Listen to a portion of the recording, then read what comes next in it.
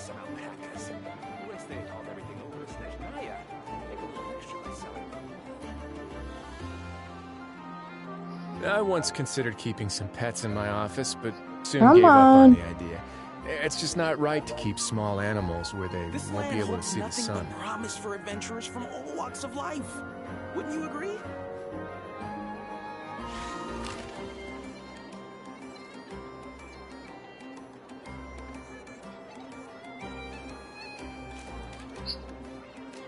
Oops.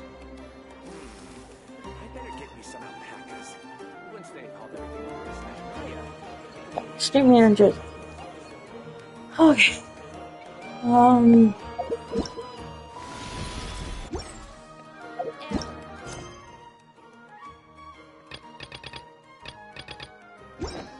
This land holds nothing but promise for adventure.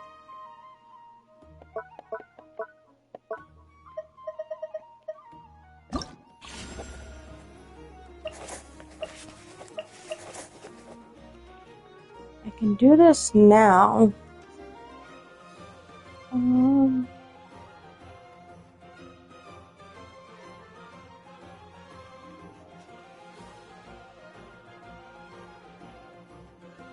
I think I'll wait.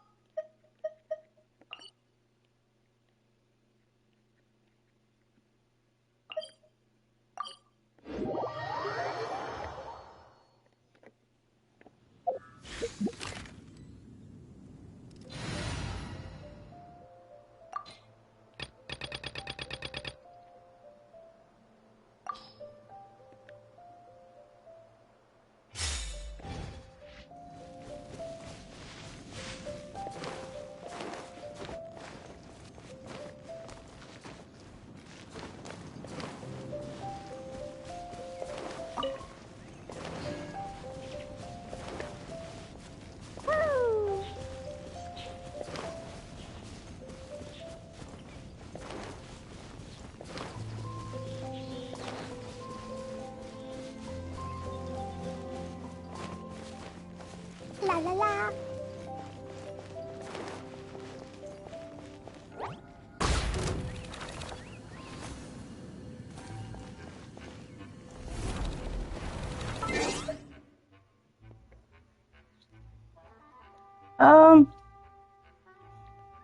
I appreciate that, but unfortunately, I don't add anyone that I don't chat with on Discord. I've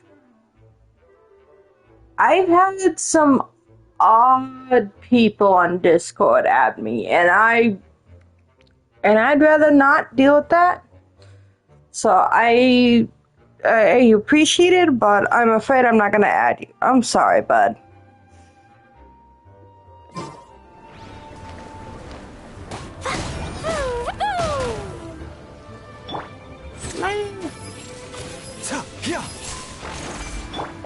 There is no escape.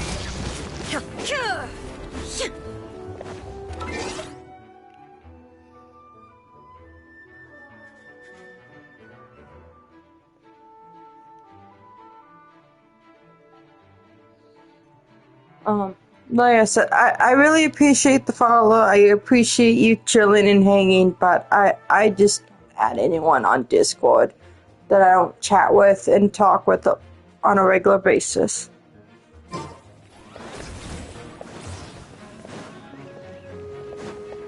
Shine down.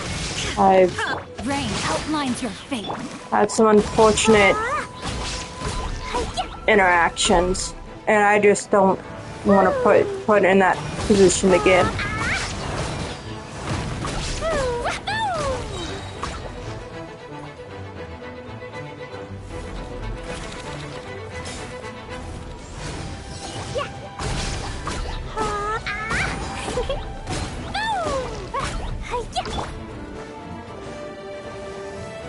bitter pill to swallow. Damn it.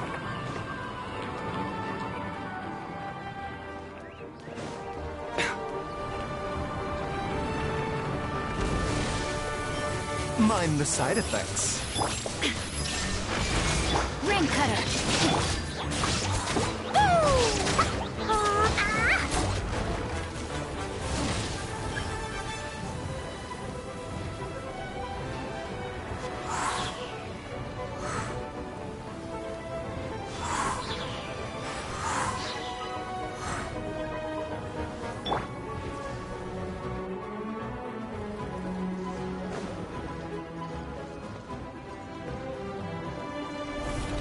Time to act. No, my sword!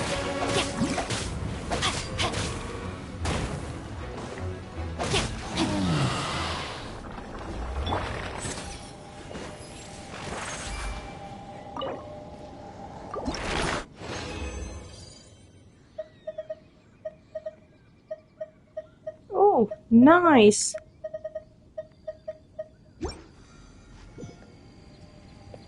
Oh, hey, Yao Yao.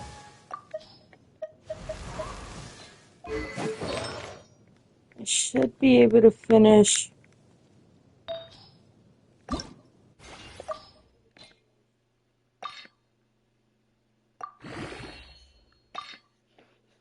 No, not even close, okay.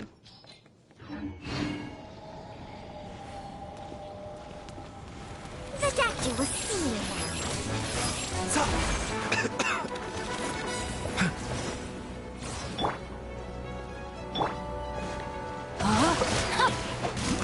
Let me weave you a... There is no escape!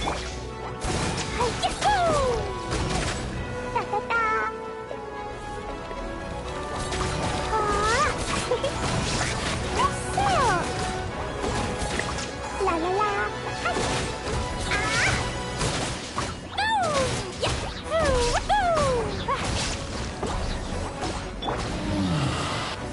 Mind the side effects.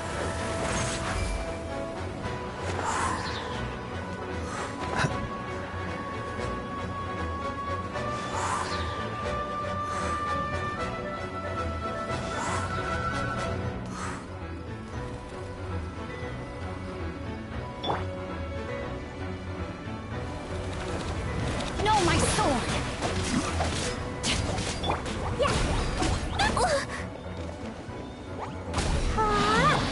The statue will see you.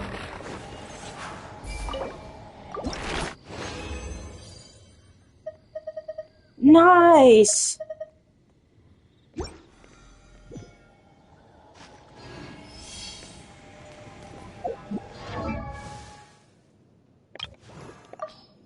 So close. Let's see, how are we looking?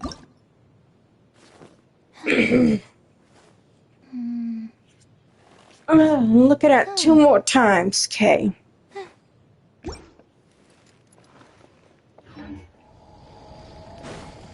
A bitter pill to swallow. Body and mind. Ring cutter. Shine down. Taking a turn for the better.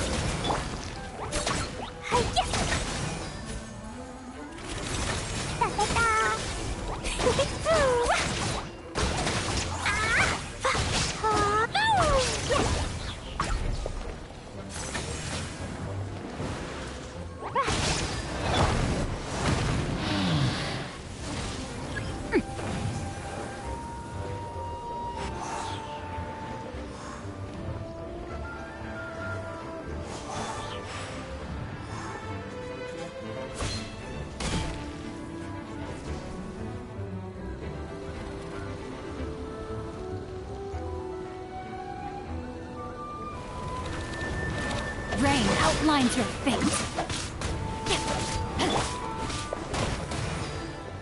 Mind the side effects.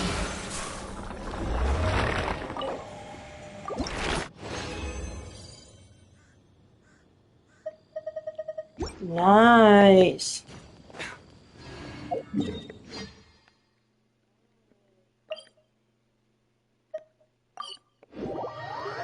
Well, now I gotta come here anyway, so...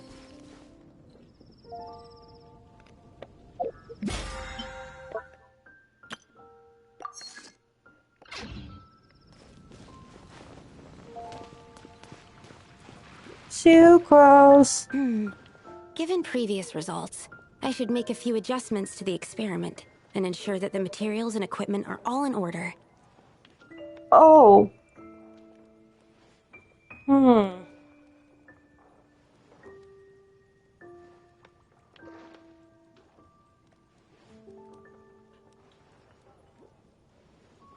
I'm not sure how I feel about that voice. As for the potion I need to make... Oh, Traveler, Paimon, what brings you here? Because her previous voice was so cute and made her sound so shy. This one... We're here to help with your task. We wanted to see if you could use some extra hands. My task? Oh, you mean the one Mr. Albedo told me about? The one from the Hexen Circle? Well, you're just in time. The experiment is ongoing, and I was just about to work on it. Ongoing? So, you've been working on it all this time? Yes. It aligns with other research topics I've been working on, so it hasn't been too much extra work. Still... What? Is there a problem with the experiment? I've been unsuccessful so far. Oh, so it keeps failing, huh? It's not as simple as just failing. The whole theoretical framework behind this task is a bit more complicated than I imagined. Oh, right! You still haven't told us what kind of experiment it is. One meant to develop a potion that can transform sweet flowers into a variant 16 times its normal size. That is to say, the formulation of botanical augmentation reagent type 4, iteration 7. As you can probably guess, this is my 7th time running the experiment. Wow! So, basically, we need to make growth serum. Or the 7th version of one. Well, I don't know what happened to the previous about VA right. of Sucrose, but... This is my 7th attempt, but I didn't make many adjustments to the formula this time, because both the theoretical principles behind this experiment and the products of the process prove there's nothing wrong with it. But you haven't succeeded yet, right? Yes.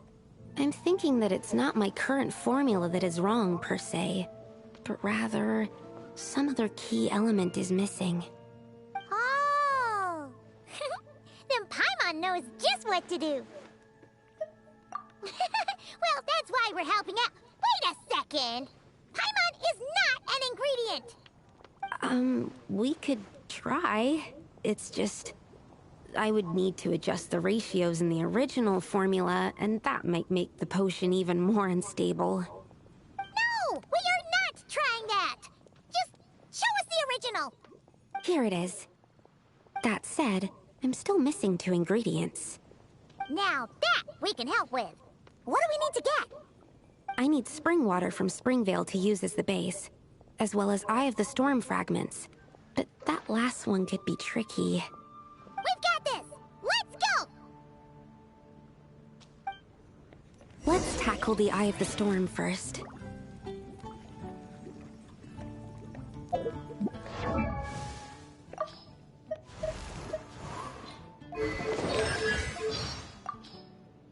What was that?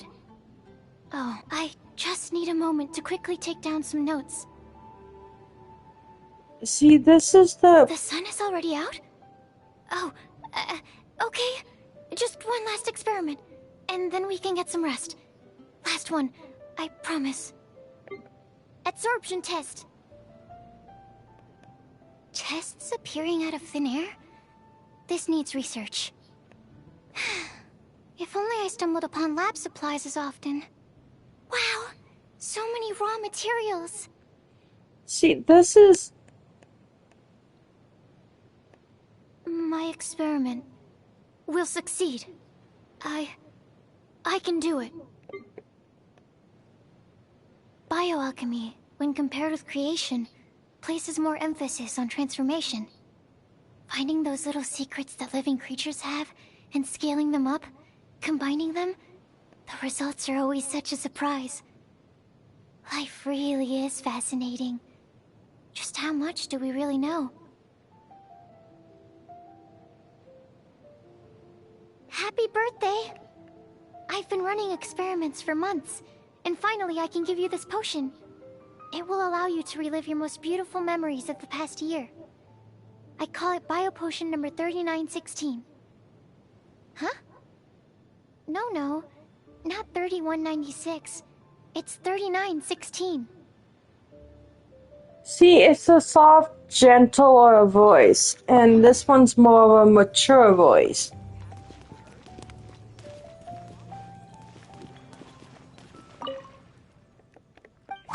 I don't know how to feel about that.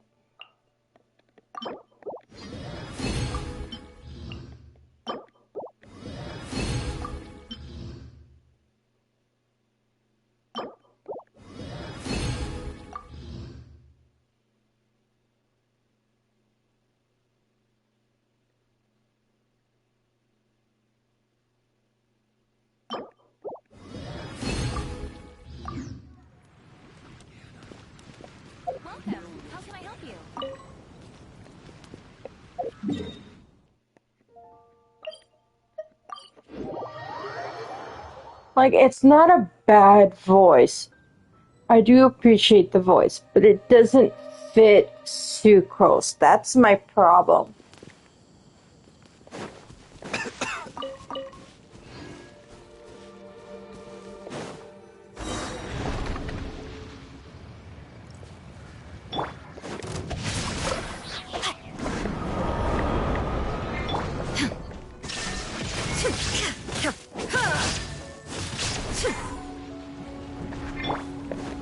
A bitter pill to swallow.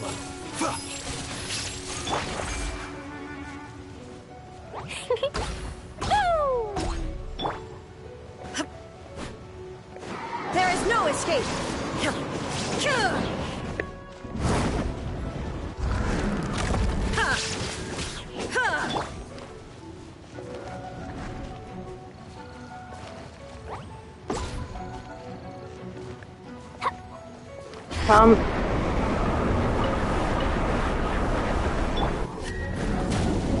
Mind the side effects.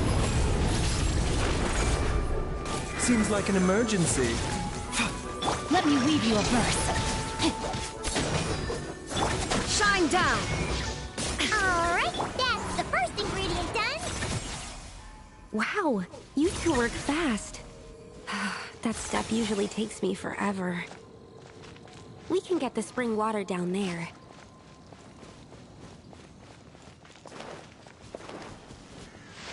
Hello. I really.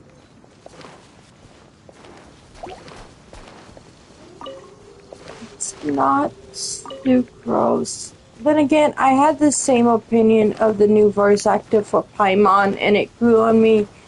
But it. New voice actor for Sucrose. It just.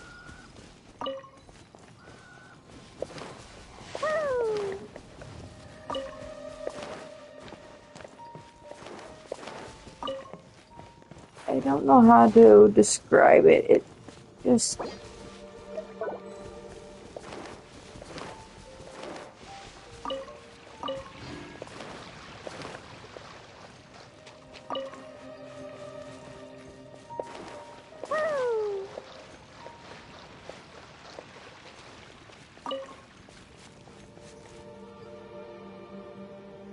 Like, my only problem with the new voice is that it doesn't seem to fit her.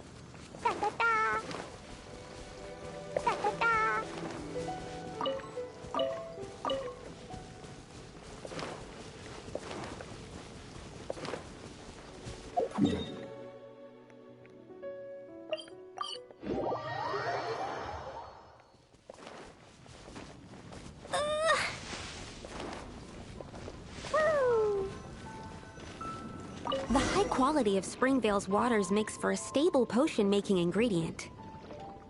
That's all we needed, right? Yes. Let's head back.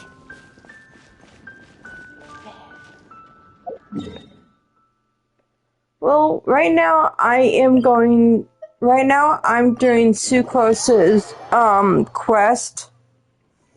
And then I'm going to be going back to Nod-krai to do finish that story up. I'm on Act 7, so. All right. The ingredients are ready and the cauldron is just over there, so we should be good to go. But, Is something wrong? No. It's just... Do you mind if I watch from the side? Just for the purposes of accurate recording, I mean. I know lots of people don't like being scrutinized during experiments, so... Thanks. It's Then, Sucrose. I'm ready to go whenever you are. I'll make sure to take detailed notes, too. So, are you ready to start the experiment?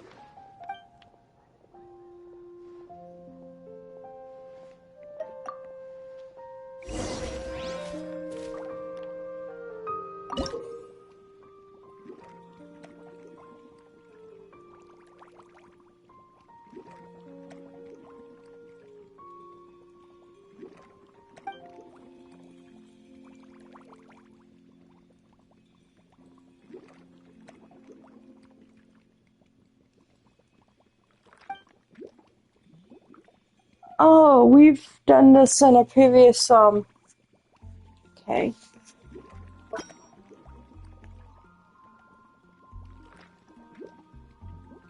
Let's see.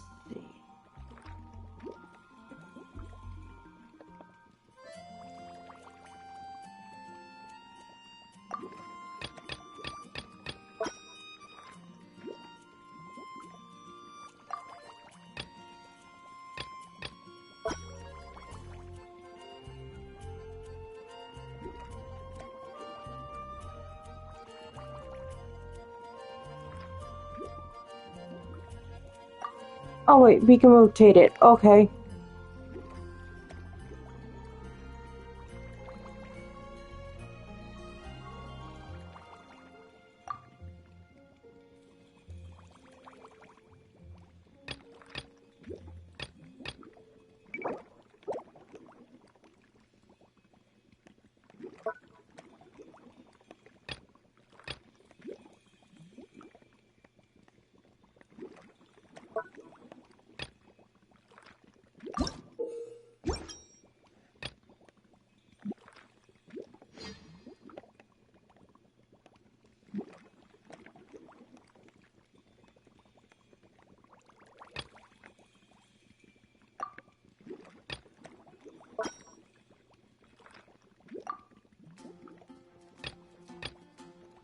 Oh, there we go.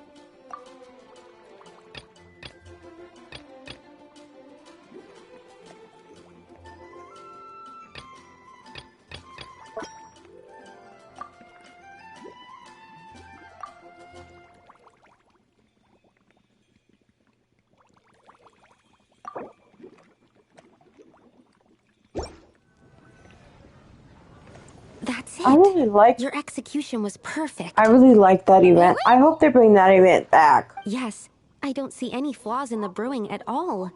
Let me extract some and test the product's composition. One moment. Yes, like I said, flawless execution. The potion is perfect. It's exactly what I was expecting. So? Was the 7th time the charm? Upon examination, it seems identical to the previous 6 iterations. Oh. Wouldn't that make the results identical? Not necessarily. Experimental outcomes can differ even with similar variables all around. You never know what the result will be. That's what makes experiments valuable in the first place. Come, let's test this thing out. I planted some sweet flowers beforehand which we can use. Still not We sure. just need to douse them with the potion and see what happens.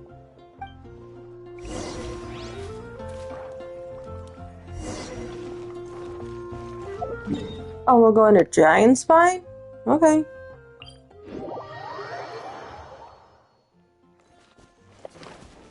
La la la. Woo!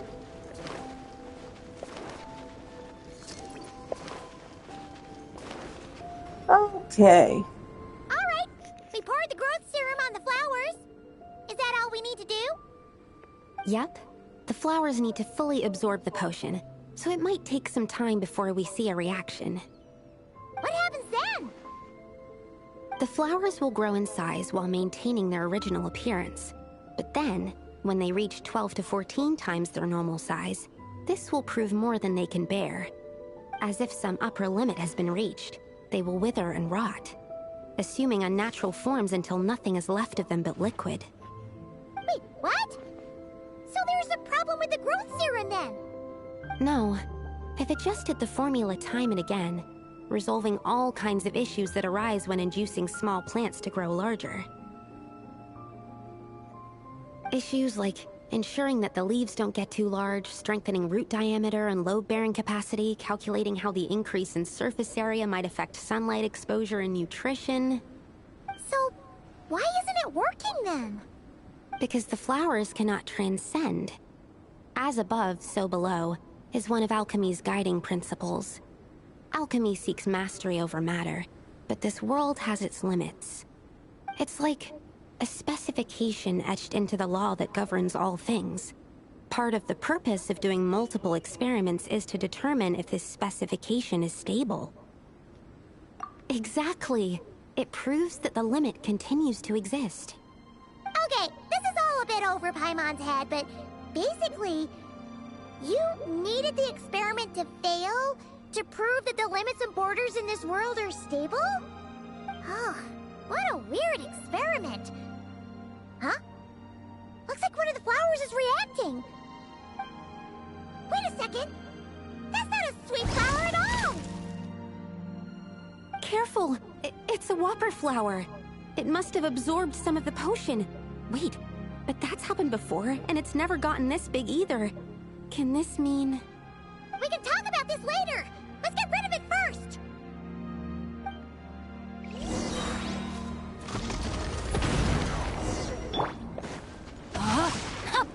Ring cutter. There is no escape. Blow them all up. Boing, boing, boom. Ah. Boom. Ah. Hi-ya. Ooh. Hi-ya. Ah. Ah. Yeah. Boom.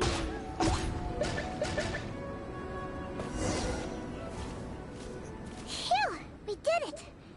Even at that size, a whopper flower is just a whopper flower. But, was it supposed to get that big? I could only make a rough estimate during the battle, but it looked at least 16 times its original size, maybe even larger. This means that the experiment worked. Wait, but isn't that a good thing? I'm still not sure what the implications are. But if further attempts succeed in reproducing this result, that means that something's different. Perhaps the limits and laws of this world are changing due to some unknown factor. I can't say if that's good or bad, but from an alchemical perspective at least, expanded boundaries means that more possibilities are now open to us. Either way, this brings my task to an end. Seems so. That said, it could also be an effect of the person who made the potion. There could also have been something special about this particular whopper flower. There's a lot that still needs to be confirmed. So I suppose this task opens the way for further questions. Well, we're here if you ever need some help. Just think about it! Paimon could probably beat a whole gang of treasure hoarders to a pulp if you were 16 times bigger! I have my doubts. The only reason the serum worked on the whopper flower was because its internal structure was similar enough to a sweet flower. If you drank some, you might become 16 times bigger, but you might also turn into a plant-based life form. And we wouldn't want that. Nope, that's not happening then. Oh, by the way, Paimon wanted to ask, why is all your research focused on things like sweet flowers and sunsettias? Oh, that's simple. Both sunsettias and sweet flower nectar taste sweet. So in that sense, accidentally making a whopper flower 16 times bigger comes with a hidden benefit. Because whopper flower nectar... Tastes exactly like sweet flowers? That's right. Once I've extracted the sugar from the nectar, I'll give you some. You get it!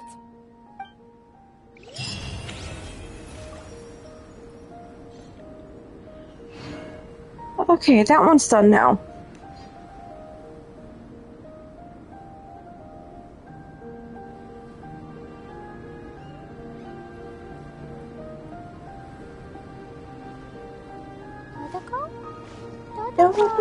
Where are you?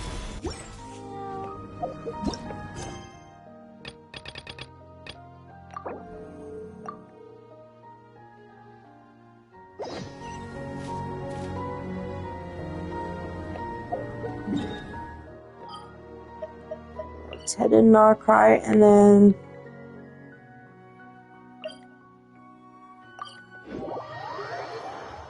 I gotta step away and go do something. Ad Astra Abyssal.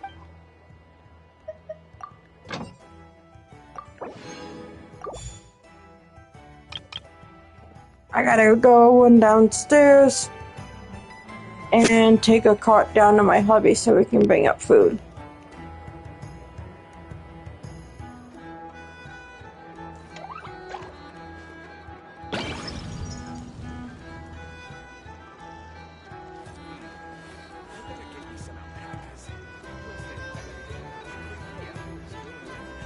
This land holds nothing but promise for adventurers from all walks of life. Wouldn't you agree?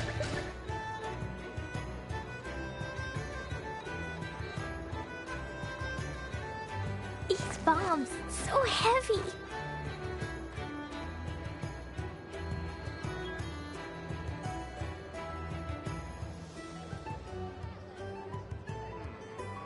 Better get me some alpacas.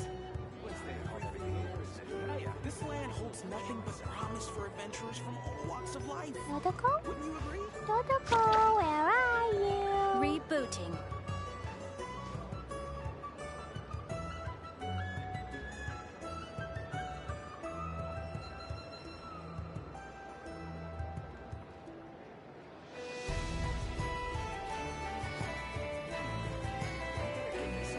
This land holds nothing but promise for adventurers from all walks of life. Do you want to come fish blasting with me? I'll get grounded for a whole day, but it's way worth it because the fish tastes so good.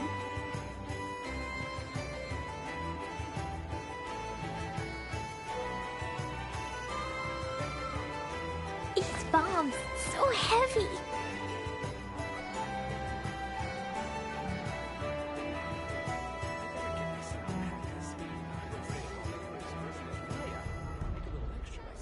This land holds nothing but promise for adventurers from all walks of Cleo life. is a brave girl today. I found a really weird-looking lizard. Want me to show it to you?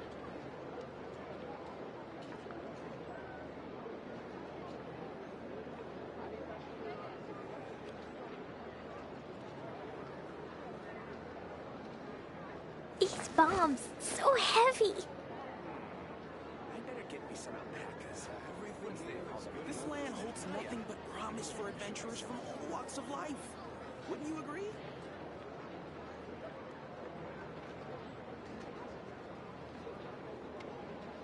Nod-krai? Nod-krai, where are you?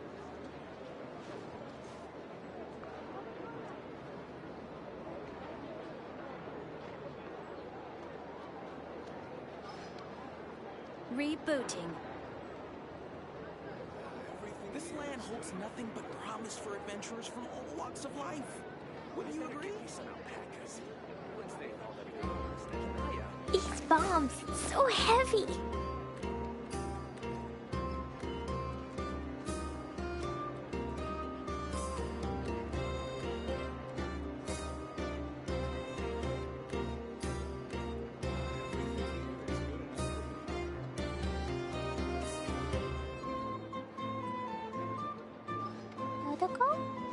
Dodoko, where are This land you? holds nothing but promise for adventurers from all walks of life. Wouldn't you agree?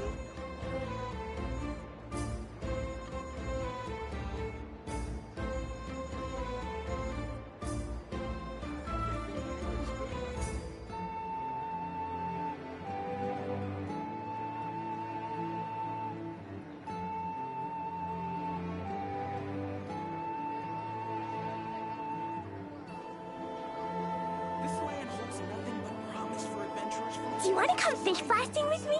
I'll get grounded for a whole day, but it's way worth it because the fish taste so good.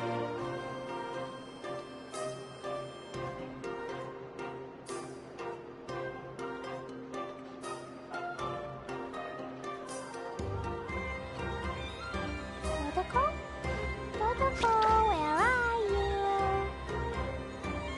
Rebooting. This land holds nothing but promise for adventurers from all walks of life. Wouldn't you agree?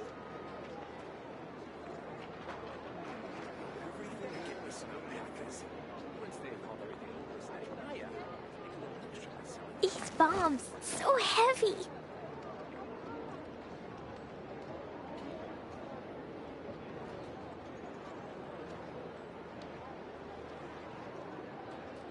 Explosion inside city wall.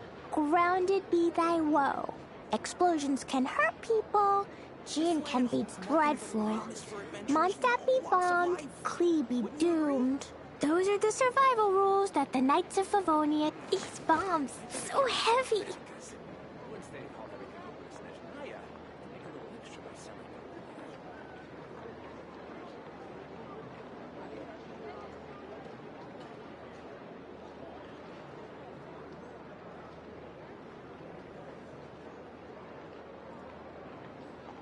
This land holds nothing but Dodoko? promise for adventurers from all walks of Dodoko, life. where are you?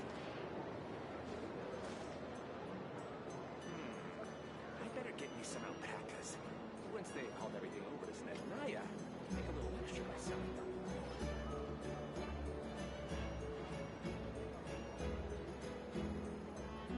These bombs, so heavy.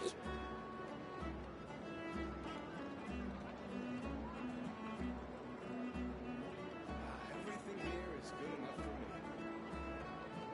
This land holds nothing but promise for adventurers from all walks of life.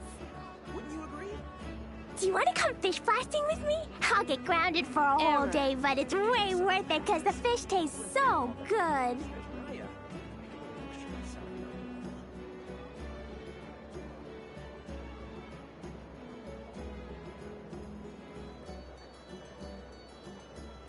Everything here is Dodoko? good enough for me. Dodoko, where are This you? land holds nothing but promise for adventurers from all walks of life. Wouldn't you agree? I better get me some alpacas. Once they hauled everything over to Snezhnaya, make a little extra myself. Klee was a brave girl today. I found a really weird looking lizard. Want me to show it to you?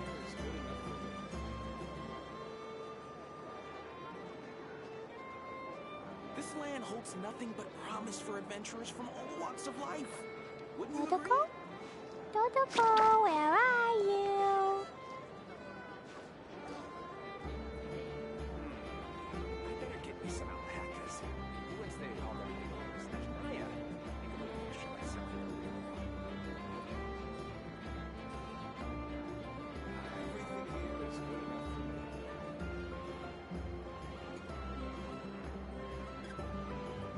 This land holds nothing but promise for adventurers from all walks of life.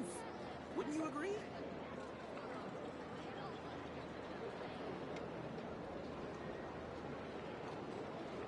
Dodoko?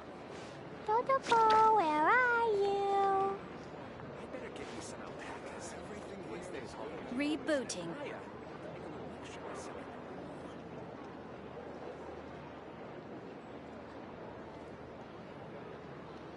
These bombs, so heavy. This land holds nothing but promise for adventurers from all walks of life. Wouldn't you agree?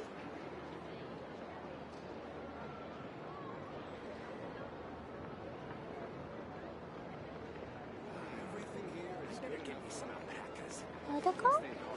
Dodoko, where are you?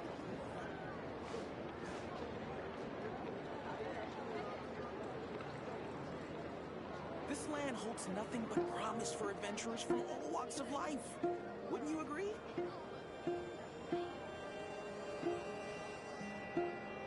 Explosion inside city wall.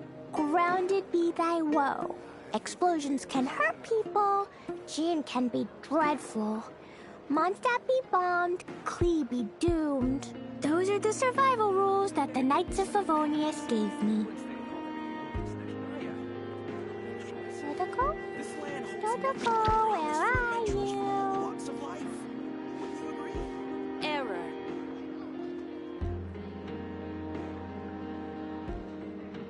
Everything here is good enough for me.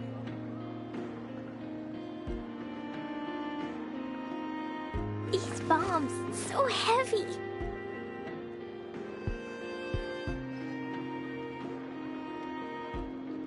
I better get me some alpacas. Wednesday home.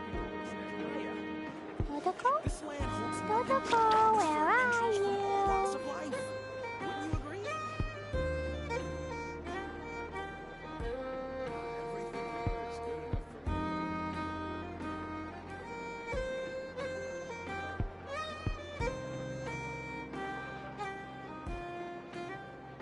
These bombs, so heavy. Better get me some alpacas. This land holds nothing but promise for adventurers from all walks of life. Wouldn't you agree? Klee was a brave girl today. I found a really weird looking lizard. Want me to show it to you?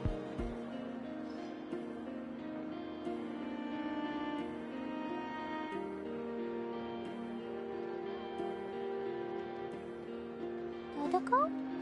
Dodoko, where are you? Error. This land holds nothing but promise for adventurers from all walks of life. Wouldn't you agree?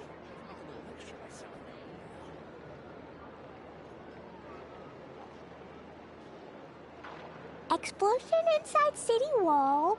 Grounded be thy woe. Explosions can hurt people. Gin can be dreadful. Mondstadt be bombed. Klee be doomed. Those are the survival rules that the Knights of Favonius gave me. This land holds Dodoko? nothing but promise for adventurers from Dodoko, all where walks of are life. you? Wouldn't you agree?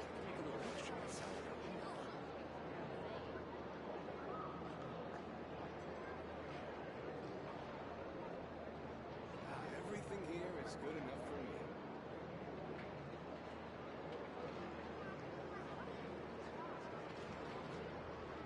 Do you want to come fish blasting with me? I'll get grounded for a whole day, but it's way worth it because the fish tastes so good. I better get me some alpacas. This land holds nothing but promise for adventurers from all walks of life. Wouldn't you agree?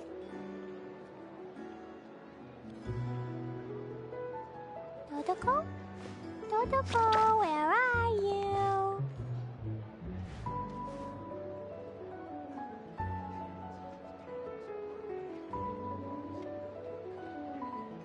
Error. I better get me some alpacas. This land holds nothing but promise for These adventurers from bombs, all walks of so life. heavy. Wouldn't you agree?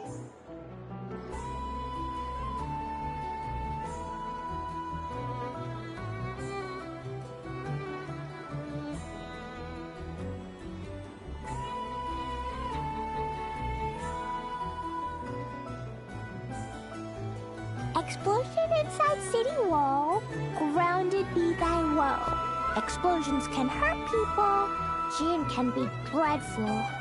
Mondstadt be bombed. Klee be doomed. Those are the survival rules that the Knights of Favonius gave me. These bombs, so heavy.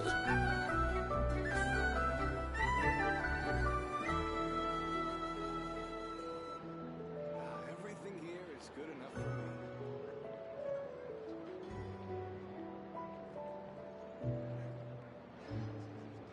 Do you want to come fish blasting with me? I'll get grounded for a whole day, but it's way worth it because the fish taste so good. I better get me some alpacas. Once they've hauled everything over to Snezhnaya, make a little extra by selling them. These bombs, so heavy. Good enough for me.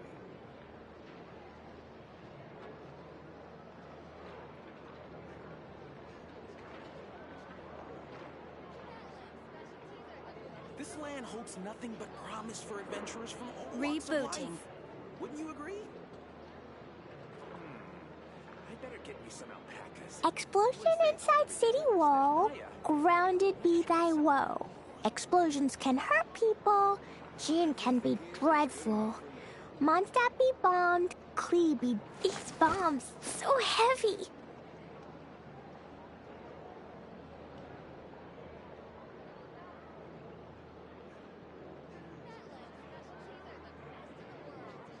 This land holds nothing but promise for adventurers from all walks of life.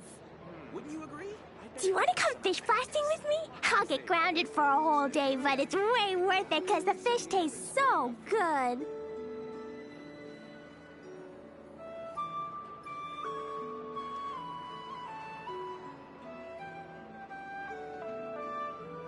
Dodoko? Dodoko, where are you? This land holds nothing but promise for adventurers from all walks of life. Wouldn't you agree? Everything I better get me some alpacas. Once they haul everything over to Snezhnaya, make a little extra by selling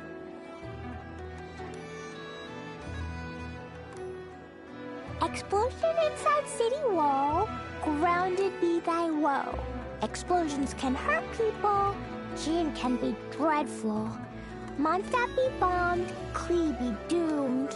Those are the These bombs, so heavy. This land holds nothing but promise for adventurers from all walks of life. Wouldn't you agree? I better get me some alpacas. Once they haul everything over to Snezhnaya,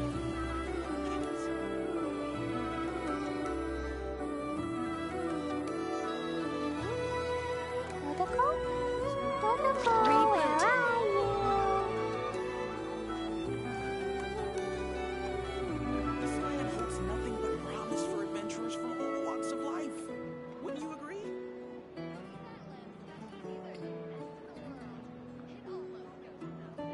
Klee was a brave girl today. I found a really weird-looking lizard. Want me to show it to you? Once they've hauled everything over to Snezhnaya, make a little extra by selling them. Everything here is good enough for me. These bombs, so heavy.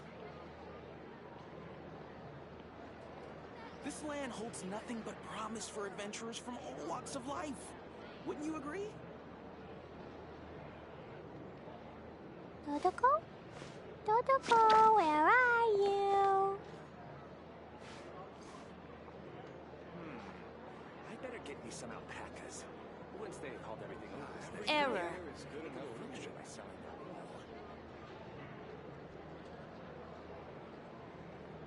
Do you want to come fish blasting with me? I'll get grounded for a whole day, but it's way worth it because the This land fish holds tastes nothing but so promise for good. adventurers from all walks of life. Wouldn't you agree?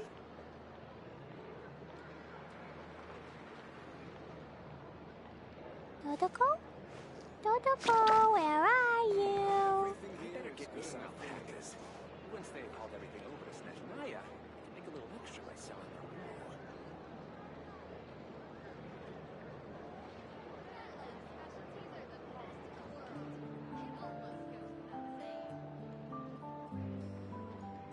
This land holds nothing These but bombs, promise for so adventurers from heavy. all walks of life. Wouldn't you agree?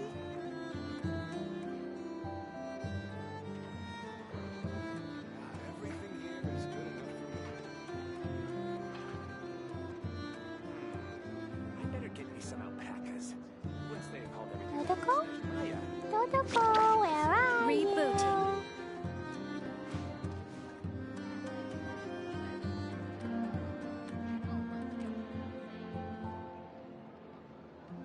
This land holds nothing but promise for adventurers from all walks of life. Would you agree? Clee was a brave girl today. I found a really weird-looking lizard. Want me to show it to you?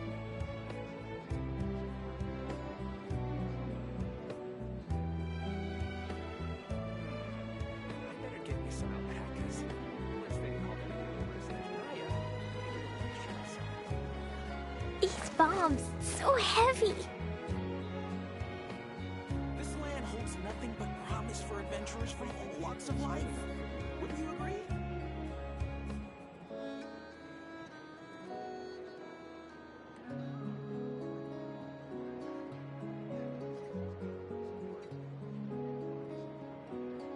Totoko? Totoko, where are you? I better get me some alpacas. Once they called everything over to Snezhnaya, make a little extra by selling them. Everything here is good enough for me. This land holds nothing but promise for adventurers from all walks of life. Wouldn't you agree?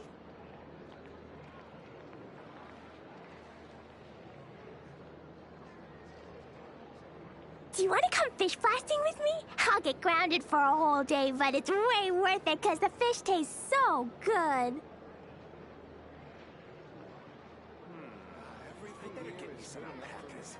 Once they called this land holds nothing but promise for adventurers from all walks of life. Wouldn't you agree? Totoko? Totoko, where are you? Error.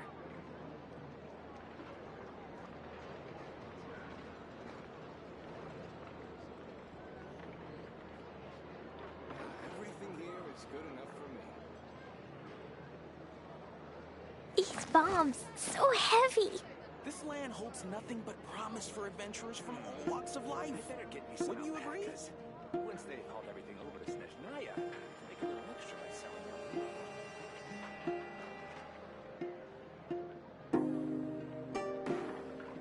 Explosion inside city wall.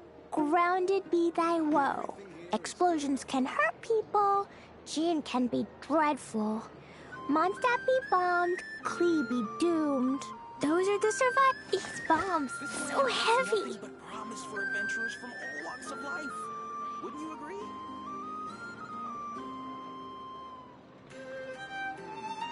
I better get me some alpacas. Once they called everything over to Snezhnaya, make a little extra for some years.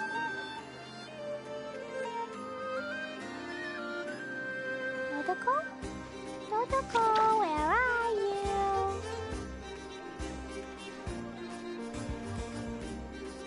This land holds nothing but promise for adventurers from all walks of life. Wouldn't you agree? Okay, I'm back. Get me some alpacas. Once they called everything over to Snezhnaya, make a little extra. Do you want to come fish blasting with me?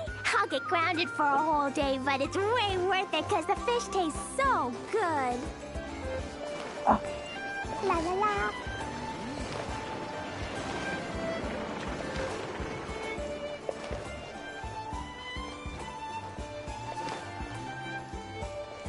Woo! Yanfei, what the hell are you doing in Nod-krai? Well, well, if it isn't the Traveler. It's been a while for sure. Didn't expect to see you in Nod-krai. Oh, if only. Nod-krai's even more lawless than I could have imagined. Yeah, so what are you doing How here? should I put it? Well, that's just it. This place is quite literally a lawless land. Even if I was hired to provide legal assistance, I suspect it'd all devolve into everyone resorting to the Final Defense Manifesto to air their grievances. Ta-da! Here's your answer. The most direct method of self-defense. Okay, enough of that. The reason I came to Nod-krai is to gather material for the new legal guidebook I'm co-authoring with Shinobu. The book's theme centers on the borders of law. And one of its chapters is about what happens when law and order completely breaks down. There's no way I'd be able to get an accurate picture of that back in Liyue. So here I am, this infamous land of lawlessness. As soon as I stepped into Nod-krai, I knew I was in the right place. It's not like the law here has broken down. It's more like it never existed at all. And unsurprisingly, I haven't run into a single person in my line of work. Being a legal consultant here is probably an easy way to starve. Hey, don't worry. I've got Adeptus blood, remember? Ordinary bandits can't even scratch me. In fact, I'm kind of waiting for someone to come and accost me. Then I can drag them aside and interview them on how they survive in such a hostile place.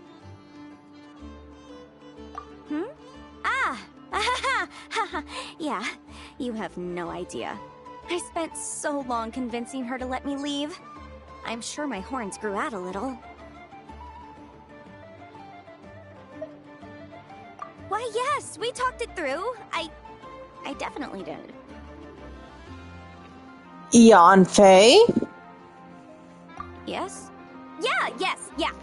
Granny just loves me to bits, you know, and we spoke for ages.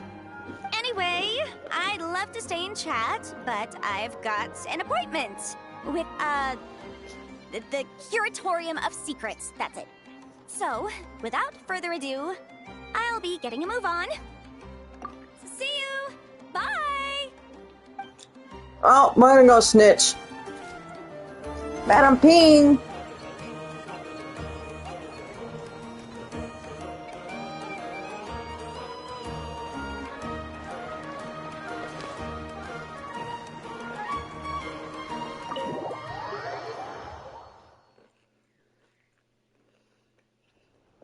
If only we could go and snitch. That'd be hilarious. I have chips.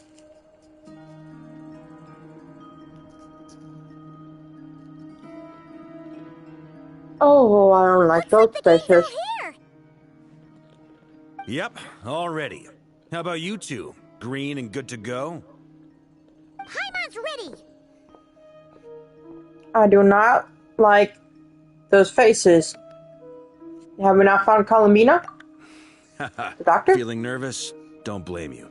We're all a little out of our depth with this one.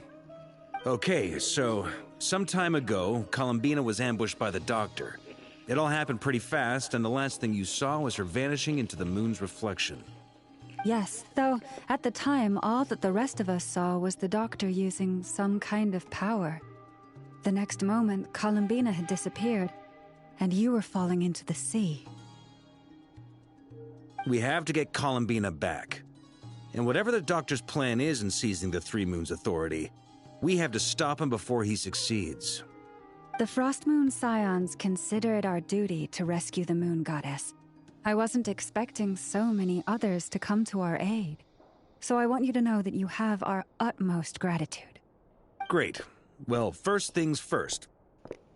Well, I mean, Wait. if the moon goddesses are Someone's taken here. over, We heard your footsteps. Although... You've been here for a while now. I take it you followed the Traveler, but I don't sense any ill intent in you. Come on.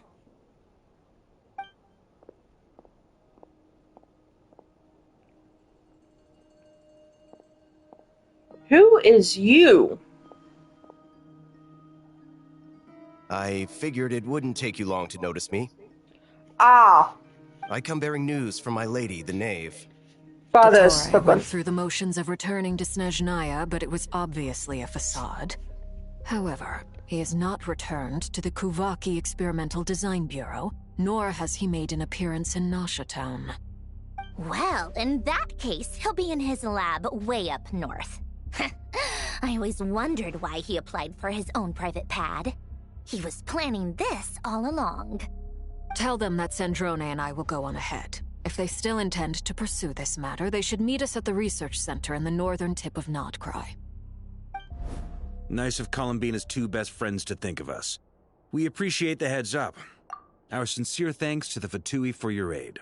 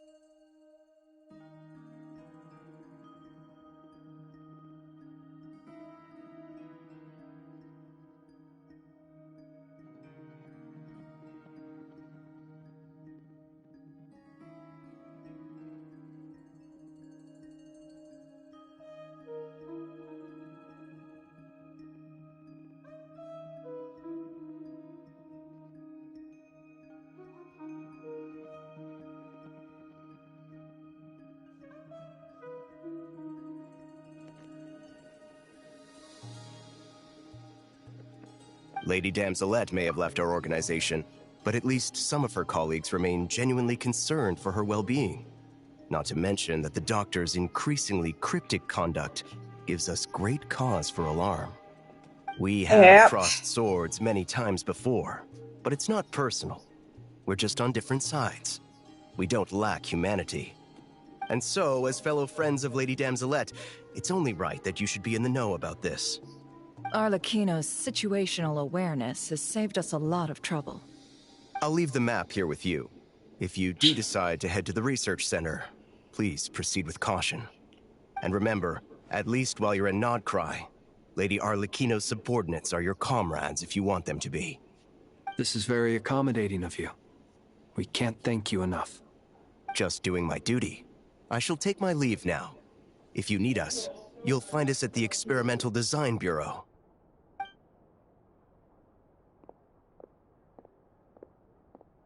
So, the doctors left the Experimental Design Bureau and headed to some research center up north.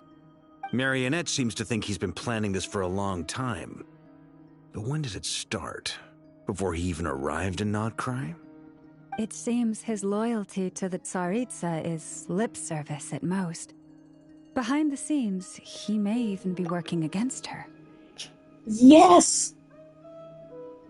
That's all it's ever been, is he wants his own shit. Oh my god. Oh, Lama Vaka. This motherfucker has been pulling strings for centuries. Centuries. Just ask, Hot Guy. Not like he'd ever talk about it, but... Whatever his motives, we know that he's decisive and incredibly ruthless. Facing him unprepared would be a recipe for disaster. At this stage, it's difficult to predict his next steps. I suggest we split into 2 groups. We need some people to stay behind and guard Nasha Town. Well, as much as I'd love to help, infiltrating research labs isn't really my area of expertise. Going guns blazing, that's what I want to do. At least take Cool Your Jet's ducky with you. It should be some help during the battle. And as for Miss Inefa, I suppose you will stay to protect Miss Aino? Detecting operational logic. Protect Aino. Priority. High. Just in case, Servarka, I think it would be best if you stayed behind as well. You can leave the research center to us. I mean, I would have said the Knight of Berea should probably be out on the front line, but... okay, fine. Vaka, you want to be able to infiltrate. Be careful out there, okay? If things get out of hand, fall back right away. Flint's can easily infiltrate. In my absence, she can handle any intel gathering work. You got it, boss. You guys make sure to get back here in one piece, all right? We will. I'm a little worried Things about are moving long fast. infiltrating. We'd better head off soon if we hope to keep pace. Paimon, stay here. So, it's infiltrate a secret research facility, or... Yeah, alright. Paimon will help out here instead. Sounds like it's gonna be a pretty intense fight. We all have to bring our A game here. So, anything you need to wrap up before we leave?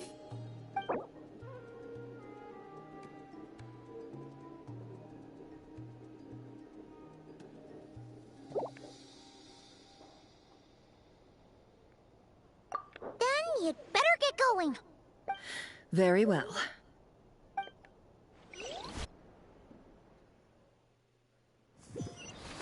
All these broken machines on the ground. Someone got here before us. Could it be Arlecchino and Sandrone?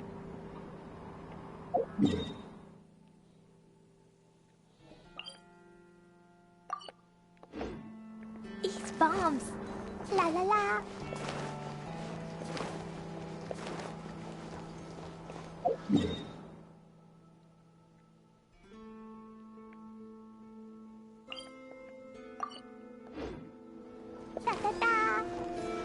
Oh, okay. I didn't think so.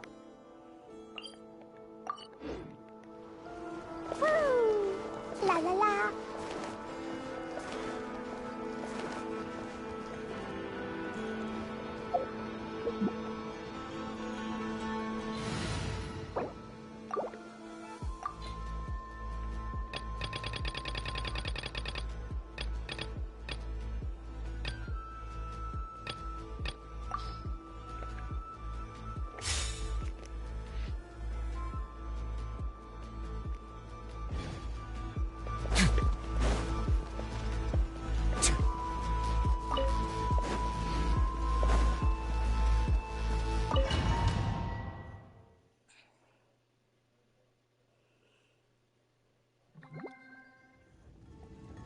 Oh, okay.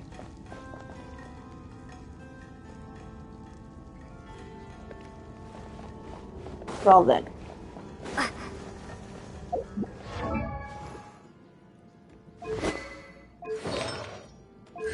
Yeah. I'm literally just missing that last one.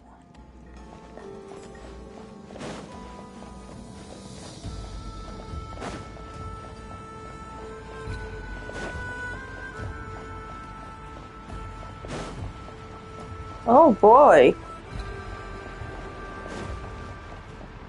He's fucked up. That's quite a welcome party. Water jet! Can't hide the truth. Time to come clean.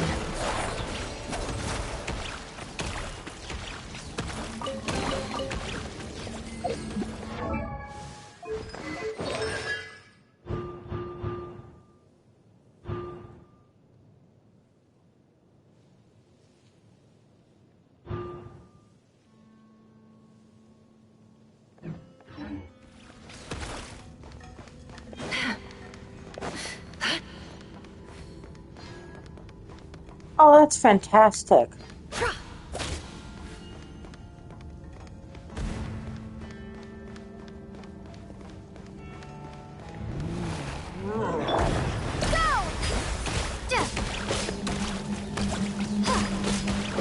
Observe. Close your eyes.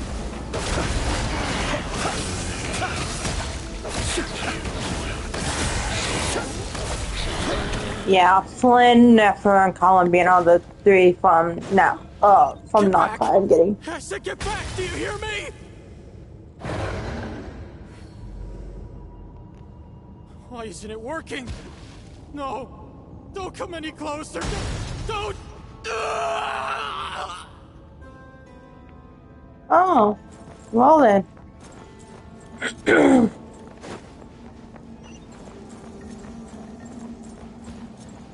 Doctor's been doing some experimentation.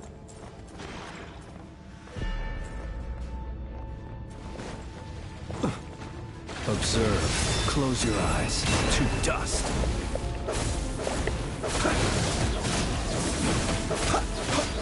Steady now.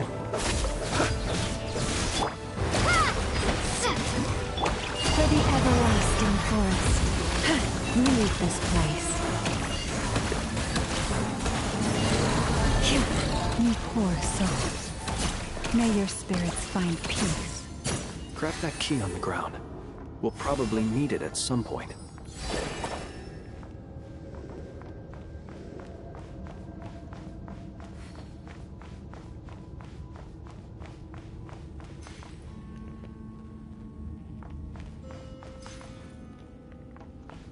Yeah, no, this bastard's been on my shit list for a long fucking time.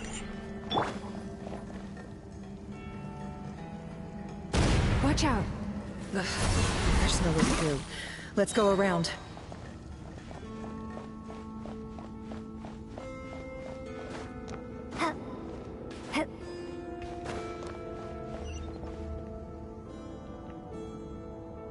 Shit that I would love to do to this bastard.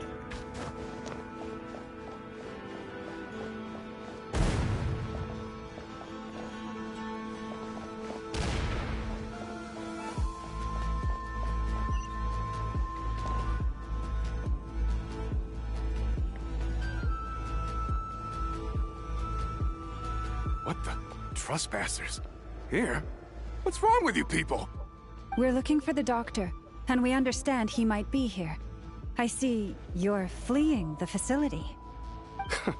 You looking to settle a score with the doctor? Good luck with that. I don't think you have many chances left.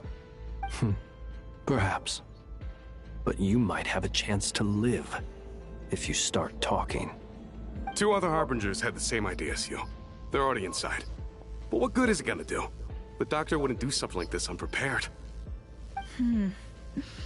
Seems to me that you're not too thrilled about being his subordinate. Also, is it just me, or do I sense monsters nearby? If you'd prefer their company to ours, that can easily be arranged. We need to know what the doctor is up to. Please, if you know anything at all, tell me. This is about more than us versus the doctor. His actions could have consequences for all of Nod-krai.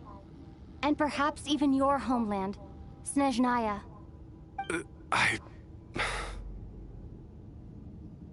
Start talking.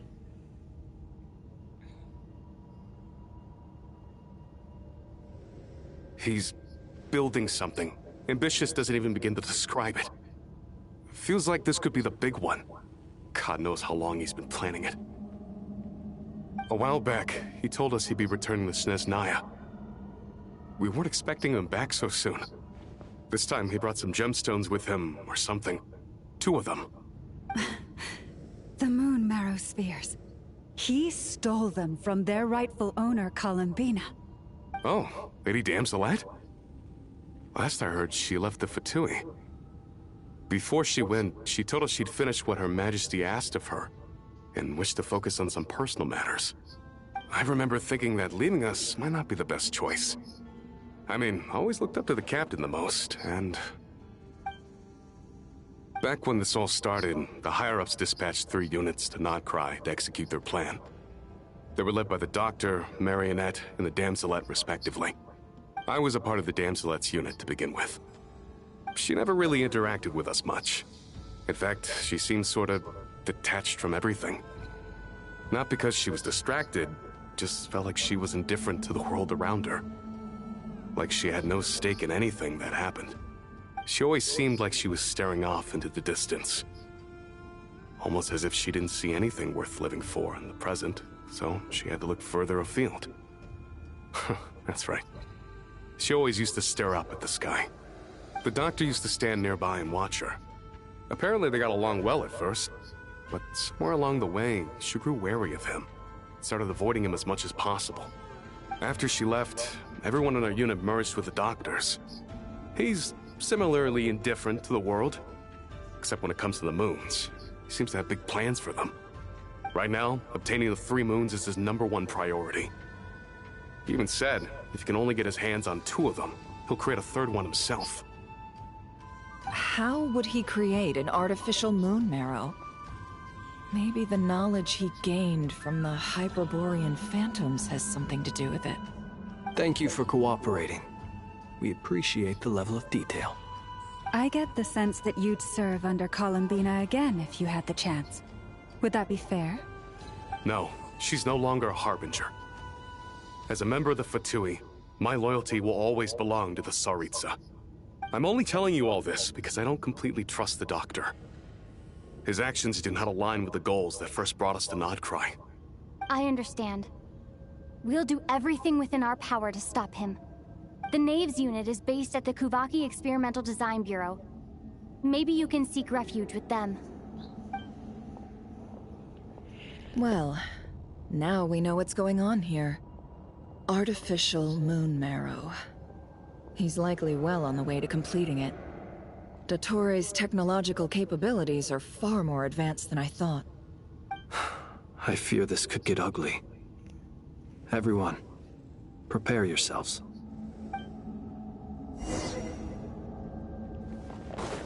Right.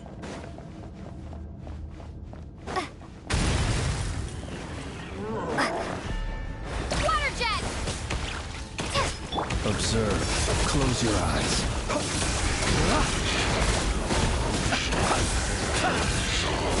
the long, sweet fangs.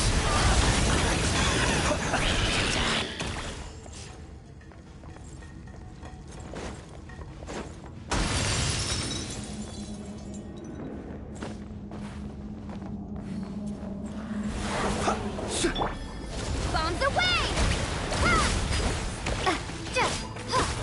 The deception ends here. It all adds up. It all falls into place.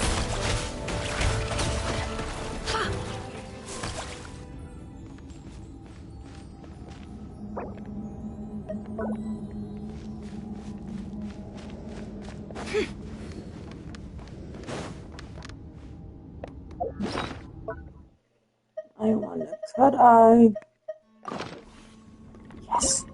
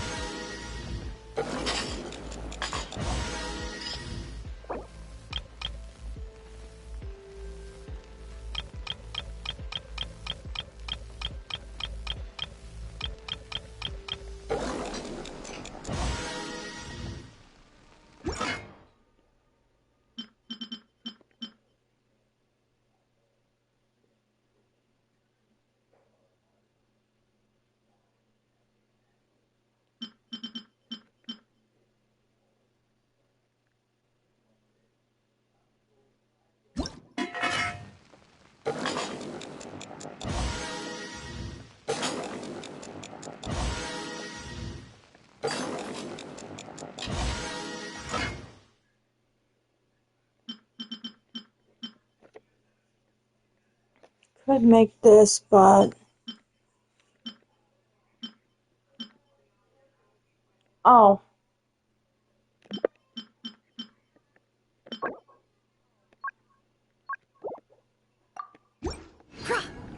that should be enough.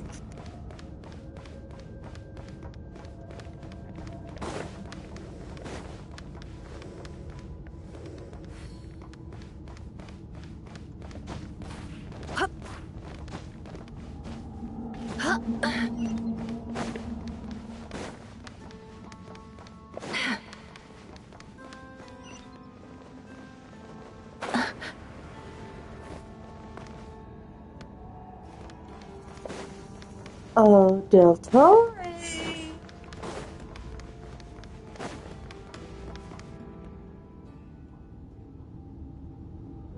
Welcome, one and all. I've been expecting you. I hope my humble research facility is to your liking. Yeah, we really appreciated fighting our way in through a horde of monsters. The gall! You expect us to believe you've just been patiently waiting for us? Of course I have. Should I be worried about something? Everything seems to be going quite smoothly so far, and you've shown up right on schedule. First Sandrone and Arlecchino, now you. Ah, quite a surfeit of guests I've had today.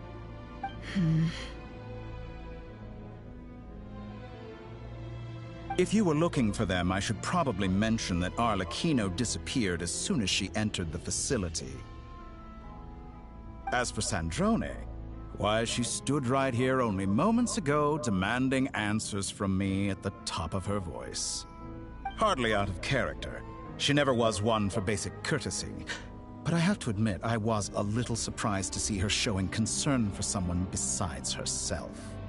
Does everyone you associate with undergo such a change in temperament? Speaking as a researcher, I have to say, it is not a change for the better. It threatens one's ability to remain objective.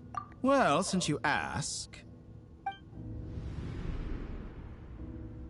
So you've got your hands on the moon marrow, and now you're claiming godhood.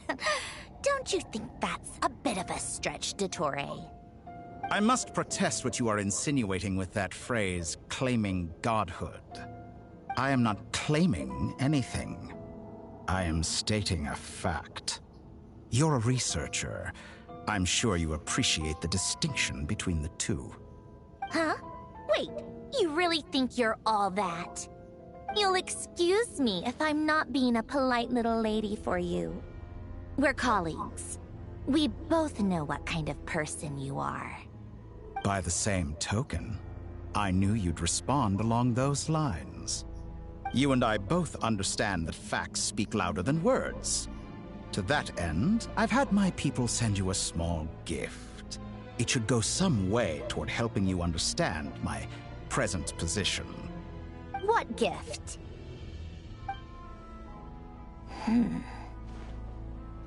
Where have all your troops gone? Who knows? Perhaps they are already marching toward a new world, following in the footsteps of an unknown god. As vulgar and arrogant as you may be, dear Sandrone, I have no intention of taking out my displeasure on your subordinates. They will enjoy equal rights to my own. You sent your people to the Experimental Design Bureau? That's the Tsaritsa's property. Yes, and I am very mindful of Her Majesty's instructions. But you know full well that they do not conflict with my present goals. In which case, all I'm doing is conducting another one of my experiments. Is there a problem with that? Now then, you have a judgment call to make. Am I simply lying to stall you? Or is it possible that every word I am saying is the truth? In which case, your subordinates really are in danger. So now you've turned on fellow Fatui's soldiers. You're completely insane. I have set a new rule for myself. Each person gets one chance. Naturally, that includes you, Sandrone.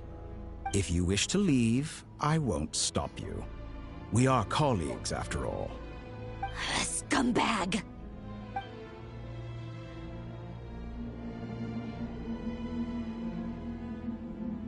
Still, I hadn't counted on Sandrone sparing any thought for the people of this world. Shame. I always found her self-centeredness to be one of her few better qualities. How can she ever hope to achieve greatness when she's so obsessed with protecting her little design bureau? It's more than a little disingenuous to speak of achieving greatness while taking hostages. Or does honor no longer mean anything to you? Honor? I have the marrow of 2 moons in my possession and will soon complete the construction of a 3rd. I will be the god of a new world. And you speak to me of honor? How charmingly naive. Those are sacred relics. You do not deserve them. In my view, many in this world do not deserve to be alive. And yet, I mercifully permit them to go on living, do I not? You'll come to regret your actions. Will I now? Let's see if you can make me. If I had my actual squad, you'd be pain.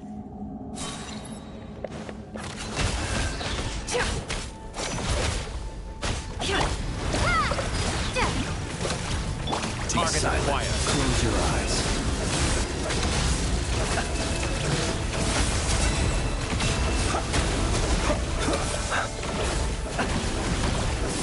No more lies. The mystery unravels.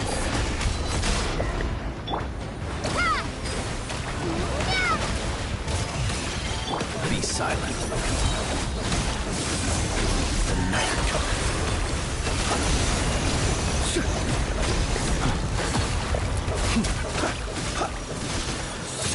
Branch into song. With one heart, we pray.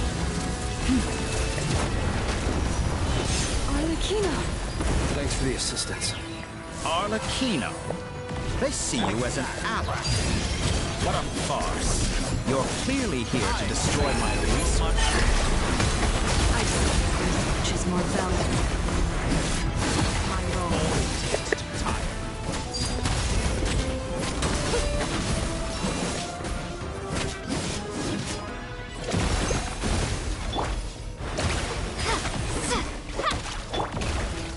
Close your eyes. Get lost!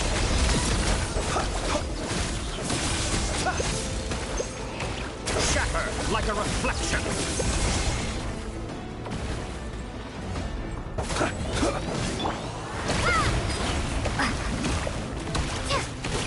Observe. Your Close your actions eyes. betray your fear of me. Fear the dark.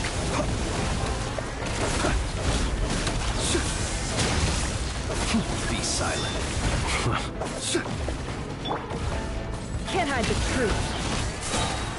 The deception ends here. Is that the best you can do?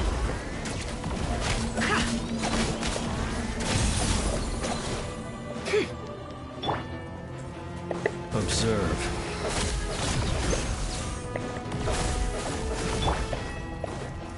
Get lost! Beware the creatures of the night.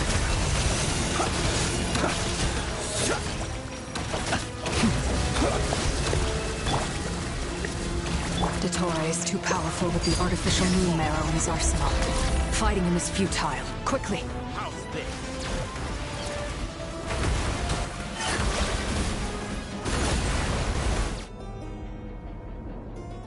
Let's go.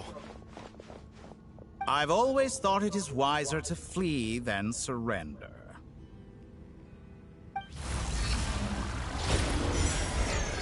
Watch out! What the? Oh. Forget about me! You should... Where's the traveler?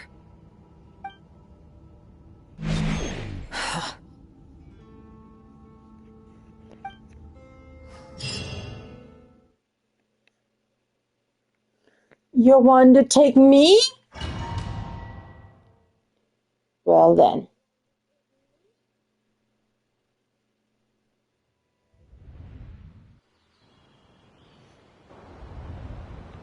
You and I are gonna... What am I? What just happened? Nasha Town? How did I get here? Strange. I remember being trapped by Dottore during the battle, and now, all of a sudden, I'm not here. Something weird is going on. I guess I'll start by exploring the area. Huh? Traveler? What brings you here at this hour? Huh? What are you in the mood for today? A hot dog? Or something else? We've got some special discounts at the moment. Want to see the menu? Sorry, I'm not hungry right now. Ah. Well, feel free to take a seat for now. Let me know if you change your mind. Everyone seems to be acting normal. Am I just overthinking? Oh, darling, look who it is. One of our regular customers. Get the traveler something to eat, would you, dear? Wait. Why is he talking like that? Well, I'd love to, but can't serve a customer unless they order something. Anyway, I take it your business is wrapped up? Yes, thankfully. It was a long trip, and it's left me feeling pretty exhausted. But the upshot is, I won't have to leave again for a good while. We can have some quality time to ourselves. Wait. These two are a couple? I see some kids around too. I didn't know they had a family. Hey there! I've been is. What's keeping you so busy? I've been looking forward to playing with you again. You forgot already? You're silly. Daddy brought you over to our house recently. We had some snacks together. What is she talking about? We've had a lot of customers over the last few days, so we've been real busy. And like my mom always says, some people are more than just customers. They're friends. Oh, another customer's arrived. I better go see what they want. This is all wrong. I never once heard the owner of this restaurant talk about their family.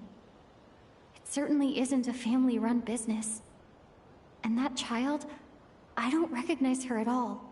Could this be a false memory? Very good. I knew you had it in you.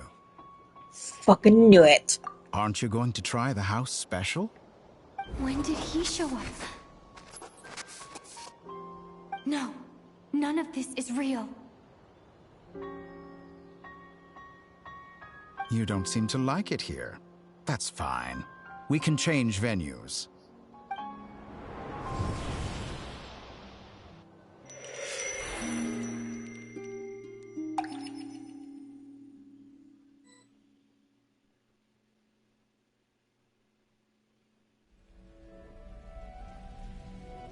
Columbina. I'm still alive. Where is this place? It took all my strength to open the moon gate, and then I leapt into it. So this is the moon's reflection? The mysterious realm beyond the gate?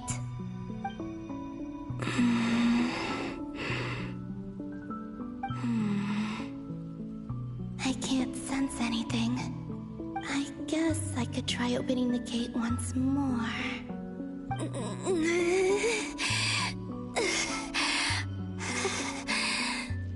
No response. Maybe this space can't be opened from inside.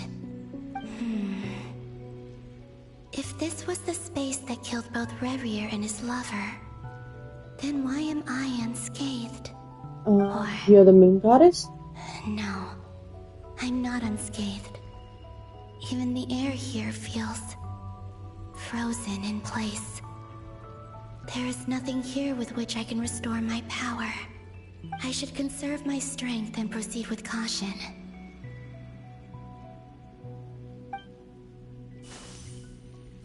I don't believe Dotori's scheming will stop just because I escaped. If there is any chance that I can get back to the others, any chance at all, I must return.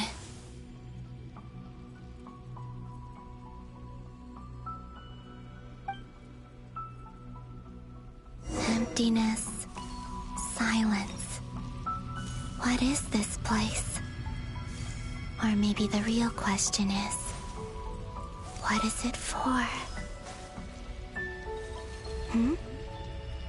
What's this? Looks like it responds to my power.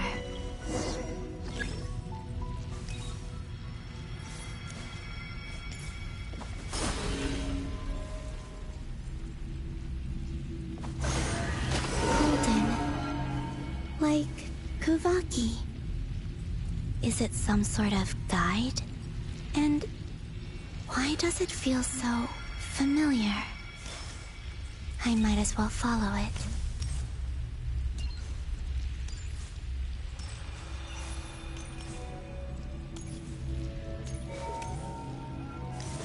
Where does this lead? Could it be the exit?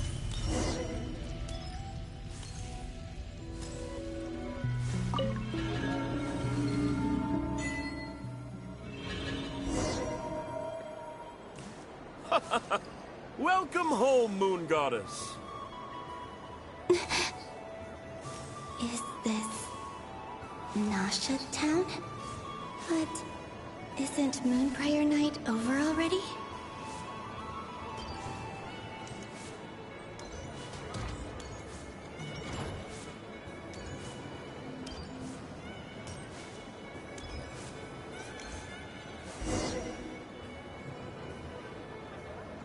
Goodbye for now, Columbina. I hope you have a wonderful night. I will. Everyone else. And... me? Are these... my memories?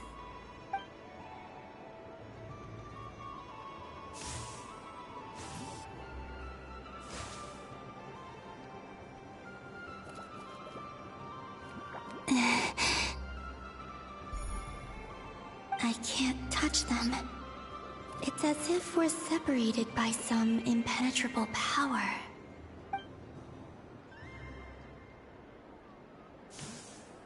Over here! Over here!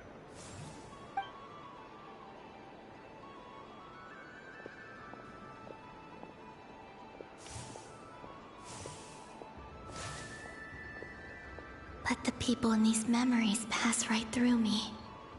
Just like when I disappeared. If only I had known what would come to pass after that. Even so, I should still take a look around. Just being back here. It gives me the strength to keep going.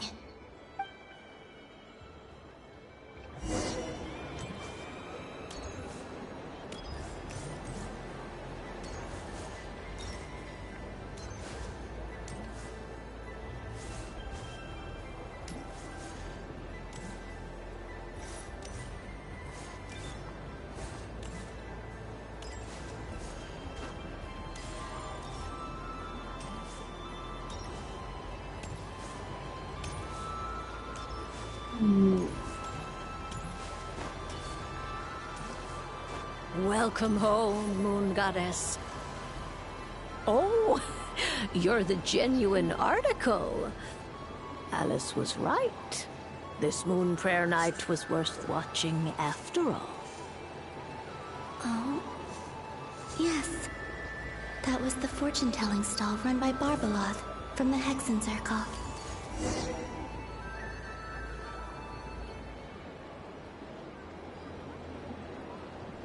Please, draw the first lunar arcana. This represents destiny and is the foundation for the divination as a whole. My destiny. I believe the card I drew was the moon. Now that I think about it, Barbeloth's divination was absolutely right. It's almost time to draw the last card. The one that represents the future.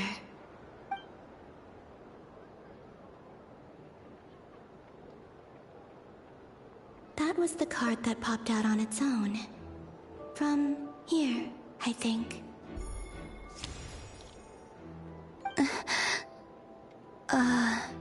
Kuvaki Pulse? What? Fascinating. I've never encountered this before in my role as a diviner. What's going on? Did that card leave the deck? Because of my influence? All I did was try to touch it, and then...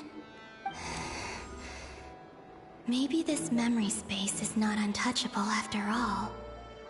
Are there weak points in the barrier? Or... is it possible that there's more to this space than my memories alone? This card is death. I need to get to the bottom of this. I'll try touching something else.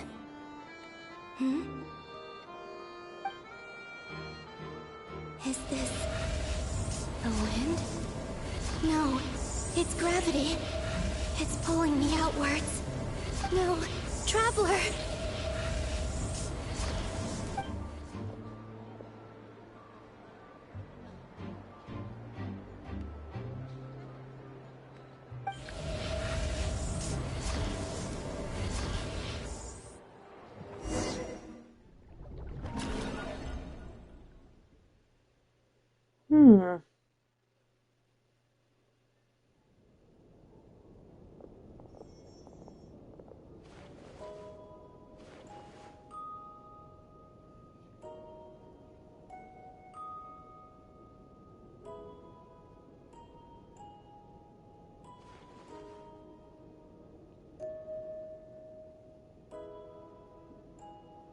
Paimon, listen to me. From the bottom of our hearts, we are so sorry. We completely understand how you must feel. The Traveler is trapped, and we all feel responsible for it. Don't say that! Paimon's not a little kid! You didn't leave her behind on purpose! There was nothing you could do!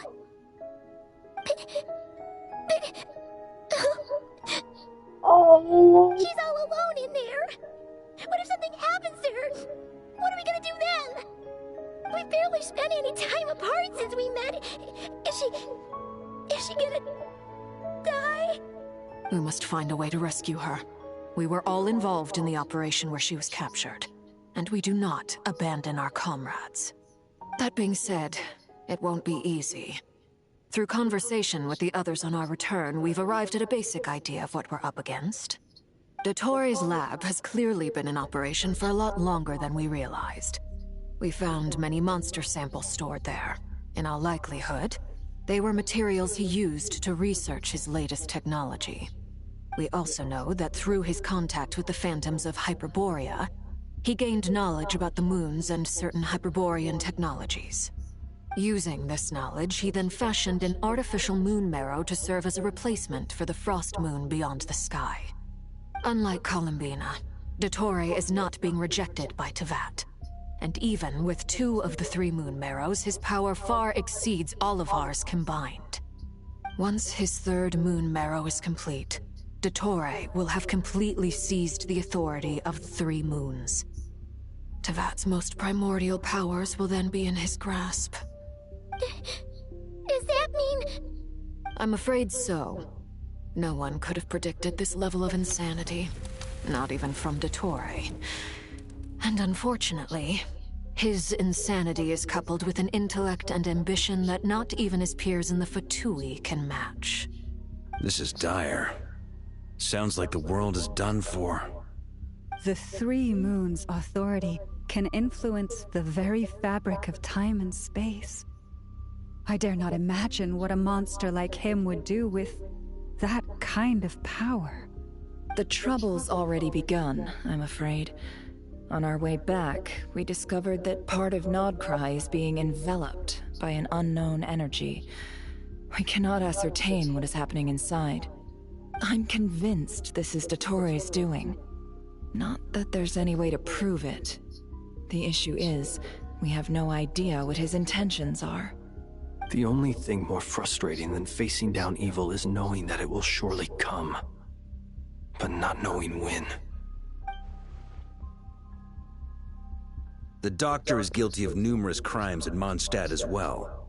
One of our knights, well, former knights, his father was murdered by Dottore. Oh. His ideology and methodology are a danger to everything in his path, from individuals to entire nations. He does not feel guilt, even when he acts against his own people. Oh. Well, we're just gonna add that to another list of crimes.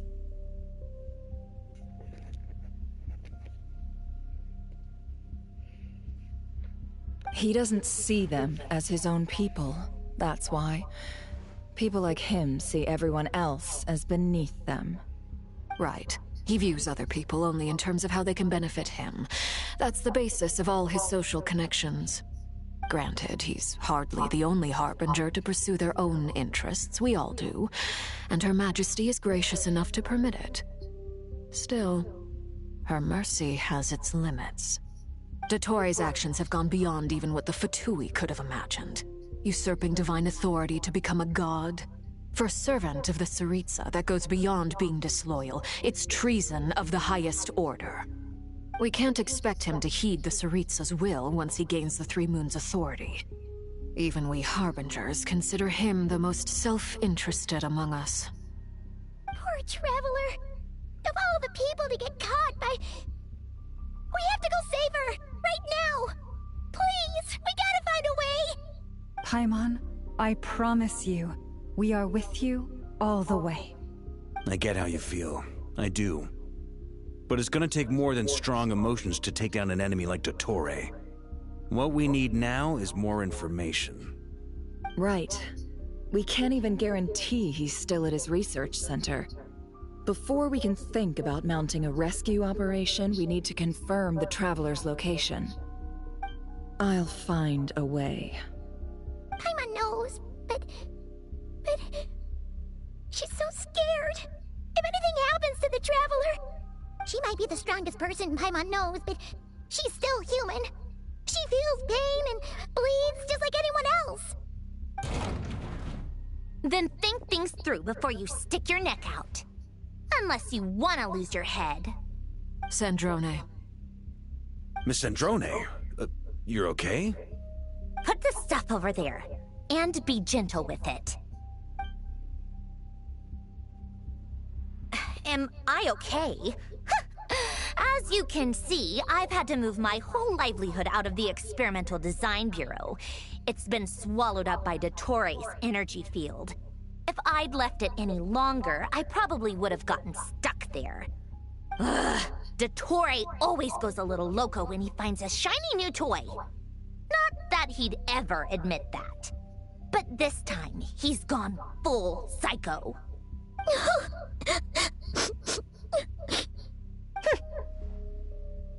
Just go ahead and cry already. Sorry. Paimon's not trying to make it seem. It's just, she can't. Adding another crime to the list. Paimon. Let it all out. There's no shame in it. When you're overwhelmed by fear and despair, crying can help get it out of your Paimon system. cry? You'll feel better for it. Okay then, while the baby of the group is having a moment, how about the grown-ups get to work? Give me your hand. You've made a discovery? Polonia, scan.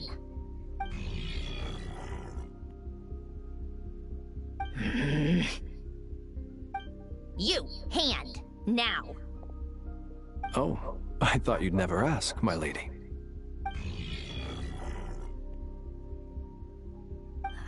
Curses! You're next, then you.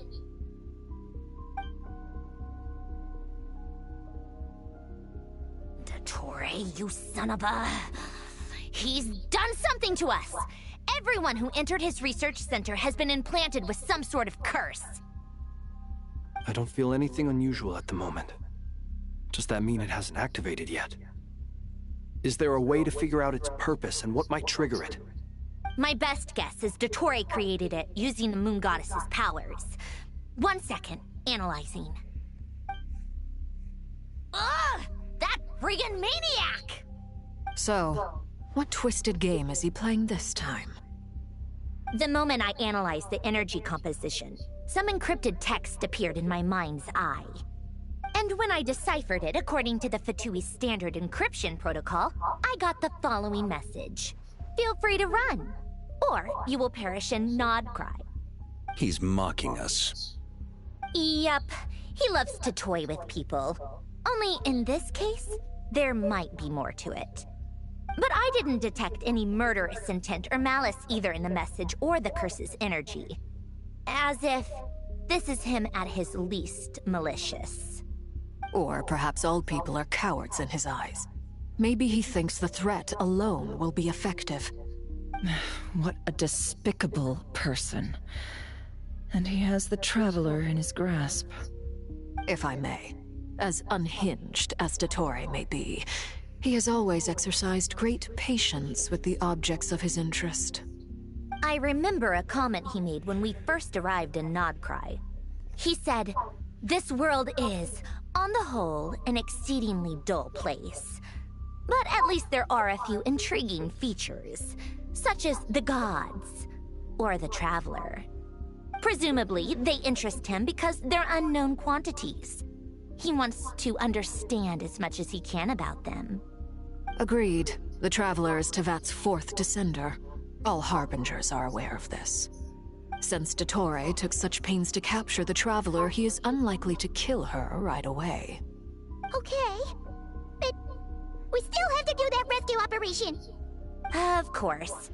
I also think we need to read between the lines with Dottore's message. If he's encouraging us to run, that means we mustn't leave Nod-krai under any circumstances. My guess is, His curse will only trigger if we leave.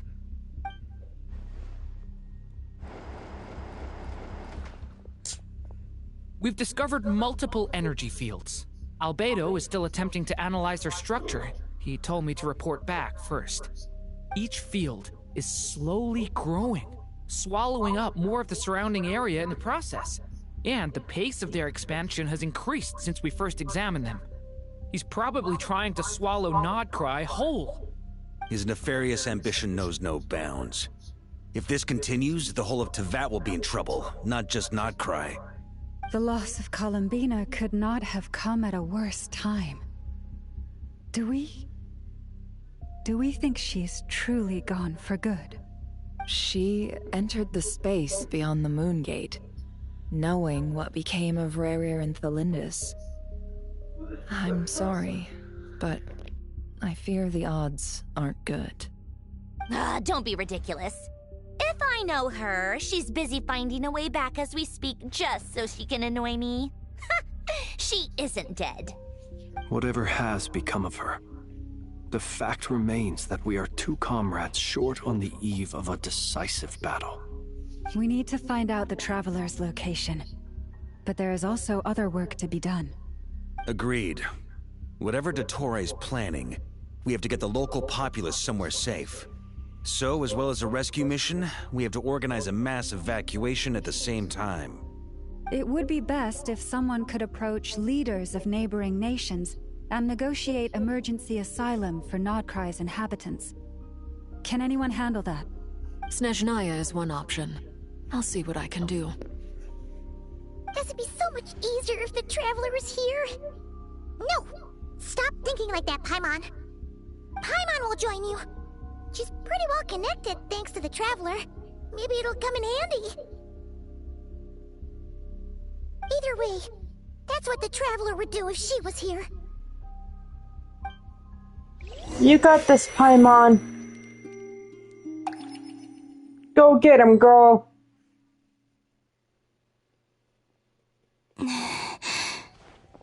Back here again. That gravitational force that pulled me back. Is this where it came from? When I saw that memory of Moon Prayer Night, I think I influenced reality. Was it just a coincidence? Or, if only I could have sent the others some kind of warning on Moon Prayer Night. Maybe we could have stopped Dottore. I feel so heavy. Does entering that space consume a lot of energy? Well, even so, I have to keep moving forward. Back to emptiness and silence again. I should try and find my way back inside that memory.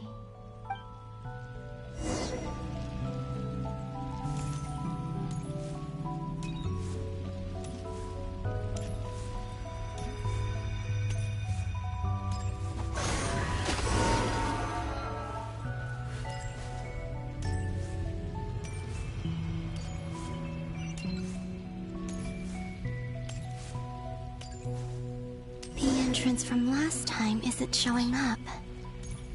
What am I missing? Looks like I need to gather these scattered fragments.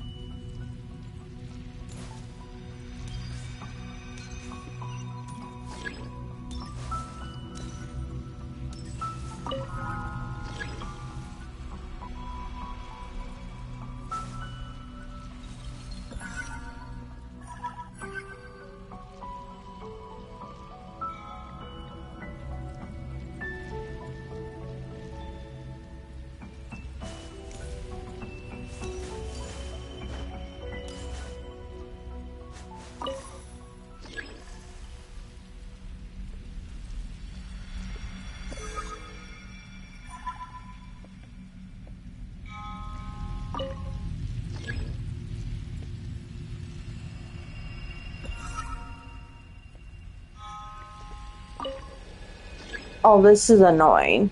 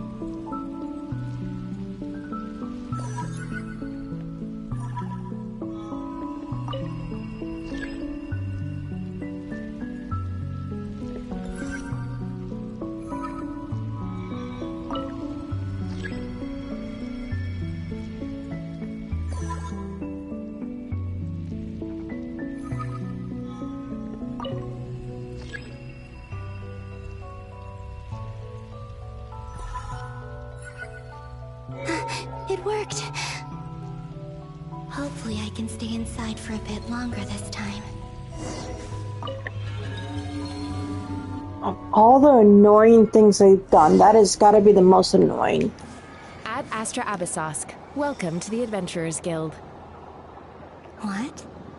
This doesn't look like Moon Prayer Night. Extra, extra! Latest issue of the Nausea Express! I don't think I've ever been here. Maybe this space isn't comprised of my memories after all. There aren't any festive decorations around. Is this Nausea Town after Moon Prayer Night ended? Did Dottoro's plan not affect the town? Or is no one aware of what happened because he used the Three Moons' authority? Let me see if I can influence anyone else. So, what do we do next? Wait, that voice. Paimon? The most important thing right now is to find that mage. Lauma the Traveler and Mr. Varga are here too. I'd better go pay the Fatui a visit. Traveler!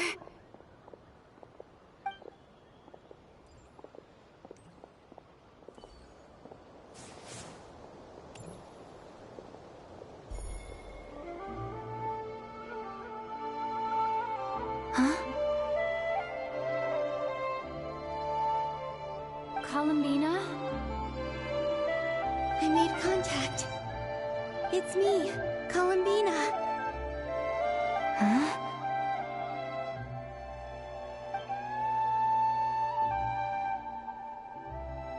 Traveler? Let's go! This is no time to be spacing out! Huh? Huh?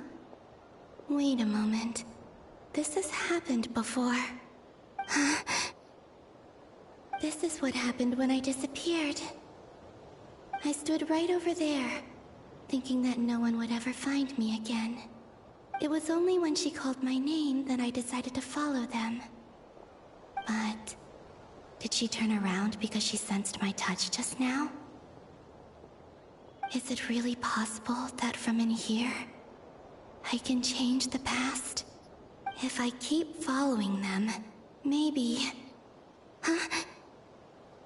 It's that gravity again.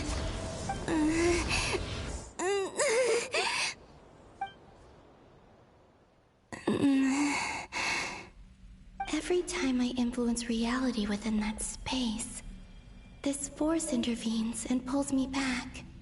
It's as if it's trying to stop me from leaving. I'm getting weaker and weaker. I'll just have to try another approach next time. Come on, Columbina. Keep going. You have to tell everyone what happened.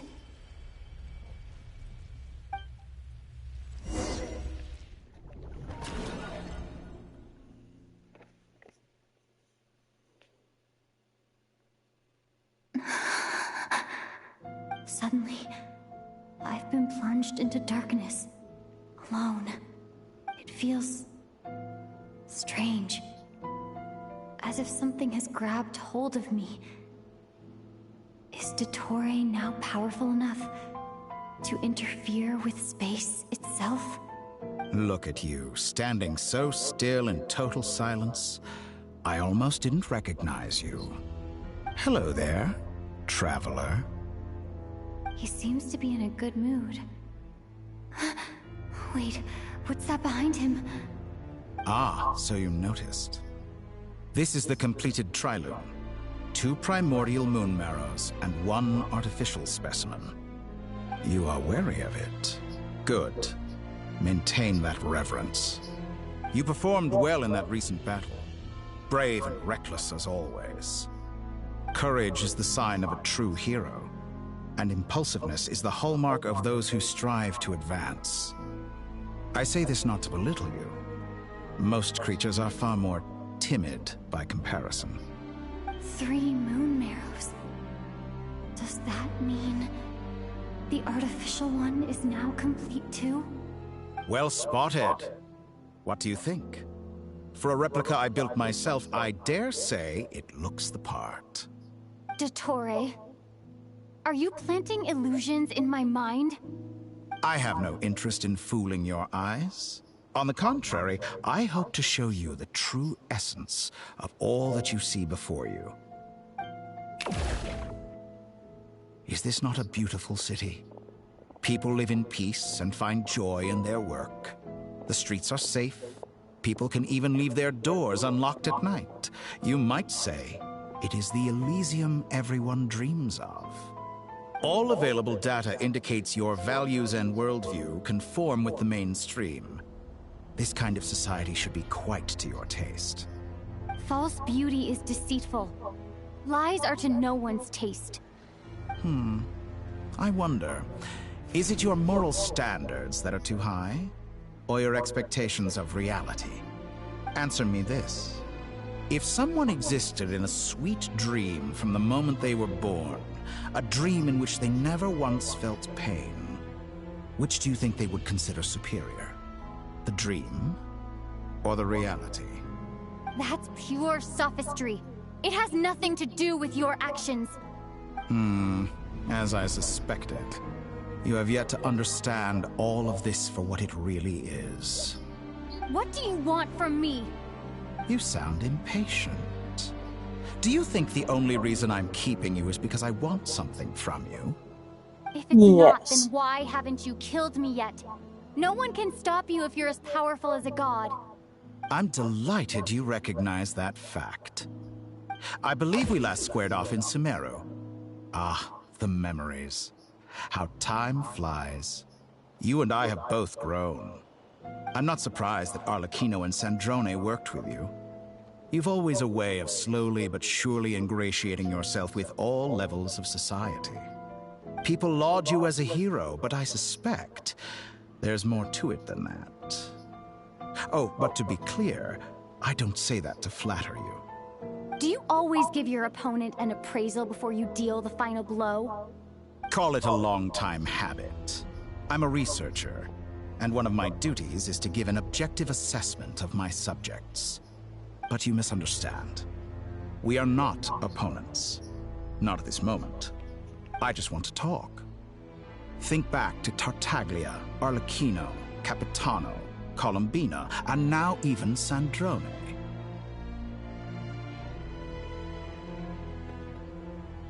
And? You've worked with each of them in the past. I believe you can work with me as well. No, your list of crimes is far too big. So sure? Well, why not? Should the good associate only with the good and the bad befriend only the bad? I like to think we could have a more mature relationship than that. Bitch, your list of crimes... Surely you don't think all your relationships are grounded in friendship or shared ideals? People come together because it benefits them to do so. If you think of the people you admire, you must surely admit that they have provided some benefit to you. Let's go through your list of crimes, Dottore. Okay. You fucked with Scaramouche. Fucked with all of his memories and shit, and fucking manipulated him and shit. You have fucked with Irmacil, which caused the LSR, which you and then experimented on them who had signs of LSR, including little Kale. That is a fucking big thing. You helped make Scaramouche into a fucking god, a pseudo-god, which then added even more pain and hurt to him. Okay. You've killed Diluc's father. You've fucked with Colombina, and you made Paimon cry, and I'm sure those list of crimes are just gonna keep adding up.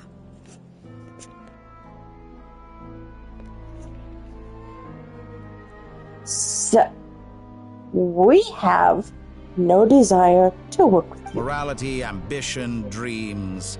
People have plenty of words to embellish the nature of their relationships. But once you break free from those ethical frameworks, you will see that the only thing connecting the two of you is mutual benefit. And that is what I'd like to talk to you about. We're finally getting into it. He's probably been planning to kidnap me for a long time now. But for what exactly? He has the authority of all 3 moons. I won't be able to gain the upper hand in a fight. Best if I pretend that I'm willing to negotiate for now. You say you're a god, but you also speak of mutual benefit. What could a god want that the 3 moons cannot provide? Excellent question. But before I answer, I would ask you the same thing. Gaining Columbina's allegiance was a rare and extraordinary feat. But the Moon Marrows are now in my hands, and I have the edge over her. For this artificial moon is not being rejected by Tevat. Her identity and lineage may have been a thing of glory in the old world, but they were also shackles that prevented her from ever integrating into Tevat. I, on the other hand, you may view me as a thief, but I have overcome that limitation. So what is it that the 3 moons cannot grant you? What stops you from negotiating with me to get what you want? I don't make deals with lying psychopaths. That's quite an accusation. Are you expecting me to get angry with you? Well, this is one aspect in which my personal growth has served me well. In the past, my less mature self might have been disappointed, perhaps even angry, over a small setback like this. Like when you and Lesser Lord Kusanali joined forces to oppose me, for example. But things are different now. Just as the rich do not quibble with the poor, I no longer find myself perturbed by these trivial affairs. Human relationships end with conflicts of emotions and interests. But relations between humans and gods are different. And ours is even more unique. I have ascended to the highest heights and laid claim to unprecedented horizons. And you were no ordinary person to begin with.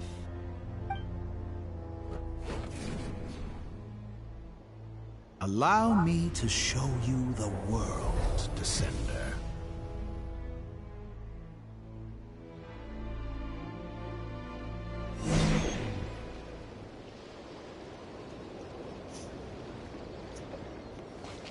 To stand, walk, jump, sit, and lie down. These are the most common of behaviors. Have you ever wondered why we were born following such laws? Who stipulated that we could not fly instead of walk?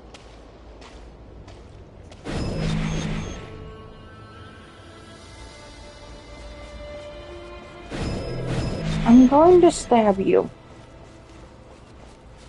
You'll find out why I'm called Stabberry.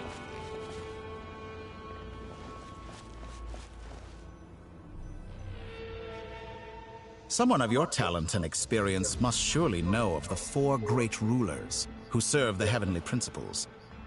They govern life, death, time, and space. One wounded by a blade will die from blood loss or infection, and one who falls into a lake will drown in agony. The elderly wallow in solitude, and the solitary age faster. Eventually, new life is born, only to embark on the same path of suffering. These 4 divisions anchor the world and shackle those who live in it. But they themselves transcend its boundaries, squandering the power bestowed by the heavens. All who live yearn for equality, but unless the gods prostrate themselves and profess that they are mere servants of the living, equality can never exist. Who makes the rules we must live by? Who has the right to restrict us? The limits of the body can be rejected.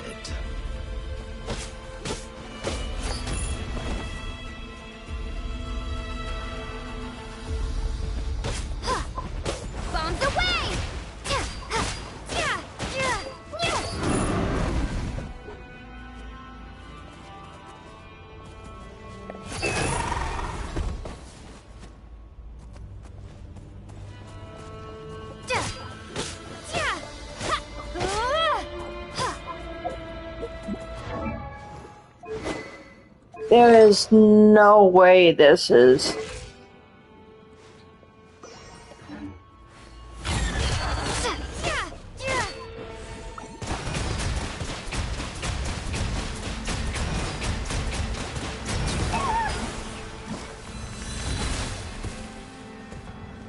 How does it feel to be among those with absolute power?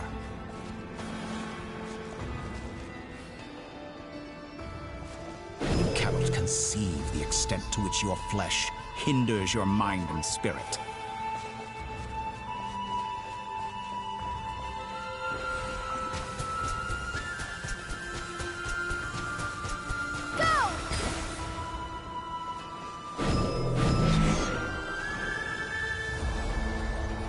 Only by discarding our useless, primitive eyes can we perceive a new world. How narrow-minded we all were in the past. Why should the final answer of the world not be the power that predates those of life, death, time, and space? The power of the Tri-Lune. Through it, I have glimpsed new experimental possibilities. Nature suppressed, authority exiled, souls controlled.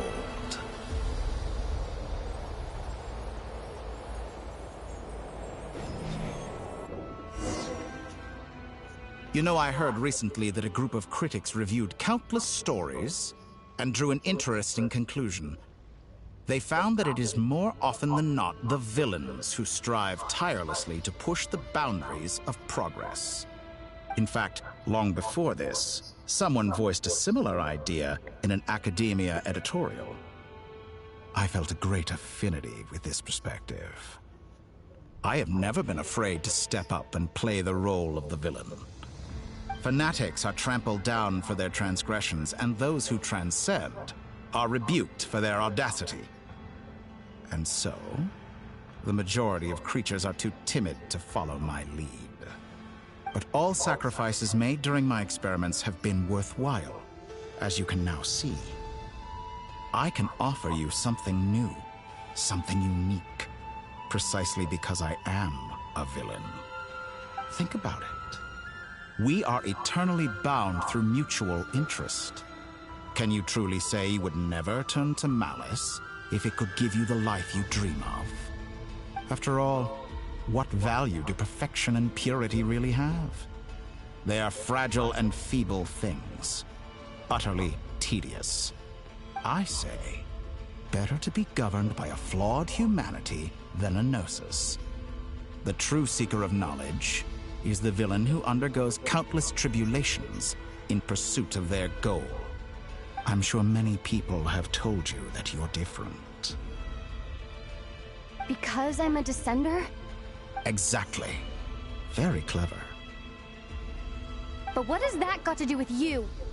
I do not conceal my wicked deeds, my selfish desires, or my greed.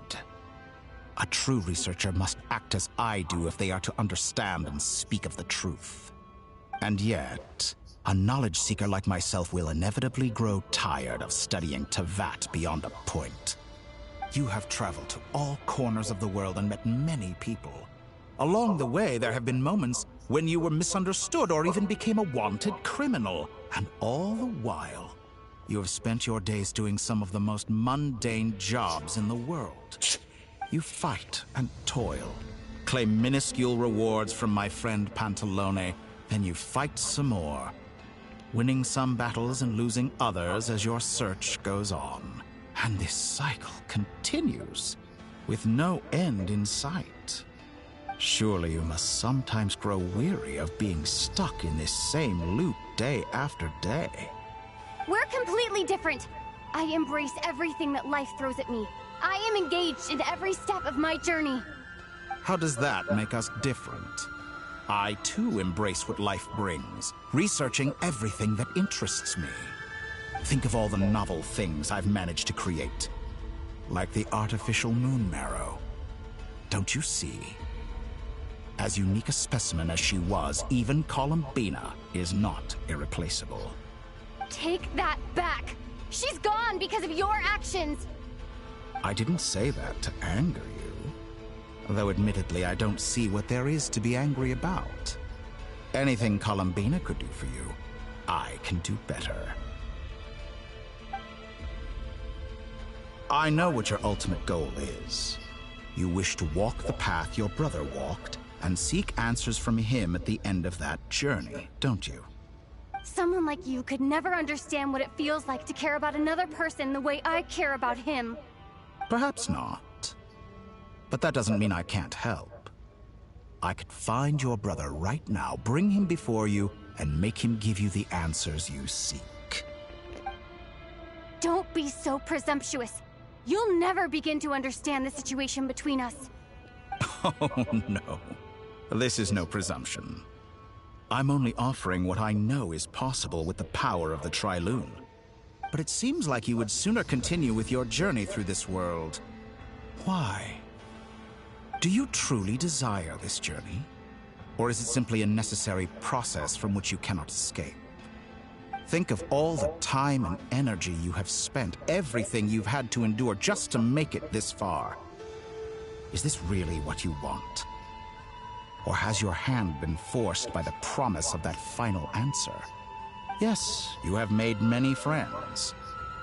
But do they ever spare a thought for the void in your heart and what it yearns for? What you want is not friends. It is family. But do they know this? I, on the other hand, am far more considerate.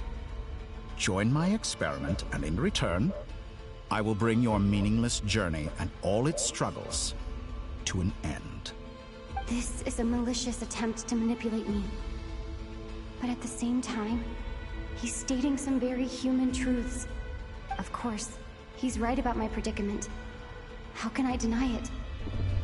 I have faced ungrateful strangers, never-ending troubles. No. Quest for answers. It hasn't been never-ending. I want to see him. After everything I've been through, words can't describe how much I miss him. How much I want to be reunited with him. Wherever you are right now. Do you miss me too?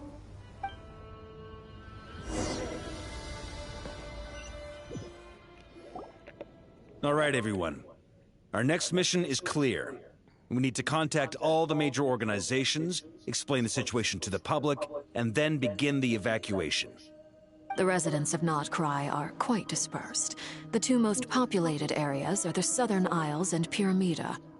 Miss Lauma, I will leave Hisi Island and Nasha Town in your hands. I will liaise with the Fatui and Pyramida. Agreed. We will reach out to Natlan and Snezhnaya. Anyone found north of the Experimental Design Bureau should follow the Fatui to Snezhnaya. As for those dwelling south of that line, I will ask the Voynich Guild to help persuade them to leave. Then I, Mr. Varka, and the Frostmoon Scions will escort them to Natlan. The Voynich Guild has dealings with the Curatorium of Secrets. I will send them a letter vouching for your credibility. Yehoda, you should help Lauma. This is too big of a task for one person. My wish has come true. You're willingly lending me your most capable employee for the day. Well, good for you if all this only takes a day. Of course, if it takes any longer, I'll be charging a fee. Boss, wait! Don't I get a say in this? Nope. Oh, I'm sorry. Something to add, Yehoda? Well, no one's more important to me than you, boss. And remember how Lauma healed your eye after that big battle? I think that's worth at least 2 or 3 days' work for the Frostmoon Scions. Are you completely incapable of acting in your own self-interest? Or do you simply devalue your own labor? Are you sure you don't want to come with us? Who will see to our other work if we're all busy evacuating residents? Sandrone insists that Columbina is still alive. And we have a traveler to rescue. There's much to be done. But boss, I'm just worried that... Well, Nefer, I'll link up with you once my tasks are complete. What makes you think I'd need you to do that? I'll need it. And considering the way you approach certain matters, I think you'll be better off with me present. That's quite enough. Just focus on your work first. I bet we're in for an uphill battle here. But we can help out too. Ineffa and I are gonna help Nasha Town's residents carry their stuff. Loading schedule. Store essential local research data and technology samples, then escort the people to Natlan. Understood. I will execute this to the best of my abilities. Great stuff. Thank you, ladies. I've contacted the Lightkeepers. A colleague of mine will join us shortly. I will persuade them to conduct a thorough search of the region to ensure that no civilians get left behind. As for me, I guess I'll be making an early return to Sumeru.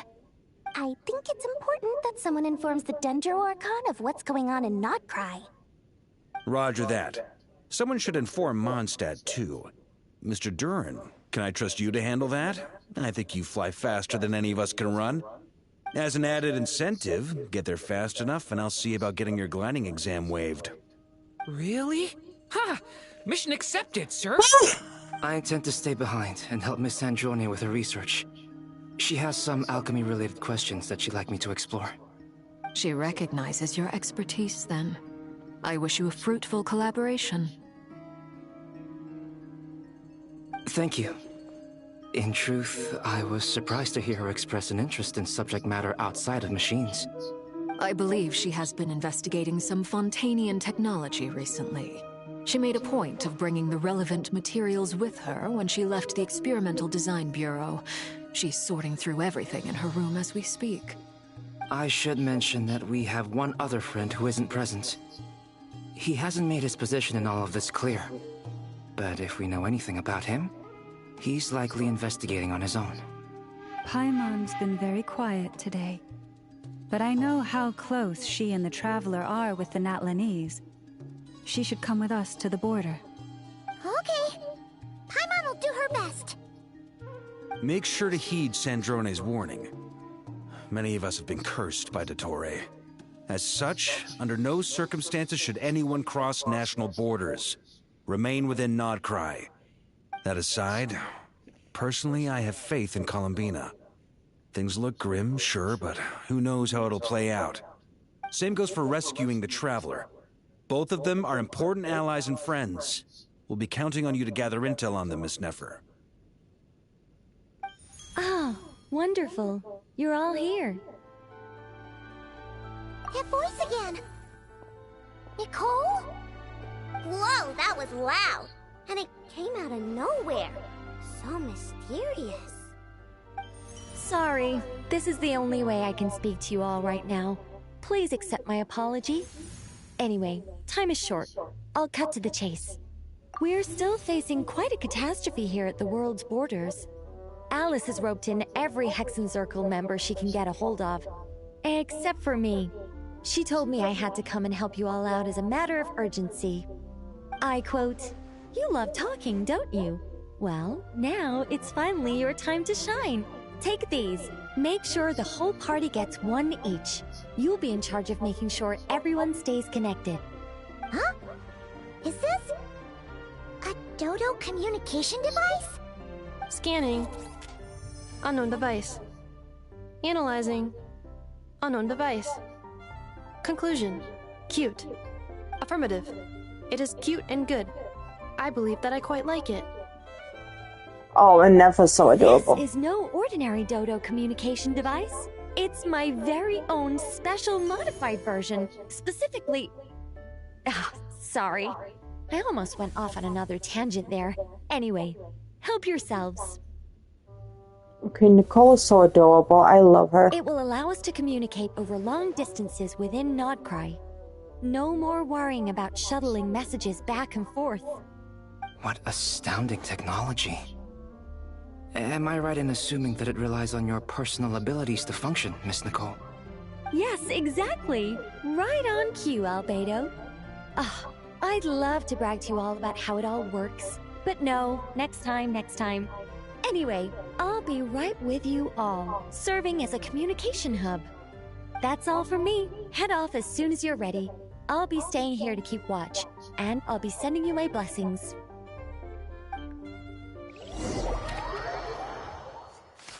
Okay, here we started off with.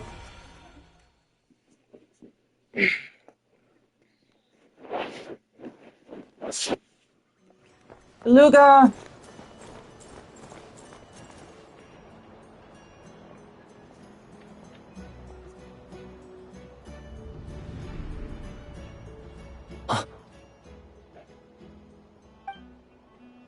Sir Flint. Perfect timing. I just arrived myself. You are most considerate, Master Ilua. But in fact, I know you have been sitting here for quite some time. If you saw me, why didn't you say something? I was curious to see how long you could sit still for. Also, shouldn't you have managed to sense me approaching? That would be a first. You always seem to appear out of thin air without making a peep. Also, how many times do I have to tell you not to address me as master? I don't qualify. I beg to differ. Why should a young man so well versed in social graces as yourself not be worthy of that title? Please, Lord Flint. Sir Flint. I'm begging you, don't flatter me into complacency like you do with everyone else. You understand me better than most. My newest acquaintances tell me I love complimenting others. What do you think? I think they don't understand why you do it. You just love puffing people up till they're a big, happy ball of hot air that floats away into the sky. In all sincerity, I can only hope that they bring good tidings when they come back down to Earth. Is the situation that bad? We just held a strategy meeting. Let me fill you in.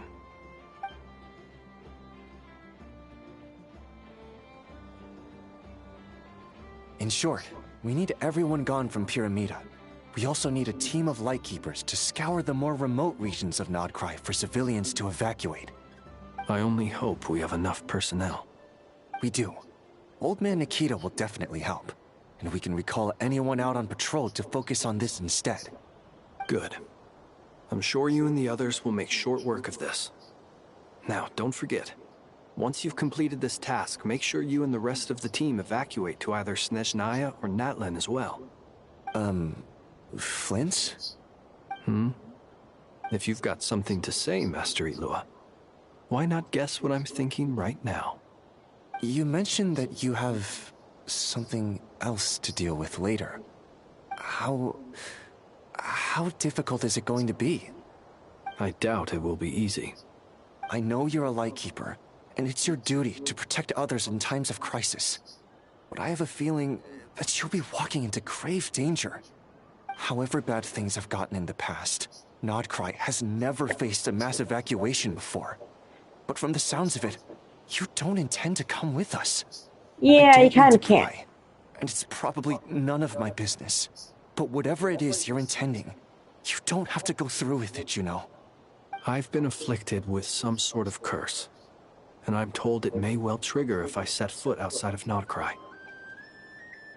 As such, I cannot leave. I have to act, if for no other reason than to fight this curse. What? No. Why? Why would anyone want to curse you? There are plenty of people out there willing to trample over others in pursuit of their own goals.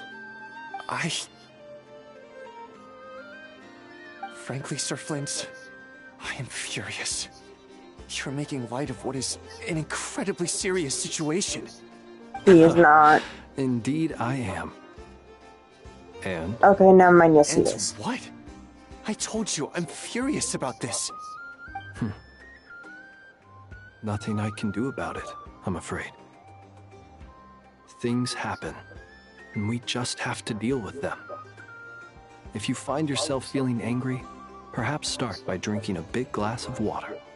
Hey, you mean you're completely unmoved by my anger?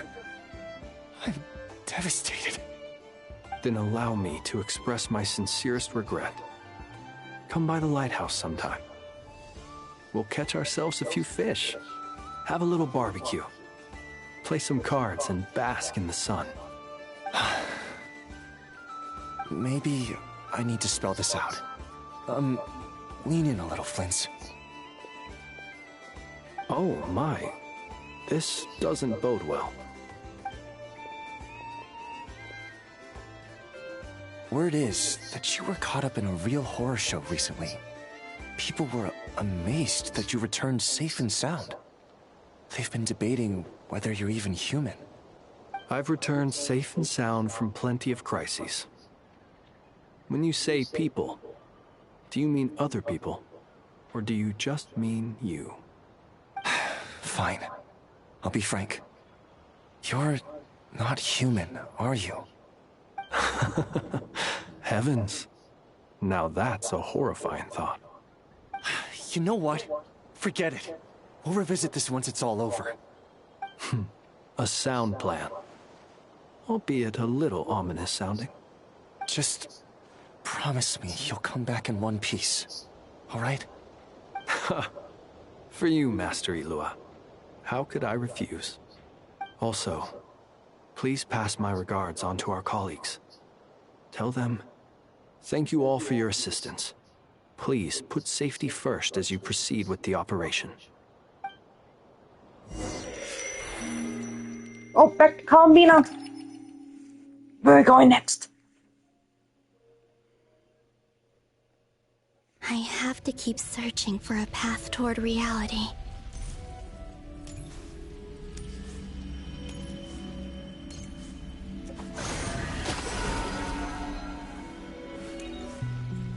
Please tell me I don't have to catch them all again.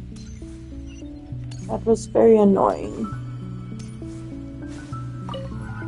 I do. Oh,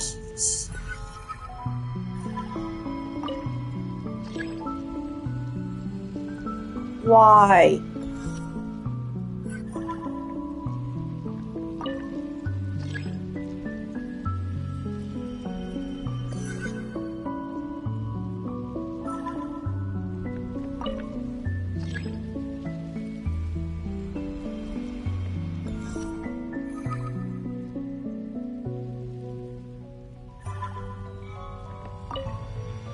Of all the annoying things you could do, you have to do this.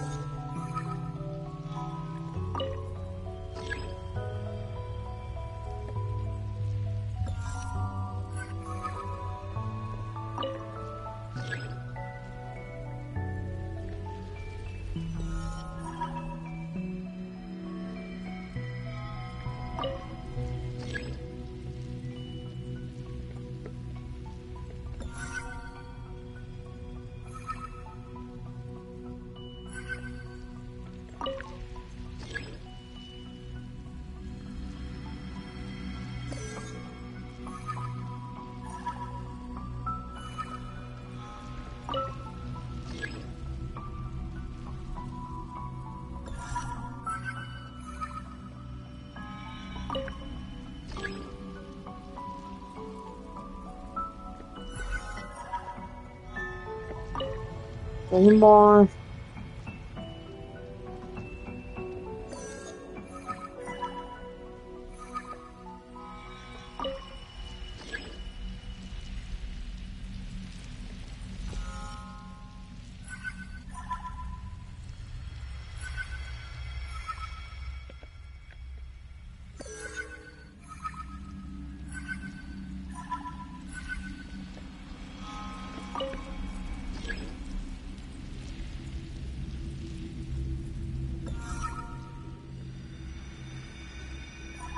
This should do it.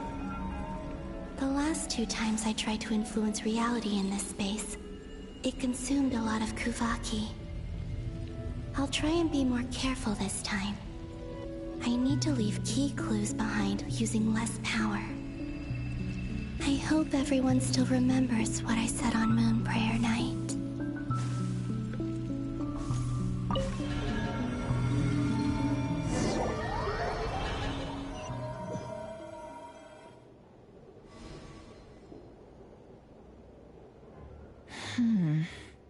Nothing here either.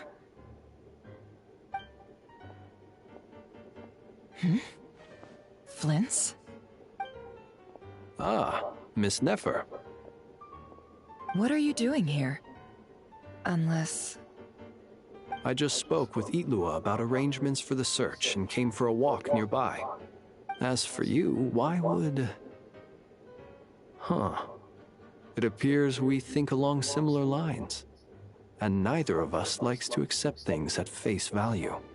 As well as figuring out how to gather intel on the Traveler, I wanted to confirm some of my own suspicions.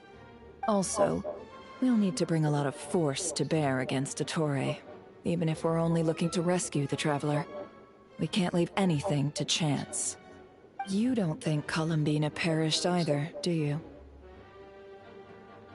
I'm merely considering the possibility that she survived, just as you are. How much can we really know about a deity like her anyway? Do you remember what she said on Moon Prayer Night? About using moonlight to send messages to us? Of course. I think that's why we're both here. Where have you checked so far? I've been focusing on the outdoors. Anywhere the moonlight shines. I checked most of Nasha Town, but didn't find anything. I checked the Curatorium of Secrets, and a few rooms where I thought I might find some leads. But no luck here either. The only places I haven't looked yet are the rooms in the flagship. But process of elimination isn't the only thing that brought me here. Oh, really? What's your other reason? After all that build-up, our mystery ally never showed up even once!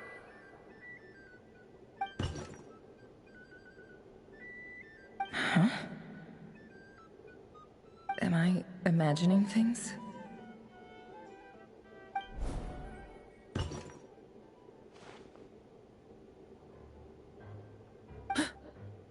Come on, let's see what's going on.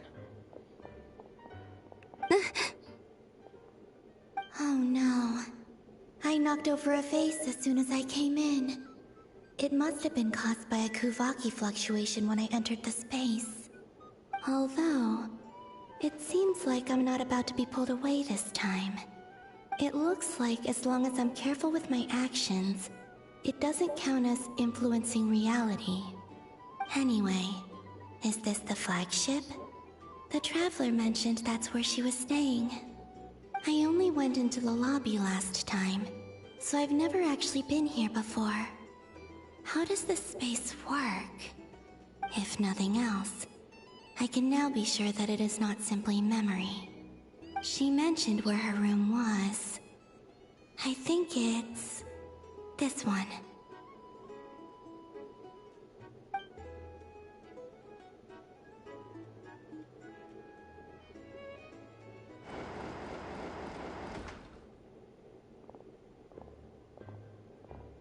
The door is closed. But if this is anything like when I disappeared, then maybe...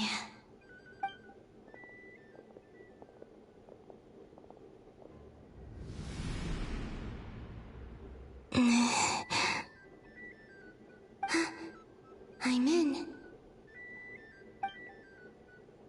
She and Paimon aren't here at the moment. I hope she's okay. I wonder what happened to her after that battle with Ettore. Oh, poor Columbina. Best not to dwell on that for now. I need to try and leave them some clues.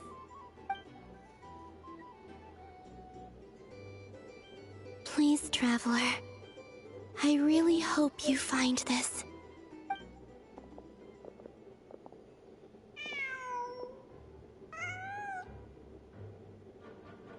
Huh. Just a cat. Nothing else here strikes me as noteworthy. Didn't you stay here for a couple of nights once? Before Rerir showed himself, yes. It's also where the Traveler and I first met. Did you notice anything unusual during your stay? I remember thinking how much noisier the flagship is at night compared to the graveyard. Other than that, no. The Traveler and Paimon were most congenial neighbors. This is where they've been staying, yes? Over here? That's right. I wouldn't usually condone breaking and entering, but we can make it up to them later. Focus now. I have to write a message on the wall using Kuvaki, just like I said on Moon Prayer Night. Simply open your windows on nights when the moon shines bright, and the moonlight will naturally flow towards the words I have written. Here goes. I'll need to carefully control my strength.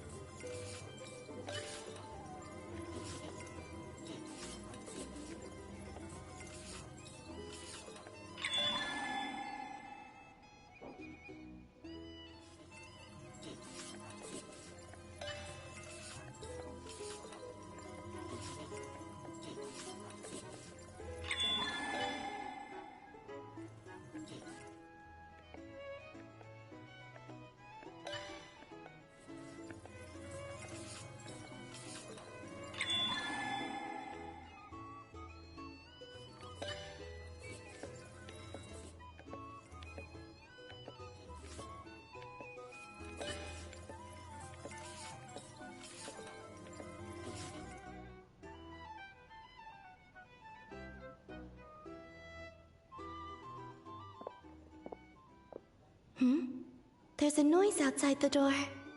Is she back?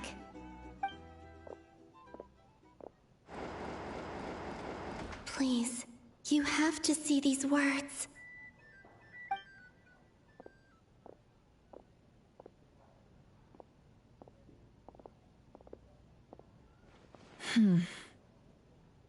Well, do you sense anything? Unfortunately, no. And this place was our last chance. Not necessarily. We've only looked in Nasha Town so far. Miss Columbina said she would leave messages at her friends' dwellings. It's still worth checking where Miss Lauma lives and where I live. Let's try and make some time to look into those then. Wait. What are you waiting for? Paimon might have overeaten slightly. What's that look for? This is a victory feast. It's normal to eat a little more than usual. The Traveler in Paimon. It's really you. But why are they talking about a victory feast? Huh. You worried Paimon sick while you were out there fighting Rerir. So this is your chance to make it up to her, alright? Wait. So this is the night after the battle against Rerir. How did I end up here? That's quite a long time ago now. Wait. Time. That's it. Every time I've entered reality within this space, it's been at an earlier point in time. Every one of those points has been before I fell into the moon's reflection. And everything I've done to affect reality really did happen in the past. Does this mean that within the moon's reflection, time flows backwards? Starting from the moment I fell in? Not long till Moon Prayer Night now. It's gonna be even livelier than tonight. Although, it's gonna be sad saying goodbye to the damselette. She seems like a really nice person. Paimon. No, I can't. Even if I make contact, they probably won't understand what's going on. And in any case, I'll likely get pulled away again if I do. Instead, I have to find a way to get them to notice what I've written using the moonlight. Wait, even I hadn't thought of doing that before Moon Prayer Night. They'd never conceive of that possibility. Is there truly no other way? Don't lose heart. We'll find a way somehow. Huh? Oh, you say that, but the Frost Moon is beyond the fall sky. If we wanted to go visit her, how would we make it through to the other side? We might not have all the answers now, but I'm sure we'll find a way one day. Huh. Guess someone's gotta be the optimist. The present. The future. That's right. There are still things I can do. What's your plan? Flins, when you were staying next door, did you ever open the window? No. The rooms here are dark and damp. And there's such a buildup of dust on the windows that the moonlight can't even get in. I didn't think it was worth the trouble. The moonlight? Ah, I think I see where you're going. One moment. I'll see if the owner is available. Don't bother. Time is of the essence.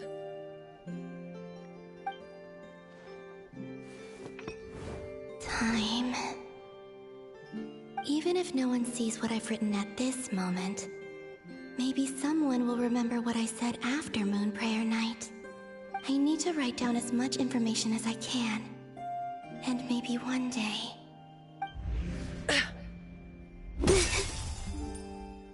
Huh? What's up with you? You can't even hold your cup steady. Are you getting tired? A little.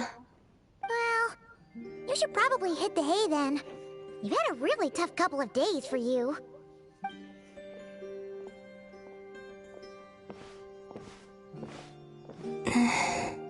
You truly have. You helped defeat Rerir, helped me reclaim my name, and you helped the others organize Moon Prayer Night. Wherever you are right now, I'm sure you're still fighting against the injustices of fate. This is all I can leave for them. How I wish I could stay here. But it's time for me to go. I hope to see you again in the next time.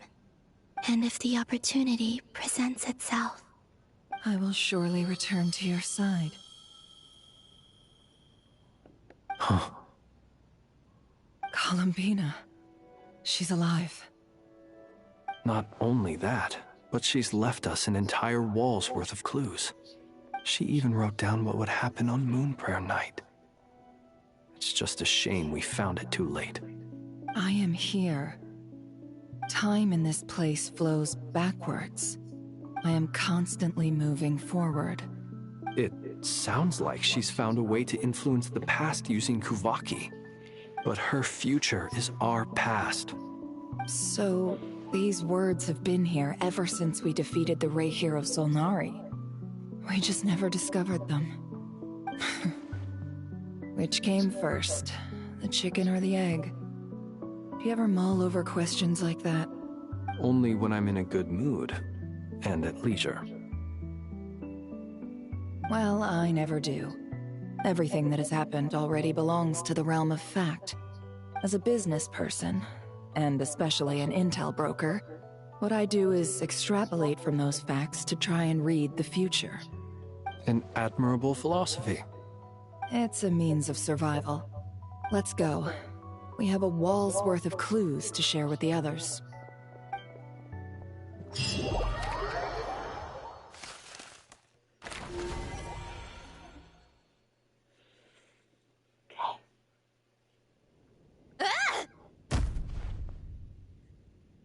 It appears that the doctor's energy signature has changed to something similar to Kuvaki, but not like the Kuvaki we're used to. Nod-krai's Kuvaki devices will only have a limited effect on it. I can see why you've chosen to place your hopes in alchemy instead. Also, I must say these books are rather profound. My subordinates just shipped them in from Fontaine. Some of them are from the Narcissenkreuz Ordo. Some are incident reports from Petrichor, and then there's a few test reports for these junk machines. Additionally, after some further scanning, I've discovered something extremely annoying. What's that? Teyvat's skies contain multiple moons. A long time ago, when I did my first scan, I detected 3, just as the legends say. But when I checked again just now, I detected 4 moons. So there's one extra? Yeah. Originally, I thought that if I could still find 3 moons, that would at least mean Columbina's still alive. But then it occurred to me that apart from the frost moon, Tevat's moons are just husks. And husks surely shouldn't show up in the scan, since they're not alive. It's weird, isn't it? If we can't even distinguish between a dead and a living moon, how are we supposed to know whether a moon goddess is still alive? Or does this mean that the moon marrows are equivalent to the moons themselves? It's certainly possible. In which case, the fourth moon you detected may be Dottore artificial creation. So he wasn't bluffing. He really built his own moon marrow. Ugh! I'm so mad right now! It's easy to get overwhelmed when you have too much on your plate. Maybe you need to relax. Perhaps try going for a walk. Or simply take a few you're about deep to piss breaths. off. Nothing can calm me down at a time like this. I need more time, and I need progress.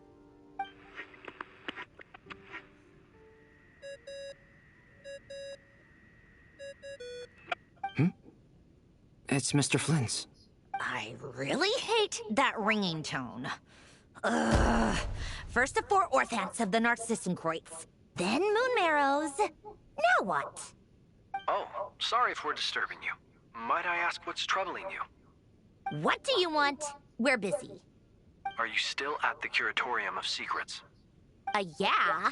Look, everyone else is still out, so there's no hurry. Plus, I'm busy, so I would appreciate if you gave me some space. Even though we have crucial intel to share? Fine, I'm listening. Do you intend to share it via the Dodo communication device? Ordinarily I would, but this is a unique situation. I think it's best that we discuss it in person. See you at the Curatorium.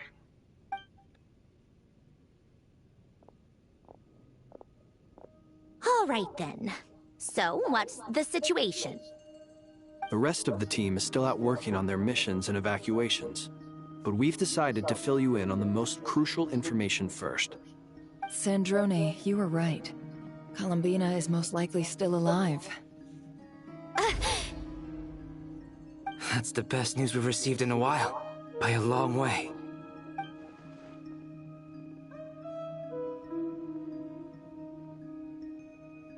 Random locations. Appearing in reverse order? Are you serious? So not dying isn't enough for the moon goddess, huh? She has to show off too. Anyway, does this mean we can deduce her condition from the moon marrows? Miss Androne, there's nothing wrong with simply admitting that you're happy to hear the good news. I'm not. And she's the least of our problems. We're facing a huge crisis. Oh, why do they have to make it such a tsundere? There, she's just gonna keep moving backwards. Different points in time won't intersect, and she'll never find a way out. Let's say life begins with a drop of water. When did time begin? The moment this planet came into being? No, that's not right. Her final destination would be the moment at which the space she is in was created. But it doesn't seem like we can influence that space from the outside world.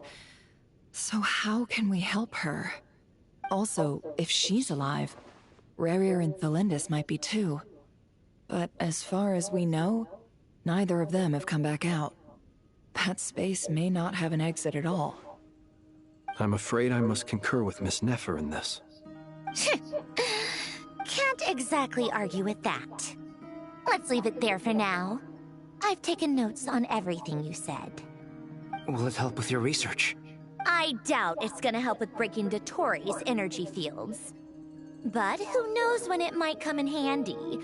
Better to have it all written down than try to remember everything when I need it. All right, I need to get back to my research. Mr. Albedo has made a lot of suggestions that will require my undivided attention. Sure, I'll stay here. I have things to work on.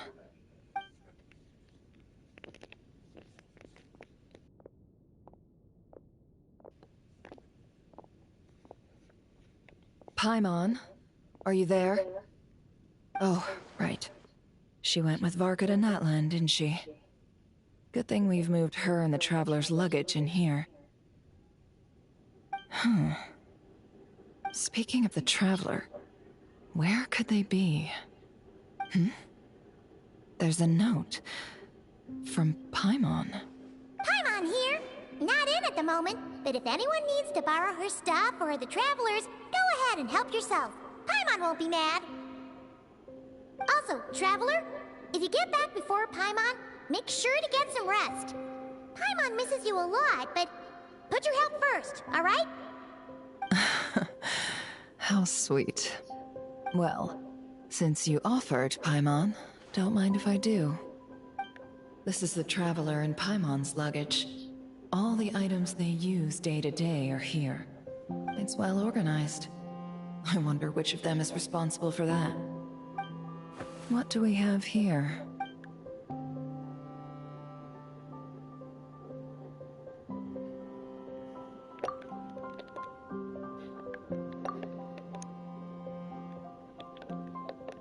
The camera captured a special moment that can only occur between people who are close to one another. You can really sense how the photographer feels about their subject. I wonder why this picture was placed outside.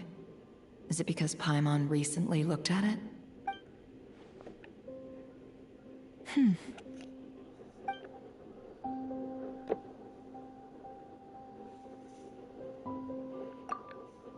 This must belong to the Traveler. Perfect. I'll use this. Hang in there. We'll find you.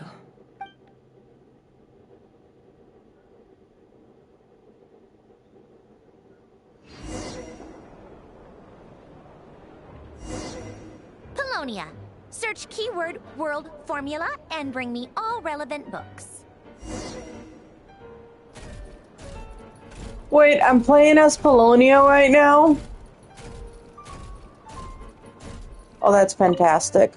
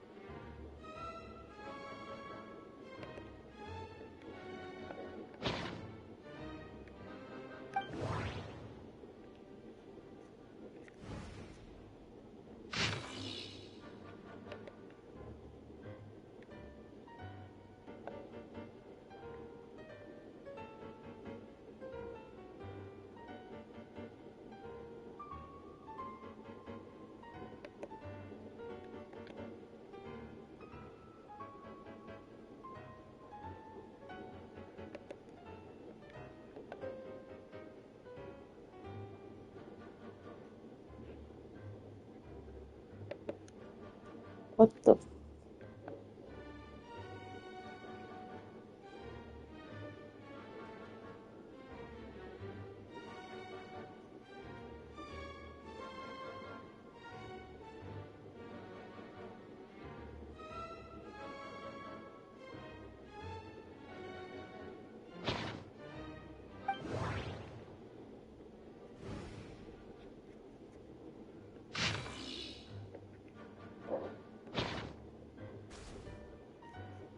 Oh no, I didn't. Oh.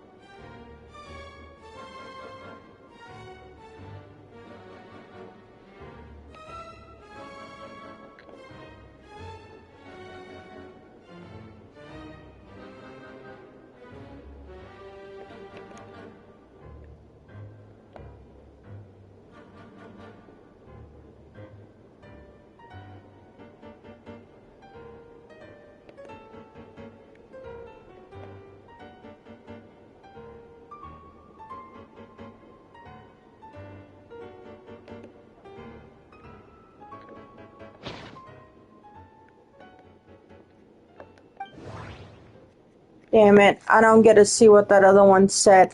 Fuck.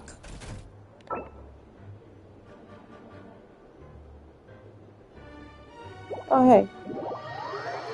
Let me see what all I will have to redo. Okay.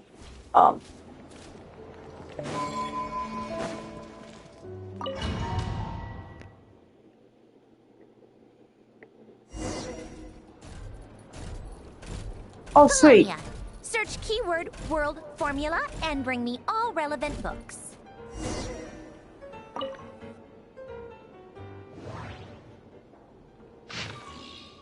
Okay.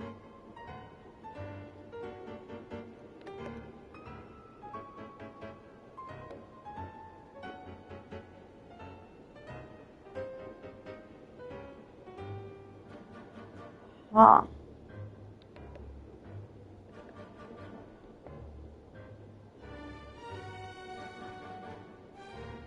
This doesn't have much info.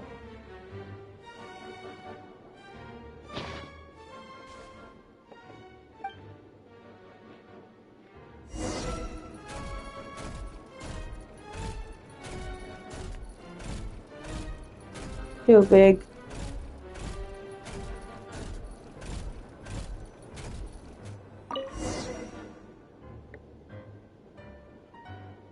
Let's see. This one is on Tonki's sermon dictation concerning the apocalypse. I believe that the correct term for this is Fortuna. This was an ancient Romorian technology, a wisdom unparalleled. I never imagined that Romorian ideas would be so similar to the diagram I have named, the world formula. This is strong evidence that human civilization should gradually shed possibilities as it continues to explore and evolve. The end of humankind may well be upon us right now. The sparks of civilization shall run out, unless we consider introducing variables from outside the system. Variables. Surely that can only mean one thing. Descenders? Dottore likely captured the Traveler because of her descender status. But the Three Moons' authority comes from the world itself. Why would Dottore need anything beyond that? Where does this variable factor in? The world formula calculates the fate of an entire world. Introducing a variable would therefore give us...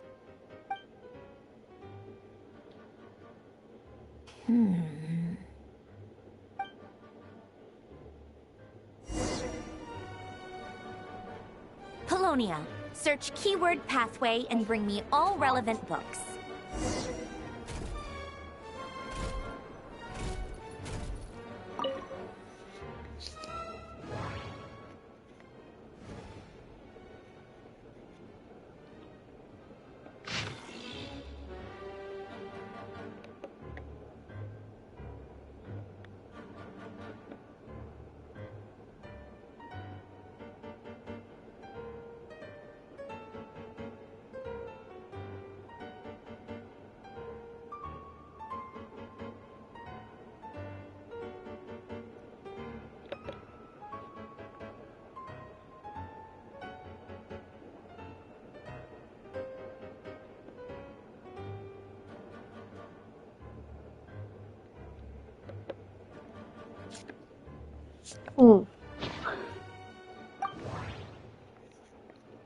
That's probably gonna be what we want, so...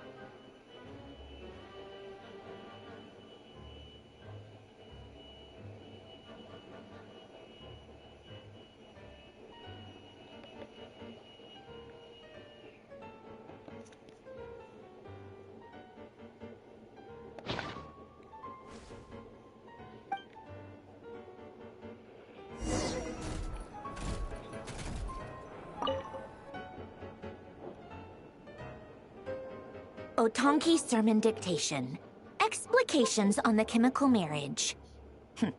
These titles are pretty esoteric. Observe and compute the pathway displayed in the guidance diagram. Deconstructing and reversing its effects could generate potential ideas. So, it's one of Renee's draft lectures. Deconstructing the pathway. I suppose that could lead to a breakthrough.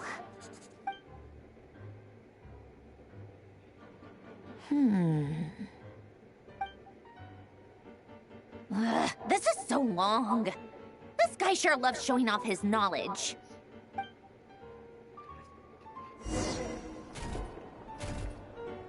Polonia. Search keyword tree model and bring me all relevant books. Looks like this one might be the last one. Okay.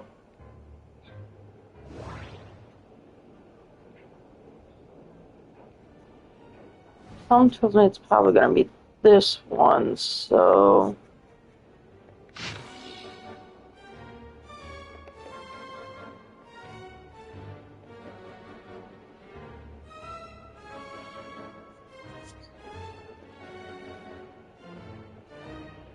Oh wow, this one's really long. Okay.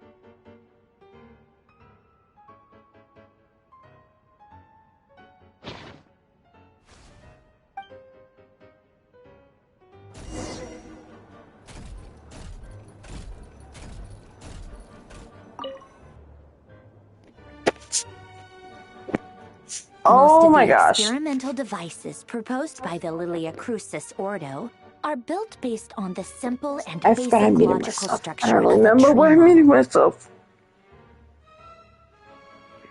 A lot of these just seem like Lilia story. Crucis. Guess they were trying to cover up the name of the Nod-krai Ordo? When Duke St. Germanus departed, he said, "It seems that there's no going back." Alas, he is only a genius when it comes to machines. In all other things, he is but ordinary. Excuse me? I'm sorry. That's just ridiculous. What kind of book is this? Great Detective Herlock, the Alchemist and the Clockwork Saint? Isn't this a novel?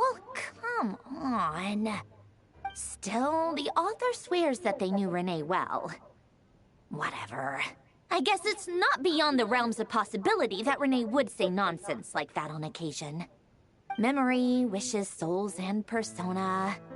Frankly, this sounds more like occultism, but if Albedo vouches for it, I suppose there must be some alchemical basis to these techniques.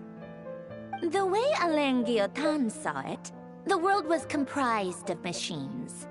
The universe needed machines, and thus his technologies were created.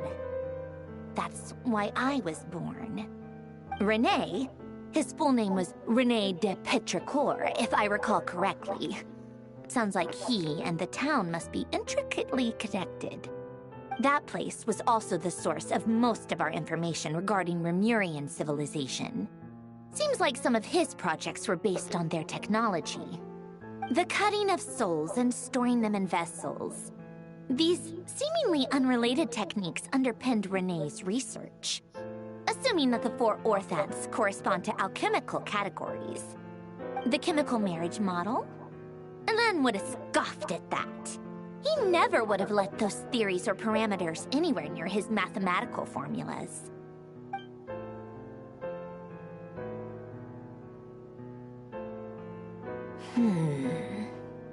What was Alain's view on René? I know he mentioned the name, albeit very rarely. Oh, now I remember. Alain's old notes are here too. They mentioned René once. René seemed most out of sorts when he spoke to me. A lack of sweet foods has dulled his mind, I should think. Either way, his words are not to be believed. Yep, that sounds like Alain. My subordinates actually did a half-decent job digging out all these materials. Makes a change. Good for them. Some of Alain's old files are completely consistent with these records. He must have gotten them from the Tower of Gestalt. I never knew he got his hands on René's records that early. He may have kept them, but he never even attempted to use them. Didn't believe a word they said. Come to think of it, René's world formula was filled with calculations of constants. That shows he believed that the fate of the world to be predetermined. As for Alain... it's been too long. I forget what he said.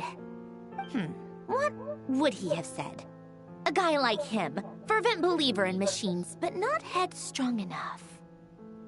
The world can be changed. It is worth persevering.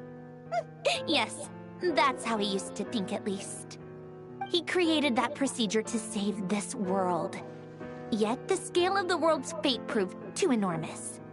The result was beyond his ability to calculate. He died having never seen the outcome. And there I was, left behind in the ashes of his dreams. Did you really never take a close look at René's research? Or did you read it, but deem his philosophy incompatible with your model? The very thought of trying to incorporate his ideas probably made you feel sick to the stomach. Well, don't worry, because there's a whole new category of lunatic in town. Next to Dottore, every other madman looks sane.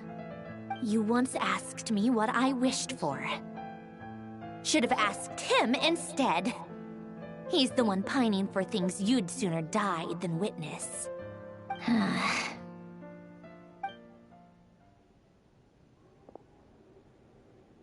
Even the tiniest variable can make big waves in the present. Now So then, Allow me to put these incompatible fragments together in your stead. First, establish and verify the existence of the Great Circle. Is she a clockwork mecha made by a lie? Absolute nihil on one end, absolute reality on the other. Now, search between these two extremes. Then, the construction criteria. Variables. The sparks of civilization shall run out unless we consider introducing variables from outside the system. Input variables. Traverse the world, space-time, and civilization. Then extract the essential nodes from the records to determine which variables they point to. The primordial power that differentiated itself from the void. The power of light. Yes, light. Records. Hyperborea. This is so horrendously complicated. After all that, I'm still missing a few variables. I need to think this through again. How do you think it looks, Polonia? Like the frenzied scrawlings of a madwoman? Fine, keep it to yourself.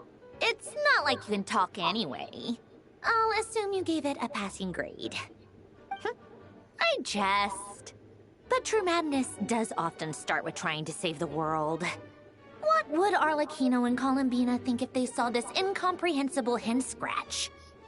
They'd probably have me institutionalized.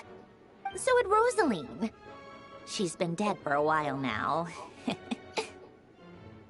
When I close my eyes and think back, I can still see her face.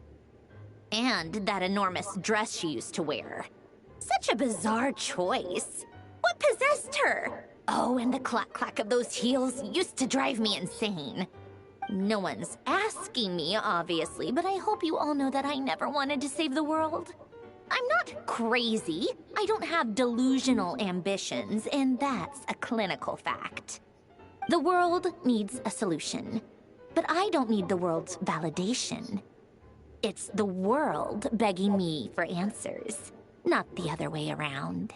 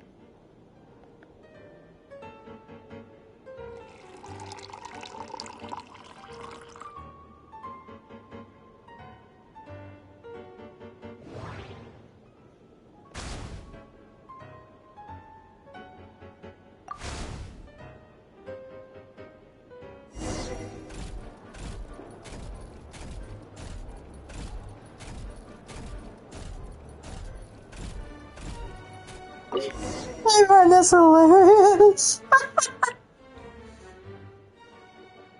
Oh, cookies to go with the tea. Let's see. They must be from that person who brought those documents. I see they're from Hotel de Boer. Something's written on the box. We are proud to present this homage to the Fortress of Meropede's fun-filled mill collection system. Fortune cookies. Have a lucky start to your day. Sounds like a dumb gimmick to me. Be early to bed and early to rise. Get plenty of sun and drink plenty of water. Then things will surely go well for you. What? Are you kidding me? Somehow I doubt that an early night and a glass of water is magically gonna save a world on the brink of existential peril. That just annoyed the piss off.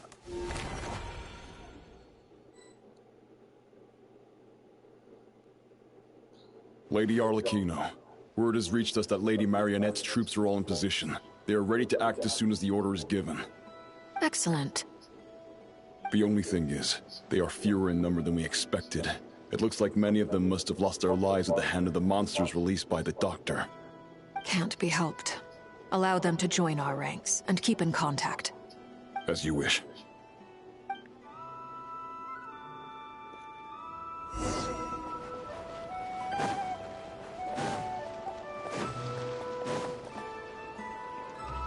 It's been a while, Arlecchino. You look well. Did Dottore really have to build his lab right on the sole path between Snezhnaya and Nod-krai? Had to go on a huge detour to stay out of its line of sight. Sounds like an arduous journey. I assume you've brought word from Her Majesty? Of course, all part of the job. Firstly, the Tsaritsa has authorized Fatui Internal Affairs to review Dottore's case. They will reach a formal verdict on whether he has turned traitor and whether he poses a threat to Snezhnaya. While they're working on that, I've been ordered to come and receive the refugees from Nod-krai. They are nearby. My team will escort you to them shortly. Great. Aside from that, Her Majesty has a message for you and Sandrone personally. Huh? Where is Sandrone? She stayed behind to work since I was making the trip anyway. It seemed sensible to have one person on standby at base while the other came out to meet you. All right, guess that's just how she rolls. In that case, tell her that the Tsaritsa's decree this time is pretty awesome sounding. I think she'll like this one.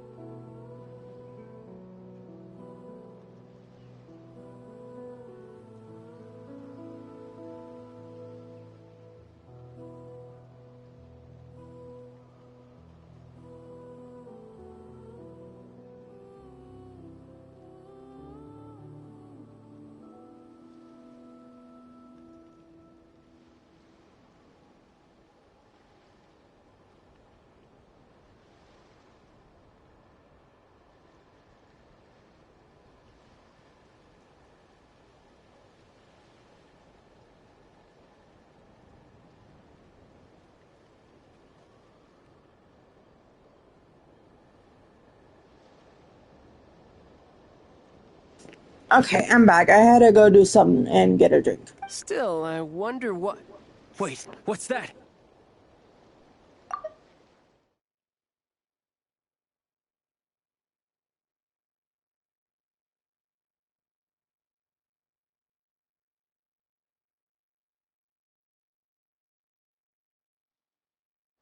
Did one of our troops turn into a monster? Take him out.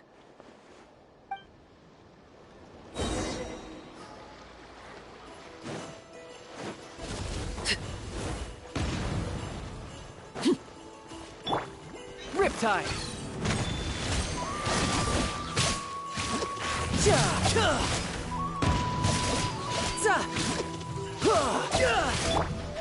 Transfixed!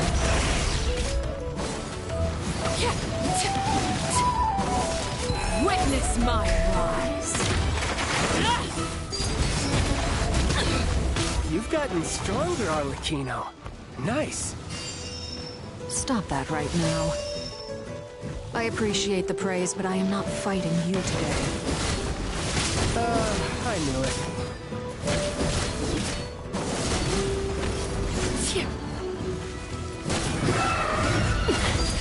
Commendable.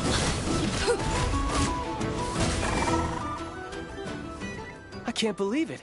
He was a living, breathing human one moment, and the next... Another fine piece of work by our dear colleague, I'm afraid. What in the world has been going on in Nod-krai? A lot. But long story short, Dottore stole 2 moon marrows that should have belonged to Columbina, then built a 3rd moon marrow of his own to concentrate the Tri-Lunar Authority in his hands. What? What do you mean he built a moon marrow? People build roads and houses, not moon marrows. What's his next DIY project? He's gonna build a god? Yes, You could actually. stand to be less surprised. We are harbingers. The work we are engaged in makes the creation of gods seem mundane by comparison. I tell everyone who asks that you once crossed swords with Rex Lapis while serving as a key supporter for Rosaline's plan. But right now, you're acting like a common adventurer. Thanks for speaking up for me. Those 2 really took me for a ride back then. Then again, surely no common adventurer would manage to get tangled up with them the way I did. That's gotta count in my favor, right? It almost sounds like you wish to repeat the experience. I might have to lower my opinion of you. No. I'll stop talking. Please, go on. Dottore is currently still experimenting with his newfound power in ways that continue to corrode the outside world. As for the human mutation, I believe this is simply a consequence of his experiments, and not a strategic move. That radiant beast was once a subordinate of Sandrone's. I suspect he was only allowed to live so that he could become an experimental subject. Also, those of us who fought Dottore have been afflicted with a curse. As such, I cannot leave Nod-krai. This is so much worse than I thought. No wonder Her Majesty's decree is so extreme. While these exceptional circumstances persist, the Harbingers are hereby authorized to use unilateral executive powers. Should Dottore pose a threat, Arlecchino and Sandrone are permitted to eliminate him.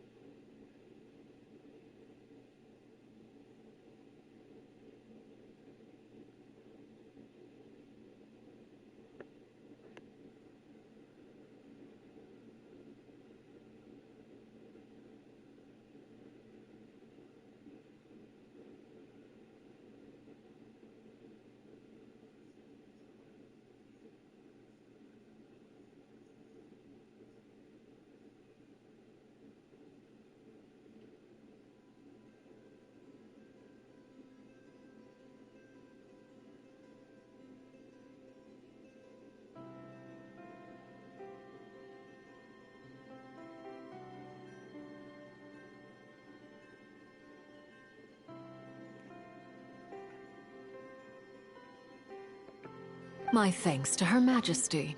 I will pass these good tidings on to Sandrone. Her Majesty has also declared that she will refrain from launching an attack on the now evacuated Nod-krai due to the presence of unretrieved research material. A wise decision. By the way, how's my old partner doing? I'm assuming they're with you? Partner? You mean the Traveler? I'm afraid I have bad news. She was captured after our failed assault on Dottoro's lab. Her whereabouts are currently unknown. Oh, Child's about to go in. Why? Since when does Dottore have a bone to pick with her? That is indeed the question. I'm not sure he does. He must have some other goal in mind. Child's gonna... This won't do. I have to rescue her. You can't. We have no idea where the Traveler is. What am I supposed to do then? Stand here twiddling my thumbs? Sandrone is working on it. The best thing you can do right now is complete your mission. Fine. I guess I'll leave this to you then. Yep, Child's pissed. One last thing. Tell the Rooster to get the message out to the gods and citizens of every nation in Teyvat. Beware. An uncontrollable pollution is spreading forth from Nod-krai. The source of that pollution is a madman drunk on the success of his experiments. The Fatui and our allies will endeavor to contain the threat. However, if Nod-krai falls, things are likely to escalate. Considering Dottore is one of our own, all Fatui stationed in Nod-krai consider it our duty to stay and fight him to the bitter end. Whatever the cost. Hey, don't be too pessimistic. If it comes to it, I'm sure Her Majesty won't stand by and do nothing. I hope you're right.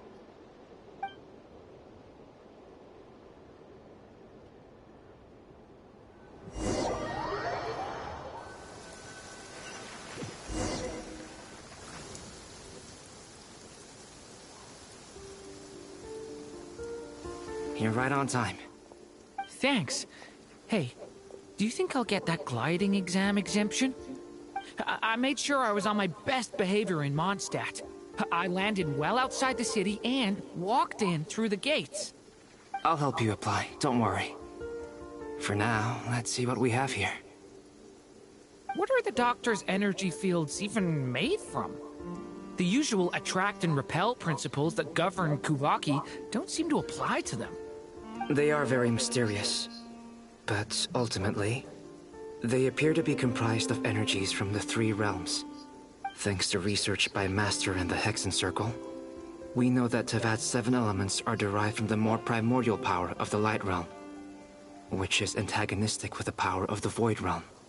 Since you have the power of the Dragon Durin within you, I'm sure you can already tell that this energy field contains no abyssal energy. That's true. It's not abyssal energy, it's something pure, wild, and untamed. I've been thinking about something. Do you still remember the device that Dory supplied from the Academia when you and Miss Columbina fought Rarier? That was one of the most marvelous feats of ingenuity I've ever seen. The design, the craftsmanship, the material selection. I couldn't fault any of it. Not to mention the operating principles. Surely the most ingenious feature of all. Dory didn't go into detail on how it functions, but I have a working theory. The clue was that Miss Columbina was somehow able to use the pyro energy that you provided, despite the fact that, as a moon goddess, she should only be able to use Light Realm energy in principle. Now, all elemental energy is, of course, derived from Light Realm energy to begin with. Hence, I suspect that the device works by restoring elemental energy to its original state. This presumes a theoretical model of the 7 elements akin to that of light refracted through a prism. Perhaps it is no mere analogy. Maybe there is indeed a prism in this model. I almost wonder if the idea for the device was conceived based on direct observations of said prism. It would explain how such an ironclad design concept was achieved. It is at once a masterwork of engineering and a groundbreaking application of the Academia's latest elemental theories. I suspect only Lesser Lord Kusanali herself could have devised such an ambitious technology. But back to the energy field before us. If this is pure light realm energy, its relation to elemental energy is one of integration versus division. Or you could say that the former contains the latter. Could this mean that elemental energy can dilute the power of the light realm? Should we give it a try? We should.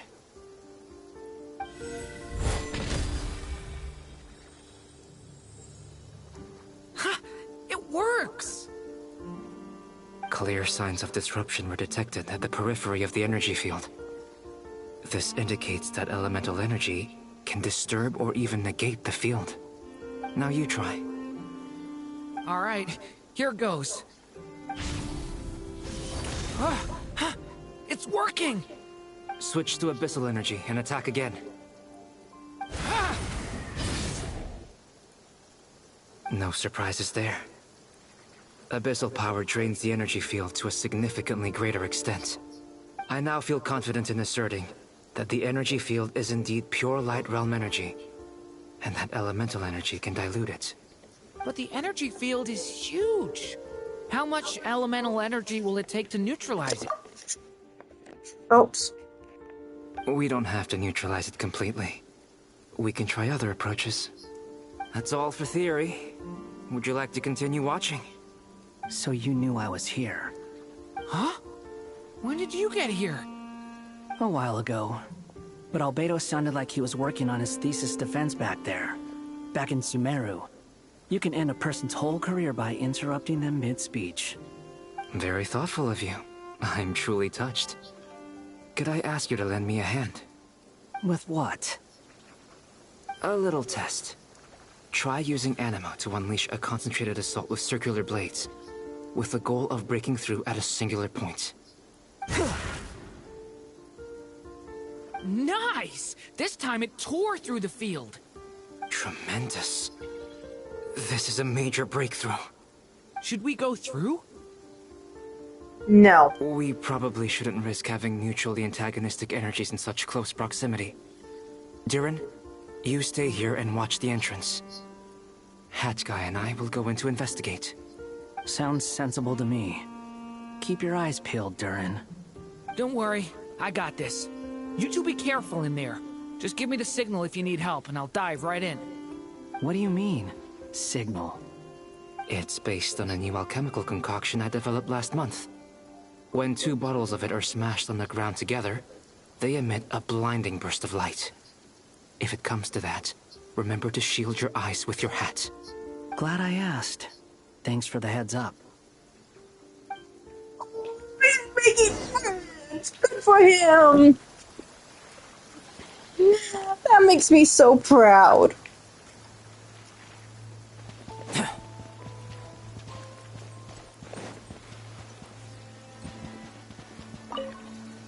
Like I thought.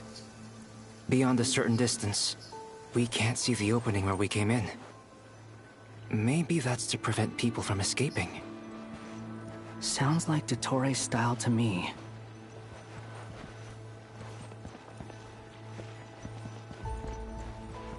Wait.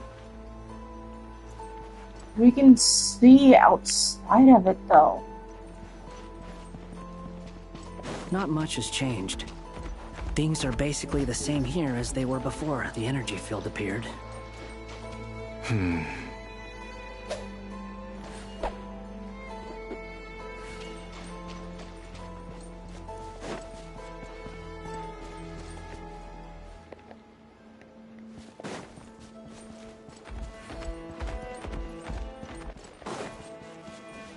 Wait.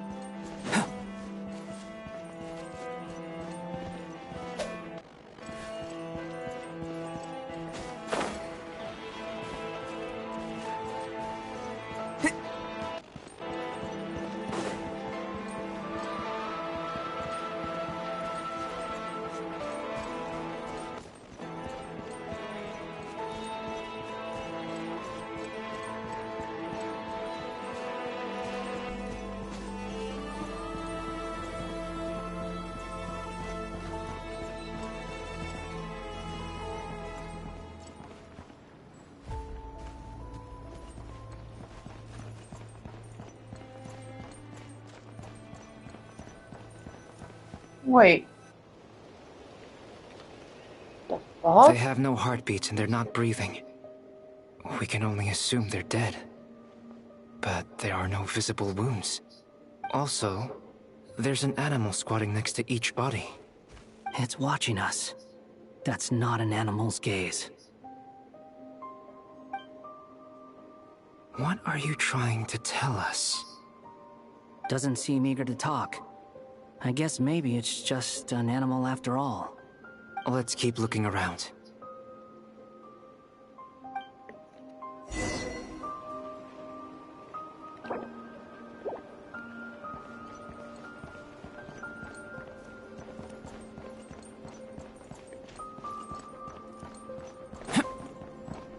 Yeah, no, they're trying to tell us something.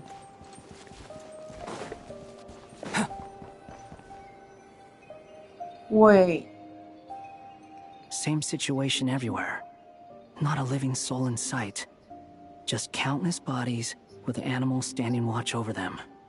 Well, I think we can safely rule out the possibility that they're all pets.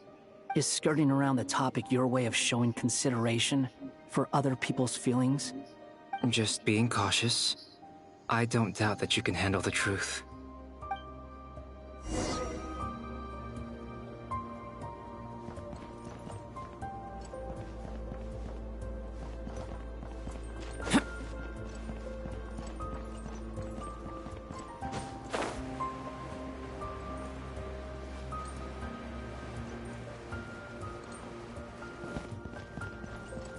Oh, wait. No.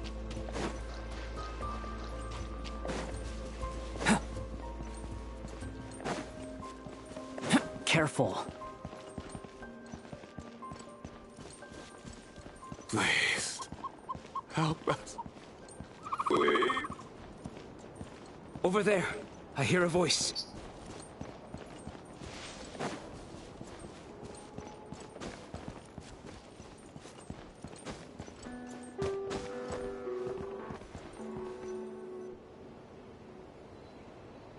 Please. Help us. Please. What happened here? I don't know. Suddenly, everyone collapsed. Then my line of sight got lower. I still have some of my senses left. I gotta get out of here.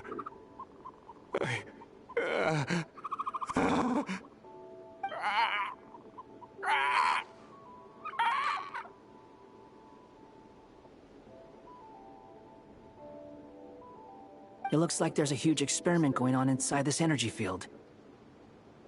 Maybe each energy field is its own giant experiment.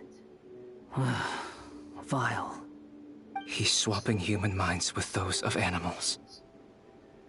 Even without the other would be an extremely radical experiment. Those people may have lost their sense of selves, but they are not fully animals either. If they were, they would have left.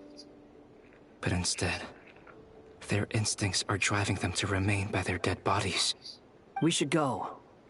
No sense in sticking around here longer than we need to. Agreed.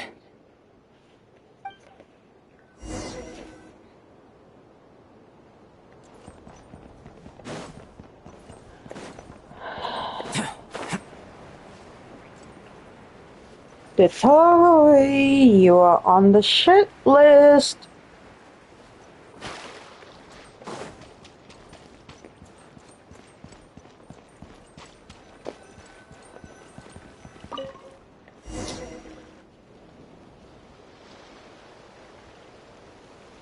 You're back! Everything okay? We saw some things that take a strong stomach. Otherwise, we're fine. We should share our findings with the others.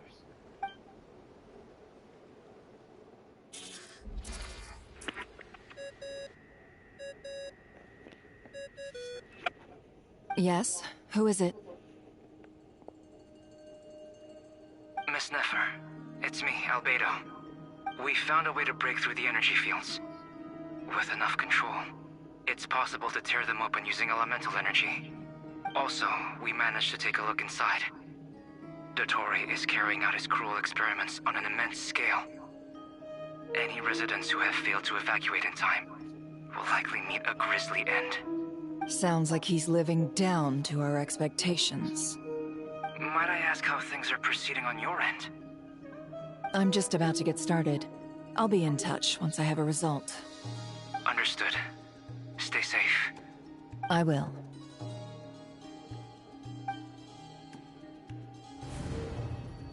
Well, Nefer, I'll link up with you once my tasks are complete.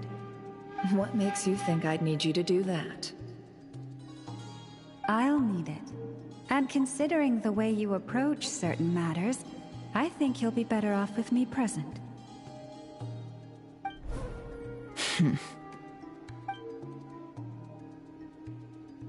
Let's begin.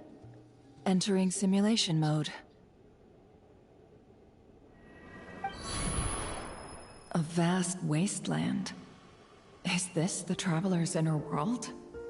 I was expecting something more vibrant, to be honest. Wait, someone's there.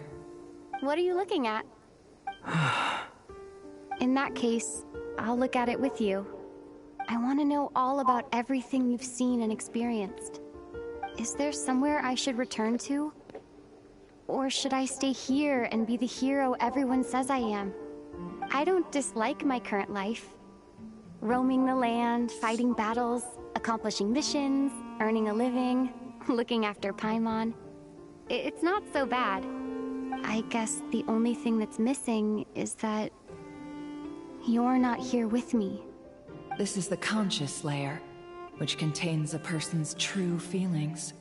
It is filled with both longing and kindness. I suppose anyone who lives long enough ends up wishing for someone who can't be there. Maybe it's the only way we can feel truly alive. Time to delve a little deeper.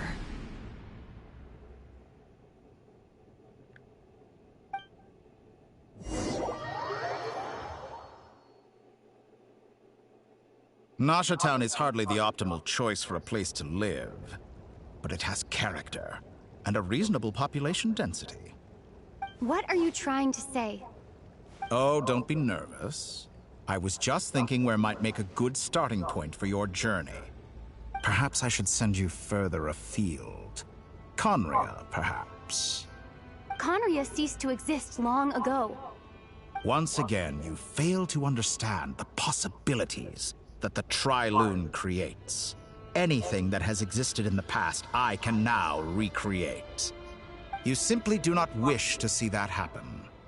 That might be because you miss your sibling and fear getting answers that you are not ready to learn. But this is not for me to judge. If we are to collaborate, we need to maintain an amicable relationship. In a moment, you will be able to... Oh no. What are you...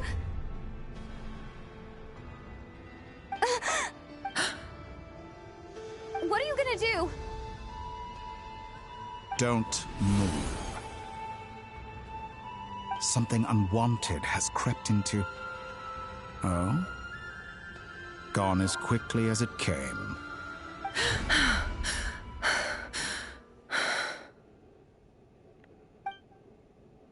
Did you save me? If I hadn't cut the connection, Dotori might have caught you from the other side and destroyed you.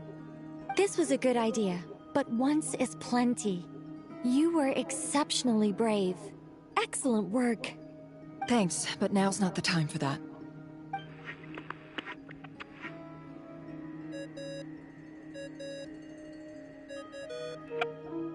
Albedo speaking. I think I know where she is. What is this endless darkness? I can't see anything, even though my eyes are wide open. But why? What happened? Ah, sorry about that. I take it you didn't notice. Just now, a friend of yours took a little peek into your mind. Could it be Nefer? How did she do it? Did she use something as a medium to connect to me? Do you think she's aware of your current circumstances? Oh dear. Have I stunned you into silence? I only wanted to slow down your time a little so I could stop your intruder in her tracks. It would have been nice to capture the spy. I must say, I'm finding the ability to adjust the flow of time rather intriguing. The moment you closed your eyes, time seemed to grow impossibly viscous, didn't it? A whole month passed before you opened your eyes again, but only for you. No one else was affected. I dare say this is something only a god can achieve. Point taken. Fuck You've proven off. once again that you have god-tier powers. Oh, you misunderstand. This wasn't about proving a point. I was testing things out. I find I learn best by doing, and I have to admit, time is not the easiest dimension to control. I only wanted to make you sleep for a short while, but it ended up lasting a whole month. Clearly some finesse is required to wield the authority over time as I wish.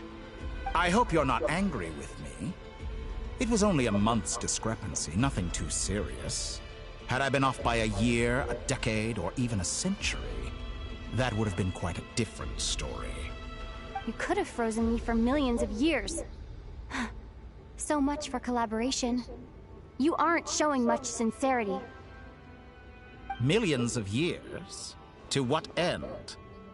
I wonder if you don't understand humans all that well. They are very pragmatic creatures who understand only that which they can perceive with their senses.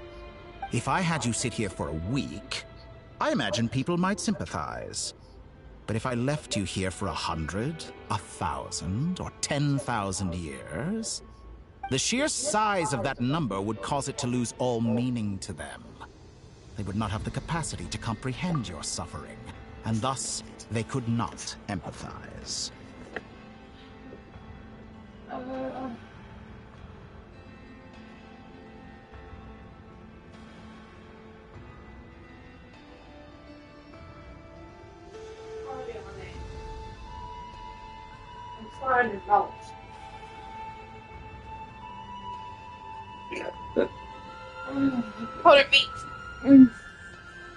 Unfortunately, while gods do exist in Teyvat, it is ordinary humans that account for most of the population. Their lifespans are so limited, their bodies so fragile. Did you ever really hope that they could begin to understand someone like you? Your long life and unique origins make you fundamentally different from them. How long will it be before they start to treat you like the alien you are? Before you are ostracized, outcast? Alien. Even I feel bad for you sometimes. This world has made you into a slave. So many times you have served its will, and not once have the powers that be ever thought to grant you the one simple thing you wish for. You have been treated most unfairly. I can change that. I will grant you special privileges, and give you back the status you rightly deserve as a descender. Don't do it. We're not doing it.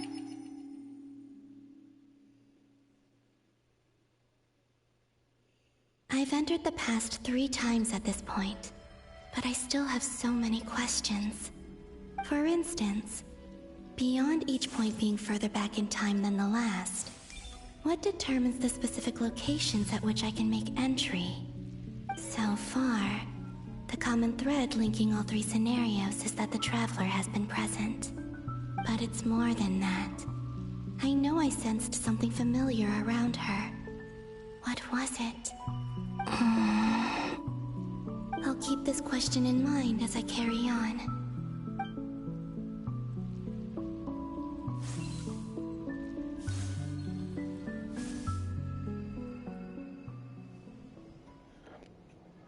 Humans, you never change.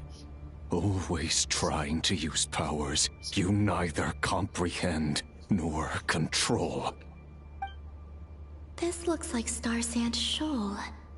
Was this before Rerir regained his physical form?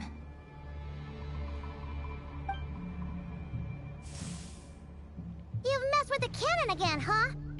Sorry, but this round's not gonna go your way. The cannon. That's right. I was at Silver Moon Hall and I sensed an abnormal Kuvaki fluctuation coming from Nasha Town. And right after that, came an ominous power emanating from Star Sand Shoal. My body was once torn into countless pieces and hurled into the swirling chaos of time itself. But even so, my life and will were not extinguished. I wonder if I could try to prevent his resurrection. But how would I do it? What can I do, here and now? Traveler! Behind you! Look at that light!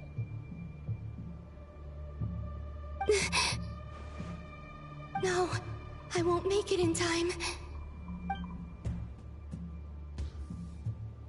She's using the Kuvaki shield like I taught her. Is she gonna use it to block the cannon's beam? She's strong. I'm sure she can manage. But the force released when the beam impacts the shield might lead to collateral damage. Easy Island. The Frost Moon Scions will be exposed to lethal levels of Kuvaki. A question, if I may. Kind Miss Columbina. When the cannon's Kuvaki beam was deflected earlier, I saw several bolts of energy streak toward Hisi Island, only to be blocked. Did you also have a hand in that? Maybe that really was me after all. Well, future me. But I don't know if I have enough power left. Siki sato pasa sax, niti ipotuvtos. There's no time. Osestikos paratin tiram to risuiku, topir to aithion veraton. I have to make it. Oh, Frost Moon. Oh, great land. Oh, slumbering moonlight of Nod-krai. If you can hear me, if you can sense my call, then please, heed me once more!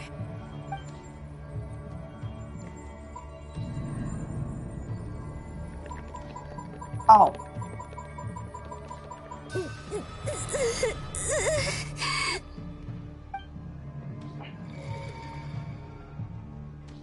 Did it work?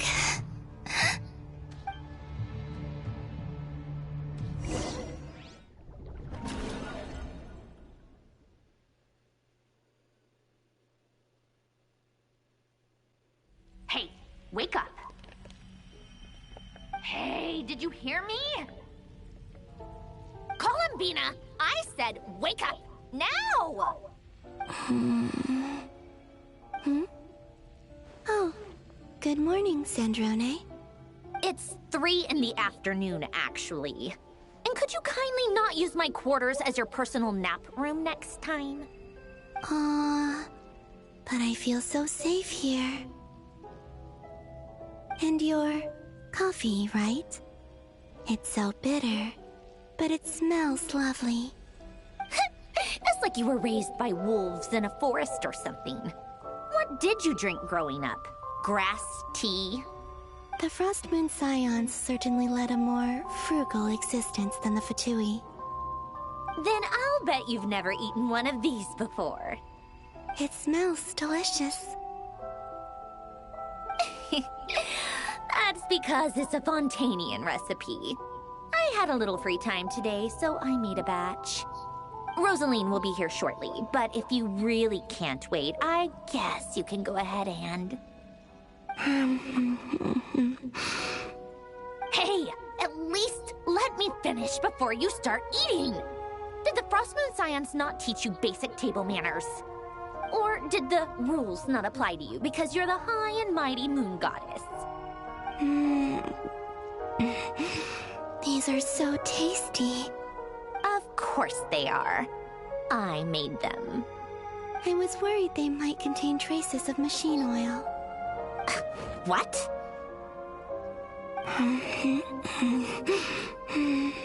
You know, there's something I've always wanted to ask you. Why did you leave your old home and join the Fatui? I mean, I'm sure their food was awful. But there's gotta be more to it than that. Well, life there didn't go quite how I imagined. What were you expecting?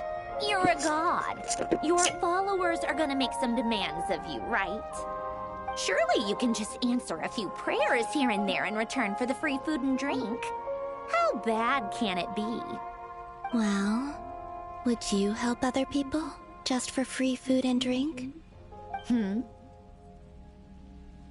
The doctor told me that you were created by a great mechanic, Lord something Fisher. The Lord Artificer. Ugh, some people can't keep their mouths shut. Oh, Lord Artificer. And didn't he have something to do with the, narcissist? Narcissenkreuz Ordo. Yes, that was it. Narcissenkreuz Ordo. So, would you try to fulfill their wishes? You must be joking. I wouldn't go even if they paid me. I don't even know them. Exactly. Well, I felt the same way. I did not know the people who made demands of me. What do you know? We're on the same page for once. In his later years, Alan did ask me if there was anything I wanted to do. If I had any wishes of my own. Well, I don't. And I'm not in any mood to fulfill someone else's either. Who's Alain? He was the... You know what? Never mind. You're not gonna remember. Anyway, the point I'm trying to make is, neither of us is the self-sacrificing type. Let me ask you this. What sort of place would you like to live in, if you could choose? A place where people don't ask me for things I cannot give them. Where they don't worship me, or fear me, but just want to chat with me like a normal person. I'd also like the freedom to come and go as I please. And ideally, it would be somewhere with the smell of coffee and snacks. Not to burst your bubble, but no such place exists in the world. Now, take your snacks and scram.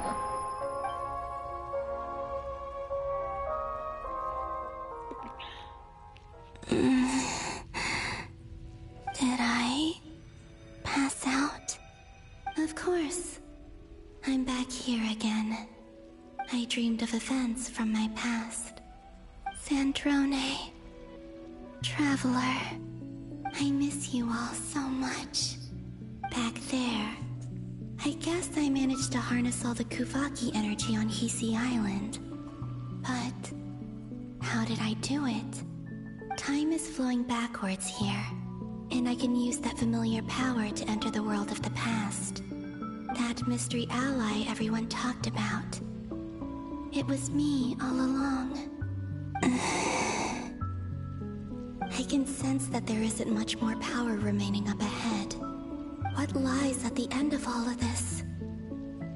Will time keep flowing into the past? And will I ever find my way back? I hope so. Oh, please don't make me do that again.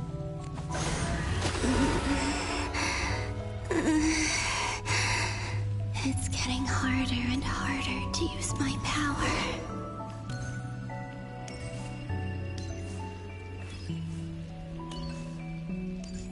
I'm no match for the Abyss in this state.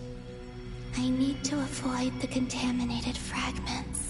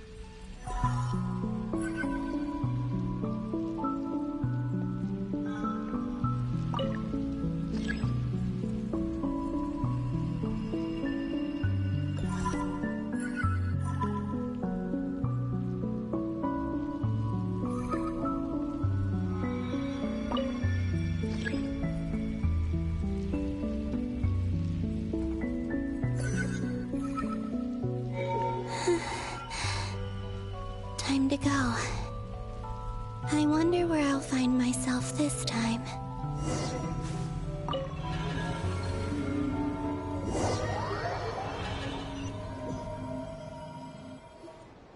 The Final Night Cemetery. This is where Flint's is based. Or not! How are we supposed to read through this many files? Difficult, yes, but it is also our most efficient option. Seems like they're searching for information. Oh, I remember. Flint and Varga talked about some files on the Wild Hunt. Was this my doing too? To expose the true intentions of this Rerir, we need to dive into Nod-krai's history. Are my actions changing the past? Or are they simply completing a process? Is all of this inevitable? Or am I the one making these decisions? If I choose not to help them now, will it change how things turn out? Hope we don't land on our heads then. They're my friends. I can't not help them.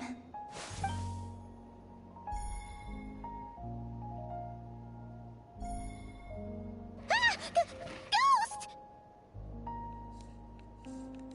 And the other one was... here. Hey! Another file's moving!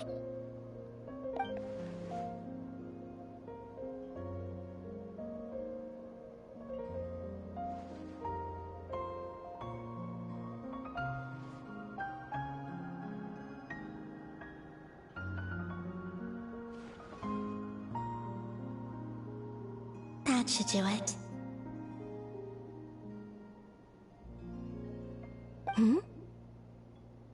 Luanatar? You can sense my presence? Wait!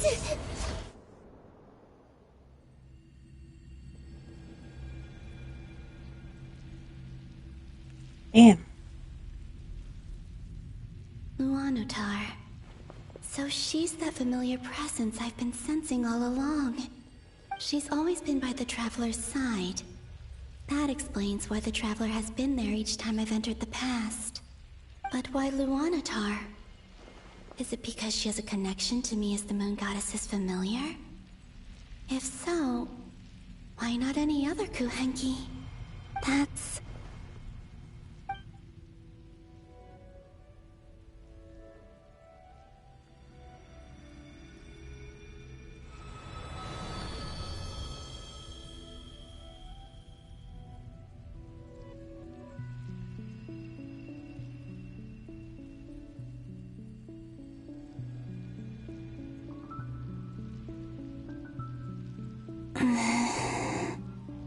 I cannot sense any power up ahead.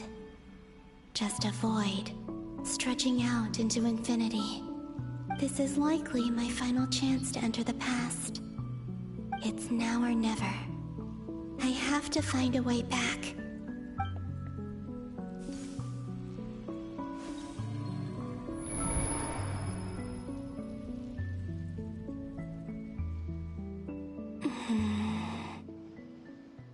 Easy Island? How far back in time is this? Where's Luanatar? I can't sense her presence this time.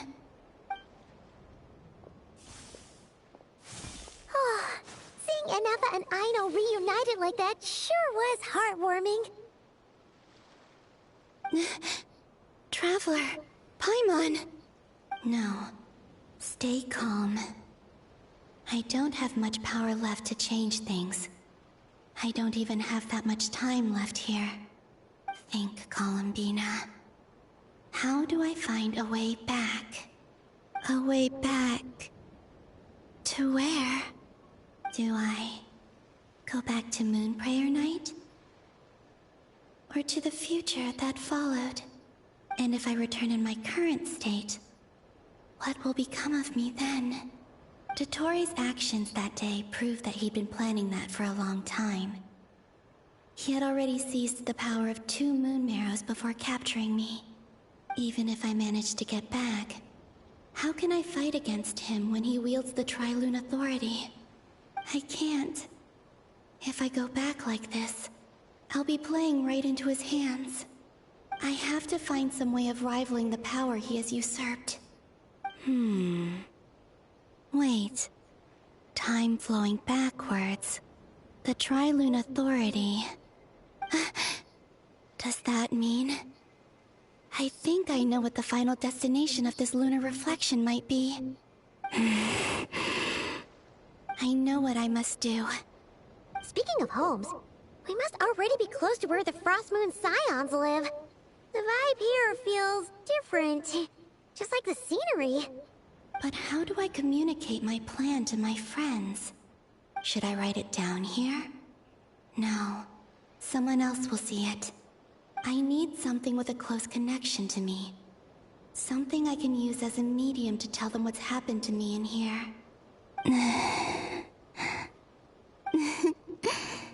Now it makes sense.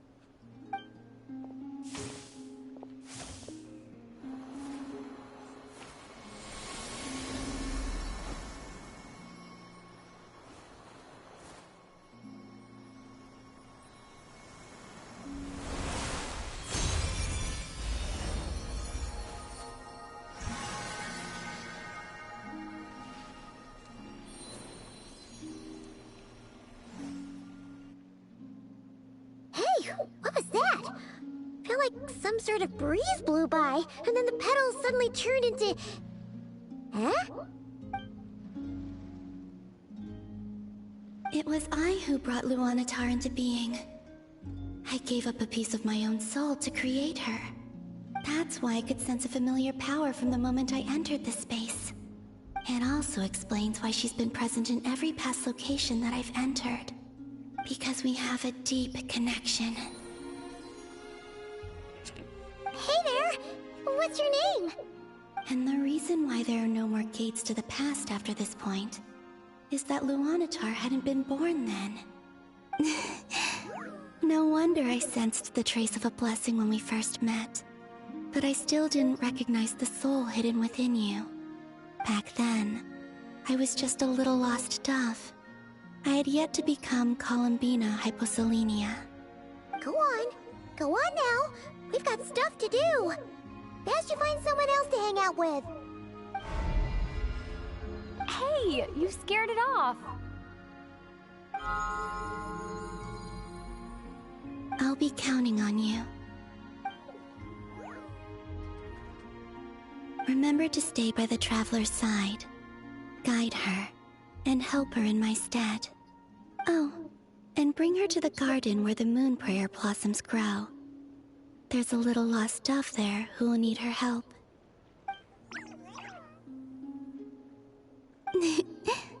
Go on.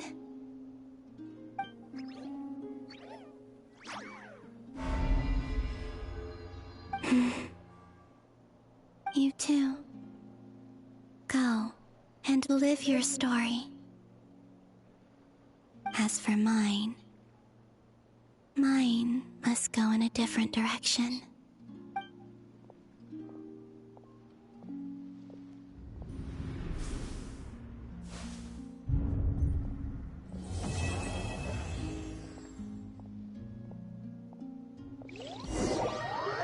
Final act, I believe.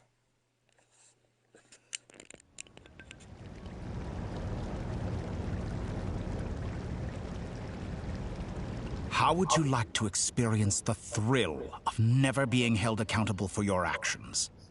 You could crush people like ants without consequence, or tear off their heads or limbs as you please. Believe me, such a life is but one small step away. What point is he trying to make? Freedom? But the freedom to kill? To do evil and get away with it? Why would you offer me that? The creation of a world is the ultimate scientific experiment. I have taken my research to the highest level, where I shall be not just a god, but also a servant to many sacred spirits. I shall heed the truth and perform holy deeds. A god's laboratory is the perfect playground. but it needs the right occupant to explore its full potential. Mortals are found everywhere one looks. Not so with Descenders. I'd prefer my first guest to be a distinguished individual such as yourself. And I know you could make the most of the opportunities it offers. So the condition for entering the new world is to take innocent lives. The same dilemma that Rerir once faced. Could I really bring myself to kill others for my own benefit? Rerir did. And look where it got him. Have you made up your mind? I can't do it. Your playground is no place for me. You're putting your hopes in the wrong person. But we both know I'm not quite the hero you say I am either. I have my own reasons for the journey I'm on. And they aren't all selfless. You've grown a lot since we last met. But there are still things you are unwilling to compromise on. This will only hinder you. Oh, why don't I fuck lower off. my requirements a little as a gesture of goodwill? I'll give you a little time to learn to be a less noble soul. That'll make things much easier for you. I really doubt I could live that sort of life. And yet you already sound less defiant than a moment ago. The benefits appeal to you because you can read the signs of the times. Why don't we return to my research facility? Your last visit was so rushed. There is much that I have yet to show you.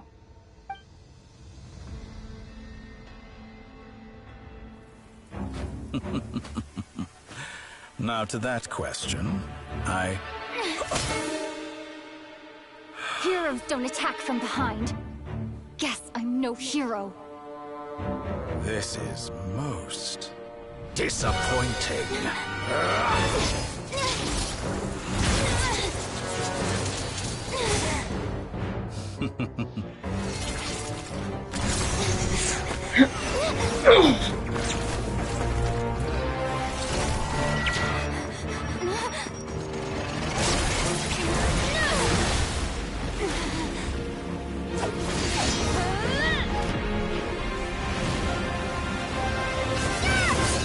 If only we could do this!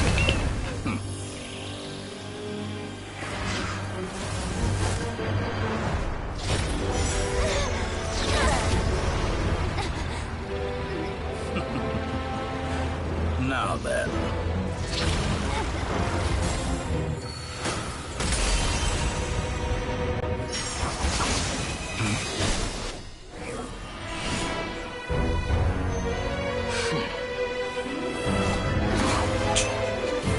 They got me! A new face. Interesting. No. You know this face.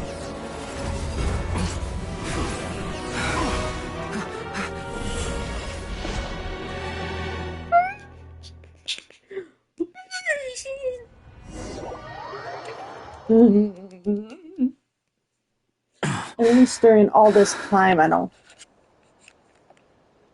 Let's see.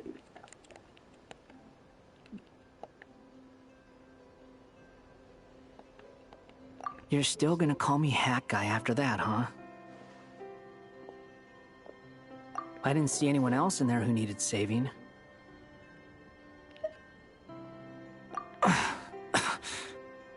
It's nothing. I'll be fine. Why are you looking at me like that? Is it that shocking that I'd come to your rescue? I owed you a favor back in Sumeru. Now we're even. Distracting Dotori was tough. I won't lie. He's not gonna fall for the same trick twice. That was my one shot.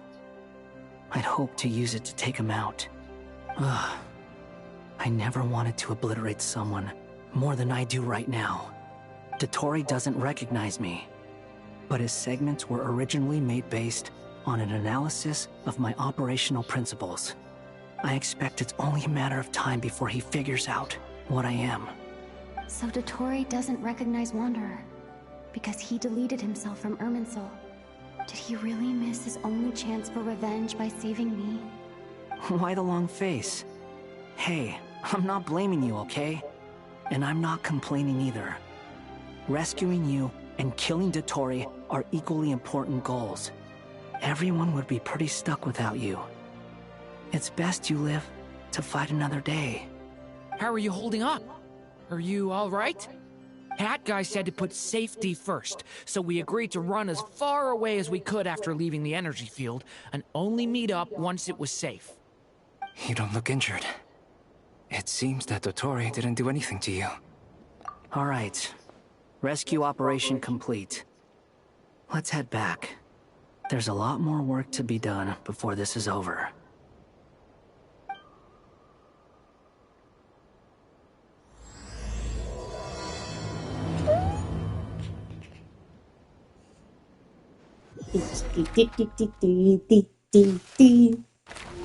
Oh, Paimon gonna be so happy to see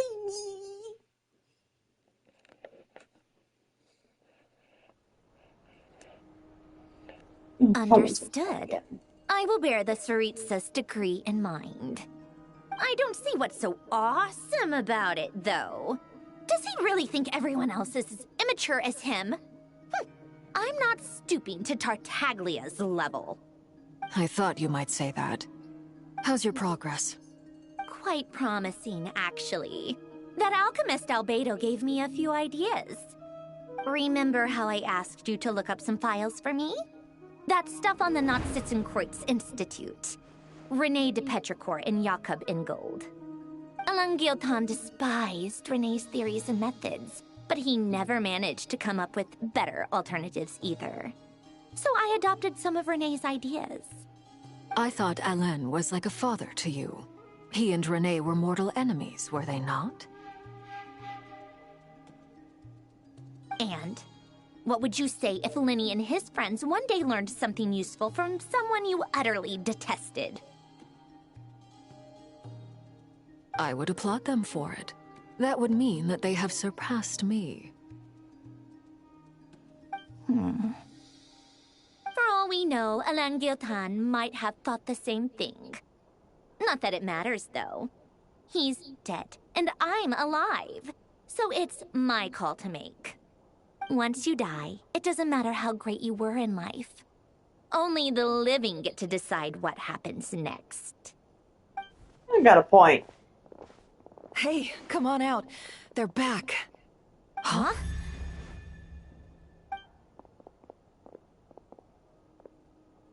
You're back? And your head's still screwed on? And you still have all your limbs? What does it look like? Way to keep your composure, madam. Excuse you. I am perfectly composed. No, you're not. Glad you're okay. Yes, it's a huge relief. Worry? Oh, yeah, right. You think we, the Fatui, were worried about you? We were worried sick. Hey! The Traveler and I were already friends. You are free to join this mission in whatever capacity you please. Much like your tea parties. It's a laugh a minute with you guys. I must say, I was quite surprised when Mr. Albedo told me he would need no additional aid. We discussed this on our way back as well. I am rarely so unequivocal, but in this case, we had full confidence in Hat Guy. He said he knew what he was doing. Albedo and I pretty much had to just wait outside on standby. Meanwhile, Hat Guy broke into the energy field and rescued the Traveler solo. You didn't have to mention that. Well, I'm thoroughly impressed. You are a force to be reckoned with, Hat Guy. Is she back? Is she really back? Traveler! It's really you! Oh, thank goodness! Paimon missed you so much! You can finally breathe easy, Paimon. It's great to have you back in one piece! Oh. Paimon's been having nightmares the whole time you were gone! Look at them. You know, once you reach my age, there's nothing better than watching a misty-eyed reunion between friends. Yeah, Hoarder. It's nothing. Same goes when you get to my age, too. I bet Aino and Anefa would be tearing up as well if they were here.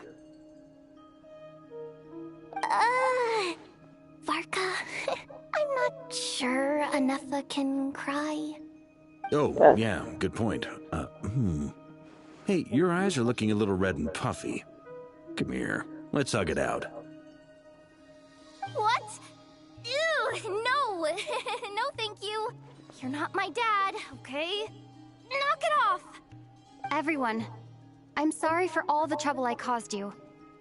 But the silver lining is, I didn't come away from this ordeal empty-handed.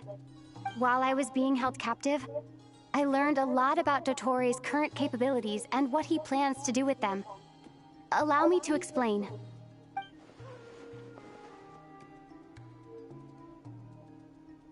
The three moon goddesses were even more powerful than we imagined. No wonder Dottore believes himself to be equal to the gods. Maybe even superior. Utter blasphemy. While everyone was gone, Nefer and I made an interesting discovery. And I believe Miss Sandrone has something to share too.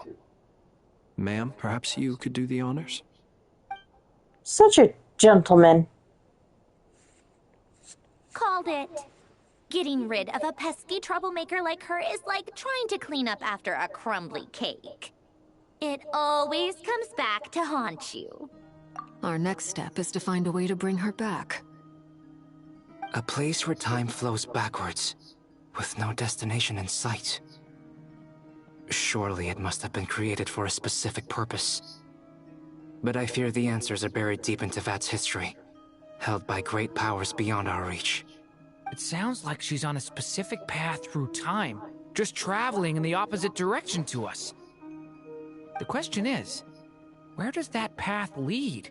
Or will it keep going to infinity? We considered that question as well. Strictly speaking, time is not infinite. Indeed not. Every road has an end. Nicole! You sure love quietly sneaking in mid-conversation. I do, in fact. It's something I've always done at our mages' tea parties. Quiet, mysterious, and persuasive.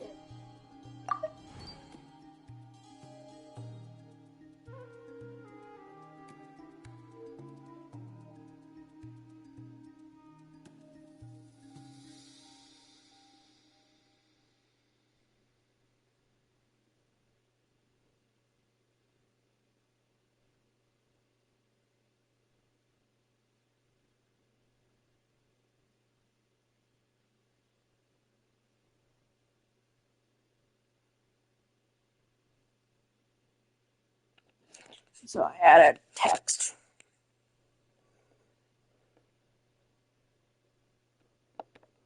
You wonder what lies at the end of her road. Well, just as the world has a beginning and an end, so too does time. And so, the end of the road is the moment that Tevat was born. But where Miss Columbina will end up along this road, that depends on where this particular river of reverse time began. What about the original moons and the moon goddesses? Do they have a beginning too? All things do. In the beginning, no moons adorned the sky. It was the Dragon King Nibelung who raised the three moons into the heavens, and thus were the moon goddesses born. They were shadows of the planet, born to wield Nibelung's authority and oversee the world on his behalf. They were extensions of his will, manifestations of his majesty. But then one day, they disappeared just as suddenly as they had once been brought into being. Nobody knew where they had gone.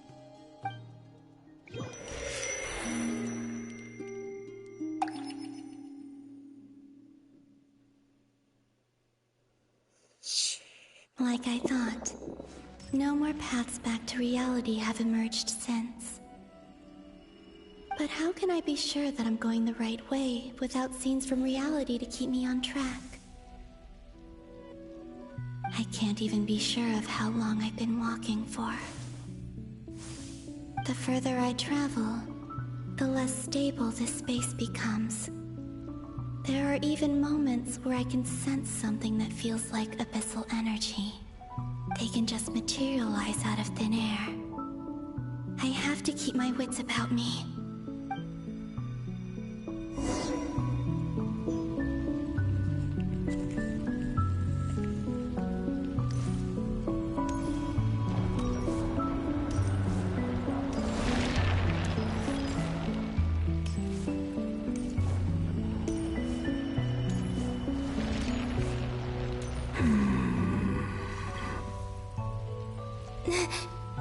Is that the Rapier of Solnari?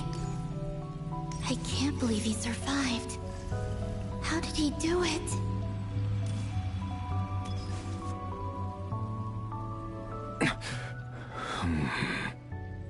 You are the moon goddess. But how? Please, there's no need. I'm not interested in fighting anymore. I find that a little difficult to believe. Yeah. Honestly, so do I. The way you used my own power against me was... It was a brilliant strategy. And then, in the final moment before I was thrown into this space, I got to see an old friend. Mr. Dainsleif. Right. It was so long ago now. But we were friends once. And when I first got here, I was filled with hatred, remorse, and rage. How I cursed and devoured. I tore everything here apart. I was consumed by the desire to leave this place and have my vengeance. But to no avail. This is a place with no exit. This is the second time I've entered this space. Though I have no memory of the first. I was torn to shreds the moment I entered. But this time I survived. It must be partly because of this new body.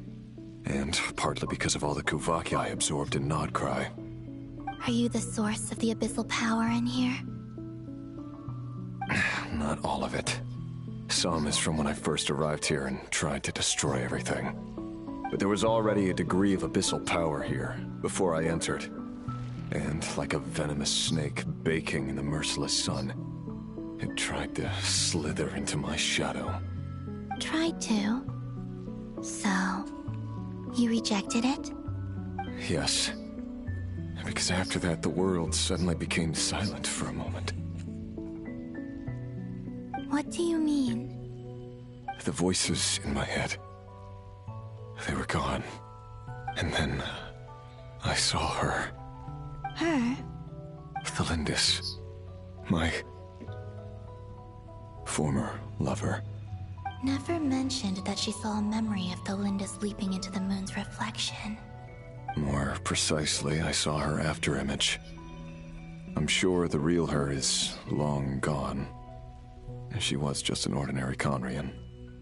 She couldn't have survived here for very long. Anyway, why have you come here? Didn't you know it was a dead end?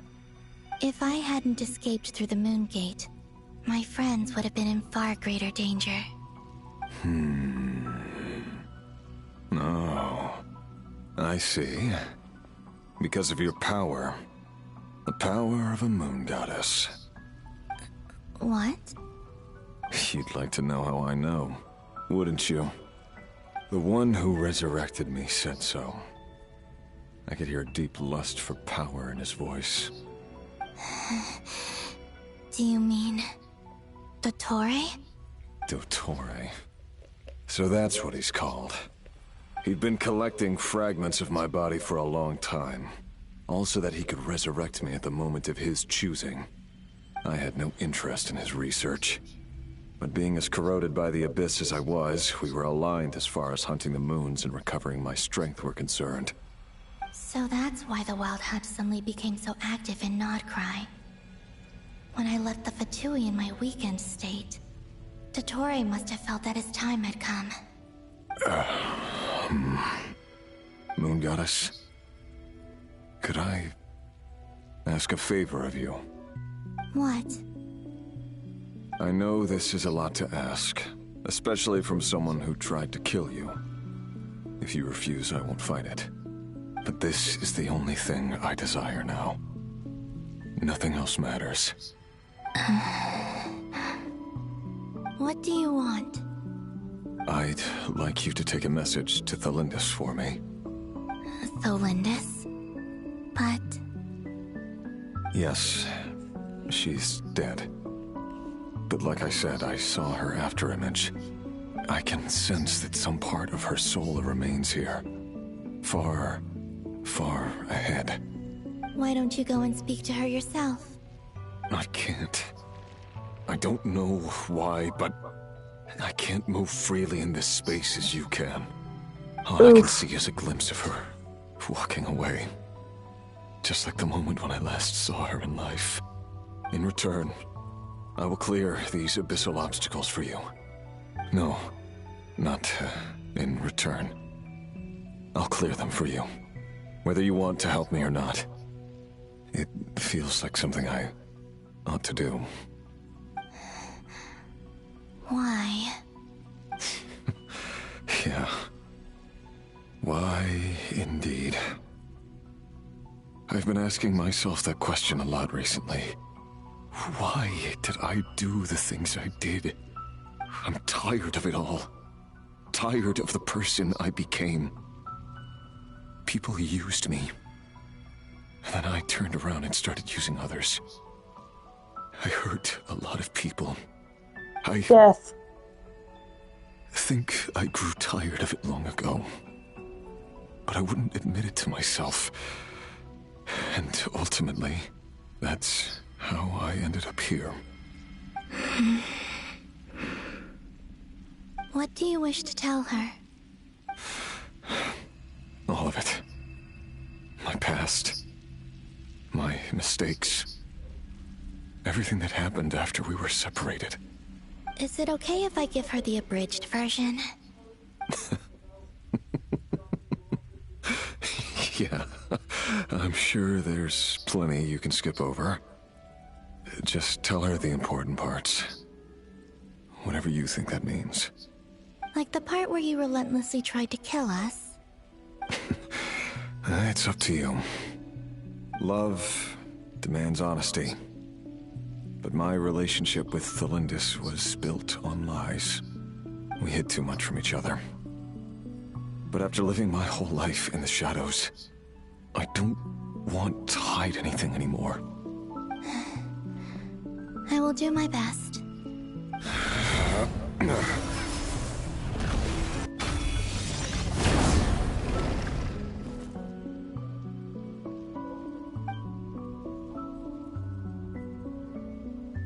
There. The Abyss will no longer stand in your way. Even though Mr. Dainsleif felt he had to fight you, I think he still regarded you as a friend. Dane?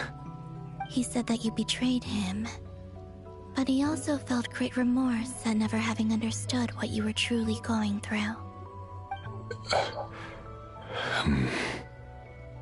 Why tell me this? Because if he'd known that someone could take a message to you, I believe that's what he would have said. Thank you. It means a lot. I know this will sound strange coming from me, but don't die, Moon Goddess. I can tell that you're determined to get out of here.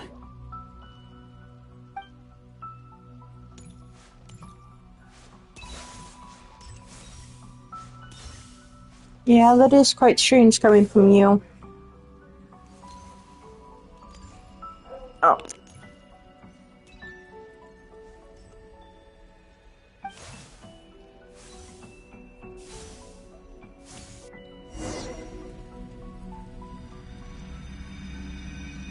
He kept his word. The Abyss is no longer obstructing my path. Damn, they loud. Pardon me.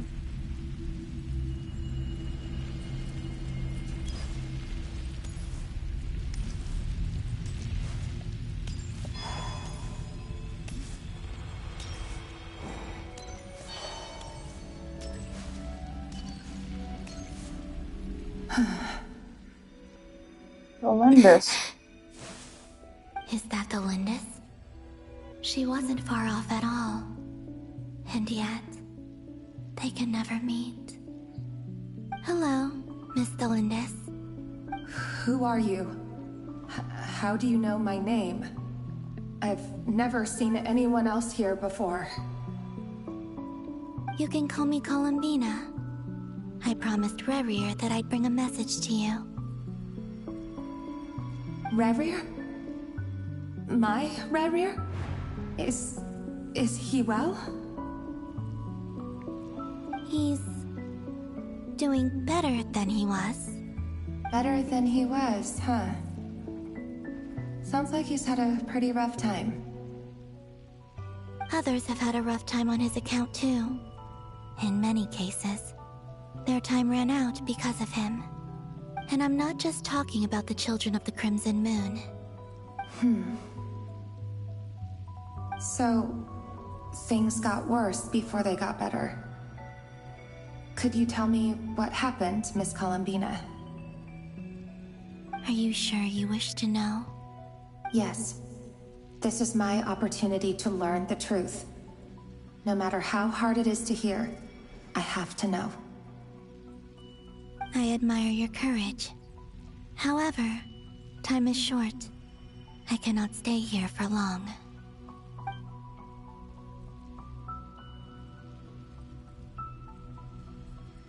Rerir had seeds of hatred in his heart, and many people nursed them for their own ends. On some level, everything he did was to try and find a way to see you again. But in the end, he came to regret his mistakes. He wanted to apologize for hiding his past from you. Beyond that, he did not say specifically what it was he wished to convey to you. But I'm sure that you've always been on his mind. You are what has kept him going over all these years.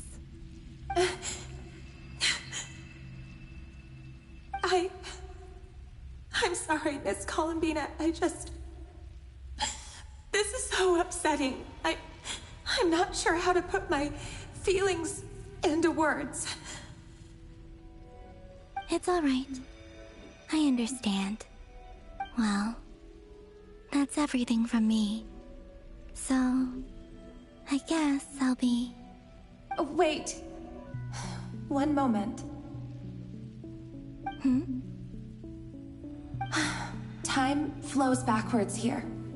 The road ahead only leads further and further into the past. I know. I intend to reach the end of that road. Without a moon marrow, without the 3 moons' power, you won't make it far. Wait, unless... Are you one of the moon goddesses? You could say that. I see. I often think to myself, if life is like a train ride, why haven't I reached the terminus? Where am I even going? And it's not just me, it's this whole place. Wherever it is, it seems like it's existed forever. It's such a mystery. Where is it going? I must seem so ridiculous. I can't answer these basic questions, and yet I jumped right in here without hesitating, only to be torn apart the moment I entered by powerful energy currents. Only my soul remains now. Thinking back, I was suddenly overcome with fear and terror in that moment. Perhaps I too became bewitched by the abyss. I may have been the leverage it needed to control Rerir. I used to be a researcher at the Universitas Magistrorum in Conria, researching the iridescent moon's marrow Eventually, I came to the conclusion that time in here flows in reverse. Rerir was one of the Vinster King's retainers. With me, he was in an impossible position. It plagued him constantly. I wanted to help him escape his lot in life. I wanted him to be happy, so I thought I'd use this place to return to the past. At the time, I thought I could just go back to the day that the Vinster King first found the prince. It was only after meeting the prince that the Vinster King started going too far with his research into the abyss. That was the day all of our woes began. I thought I could stop the king from ever meeting him and solve everything. I couldn't kill the Vinster King himself, so I had to find another way to save Rerir. That's why I wanted to go back, to kill the person who had brought new possibilities to our realm. I'm sure it was a futile endeavor, but the abyss probably enhances the basest human desires. So I naively hoped I could change everything. But I was simply too weak. Like a speck of dust against the whole universe. Look at me. I didn't even survive the journey here. Not physically, at least. I know I'm never getting out of here. But you're different. You can make it, and I want to help you. I owe you that much. How do you plan to help me? Have you noticed the golden energy that exists here? Based on my past research and my observations since coming here, I believe they carry you forward faster. I can share what I've learned, and help you understand the pattern in which this energy appears. Too bad I can't go back and tell I think you just might... Now, I know you will be able to change the past. Also, I've been speculating about where this space ends. The documentation was scanned, but from what I know of the legends about the moons, the oldest ones seem to begin with Nibelung, king of dragonkind. I have no way of verifying any of it by this point. But if it's true, you might be able to reach that era if you keep walking. Understood. Thank you, Miss Delindis. I'm the one who should be thanking you. If you hadn't entered this realm of everlasting death, what use would my deductions be? Thanks to you, they have some meaning. About Rerir, I'm so sorry. For everything. It wasn't your fault. That's not true. Because we both feared bringing trouble upon each other, neither of us ever told the truth. And that dishonesty sealed our fates. But enough about that. I wish you a safe journey, Miss Columbina.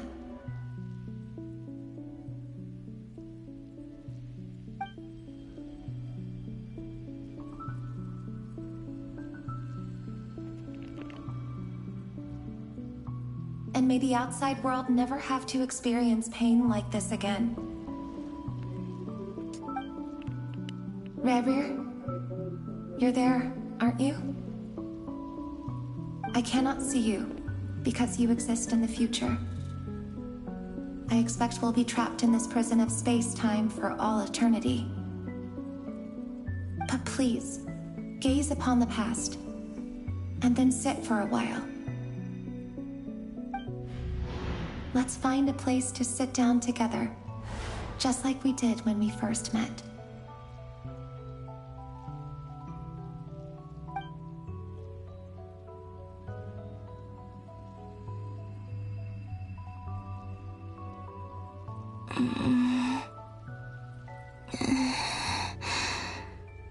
How long have I been walking? How much further till I reach the end? Is there even an end to be found? Everything's getting blurry.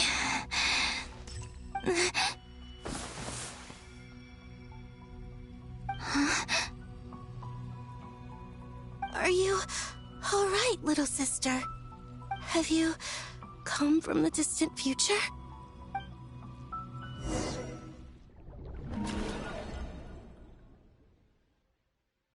So, how exactly did the moons just disappear? Shouldn't it be a little harder to get rid of major creations like moons? The world is a vast and ancient place. On a certain scale, all life lasts for but a fleeting moment. Miss Nicole explained that the moon goddesses likely perished in the War of Funerary Flame. The moons themselves were also destroyed at that time, save for the Frost Moon, from which a new moon goddess was later born. Am I missing something then? 'Cause the stories say that the moon goddesses were born on the moon, but doesn't Columbina say she was born in Nod-krai? Huh, you're right! Why do their birthplaces differ? What's the difference between the two generations of moon goddesses? Also, remember what Sandrone said? Her scans detected 4 moons. In other words, 4 moon marrows. Technically, the result of the scan means that 4 moon marrows were detected and positively identified as moons in that moment. In other words, this piece of information alone isn't enough for us to know how Miss Columbina is doing right now. Yep. We have no way of staying up to date on whether she's dead or alive. She's on her own for now. But at least she's trying her best to get back to us. Yeah. She's a tough cookie. And a sore loser, too. We have to trust that she'll find a way. Because we really need her power. As much as it pains me to say it, we've got no chance of beating Dottore in a straight-up fight. He's much too powerful. It wouldn't even be close. That maniac is going to devour everything in his path until he reaches us. We need to find someone or something that can stop him before he does anything worse. I'll be frank. Our only hope of defeating this false god is with a real moon goddess on our side. I'm not just saying this because Columbina's a friend and I want her back safe and Sandrone, sound. you miss her. It's just the truth. And I know that even she was no match for him when he attacked, but I don't have a better solution. We're not giving up on saving her, whether she can defeat Dottore or not. Right. Don't worry, Miss Sandrone. We're all aligned on saving Columbina. No one's trying to argue that we can only justify saving our friend because it will help save the world. This is about multitasking. We want to save both. So, she's more than just a moon goddess to you guys? Absolutely. Yeah. She's a friend. Duh! She's part of the gang! And you are too, you know. Yes, I know. You don't need to labor the point. I knew that the moment I came running over with my documents that I was part of the in-group. I mean, if Arlecchino can fit in, I certainly can. Anyway, as for how we get yes. Columbina back, I've been working on it constantly. But I think I'm still lacking certain information about the moon. I'd probably get there if I could continue my calculations, but the problem is, I've run out of computing power. Computing power? You mean you need more energy? No, the issue isn't energy, it's processing power. There's so much data to get through that the whole process has just ground to a halt. Oh, that's a tricky problem. René de Petrichor of the Nod-krai Ordo once foretold the fate of the world. But I don't know how he did it. My guess is that he used the primordial sea's power. However, that won't work for me. His methodology was vastly different from my own. What's worse, they're incompatible. And, to top it all off, we can't even leave Nod-krai. Ugh, this is so annoying. If I'd known we'd run into a bottleneck like this... Well, no, the design bureau's a bust as well. Curse that Dottore! Couldn't have made this harder for me if he tried. Oh, what do we do Oh, I'm now? sure he could. How about we grab a bite to eat and take a break? Maybe something will come to mind after you've cleared your head. You don't get it, do you? I'm trying to calculate the fate of an entire world here. And I need accurate results, not big prophecies. Where the heck am I gonna find the computing power for that? Ahem. Anyway, time to shelve the discussion on technical difficulties. Being a killjoy isn't very ladylike, after all. Either way, we've done When what have we you can. ever been very ladylike? Rest well, everyone. Remember to let us know if anything new comes up. Hakai? Is he hinting that we should talk outside? Let's go somewhere a little more private. Right.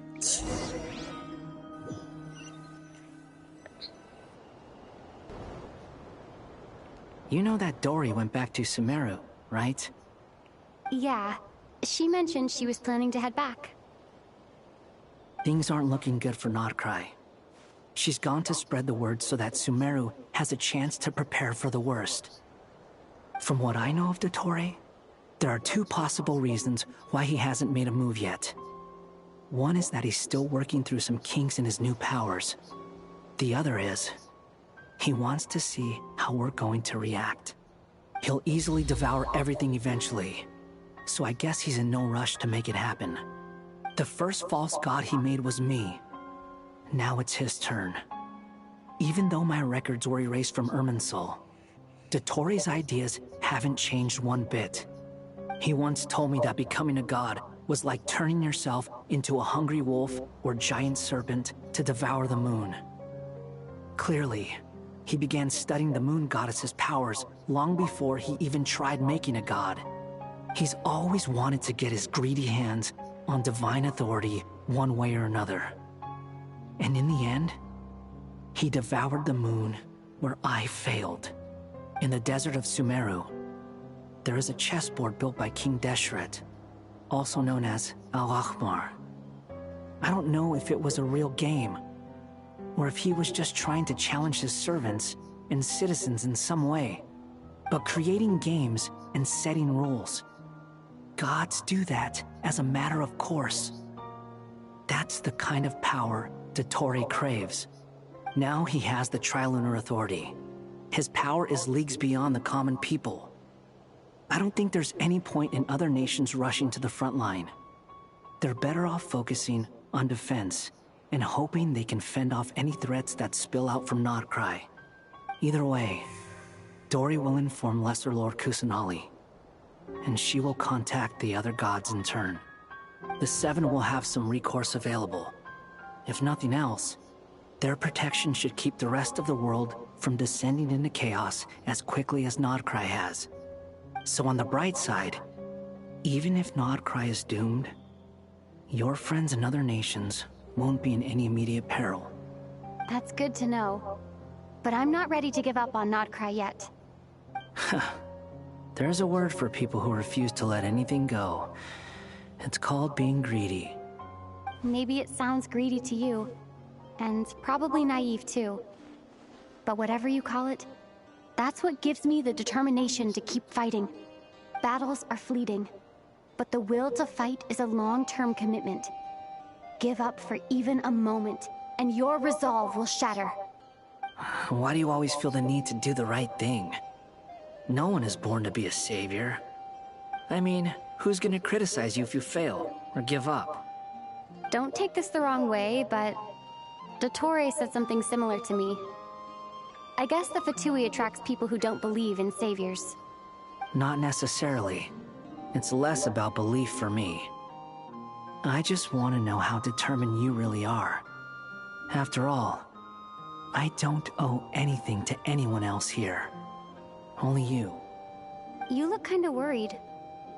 If your arch-nemesis was about to achieve their ultimate goal, I think you might feel a little worried too. Got a point. That's true.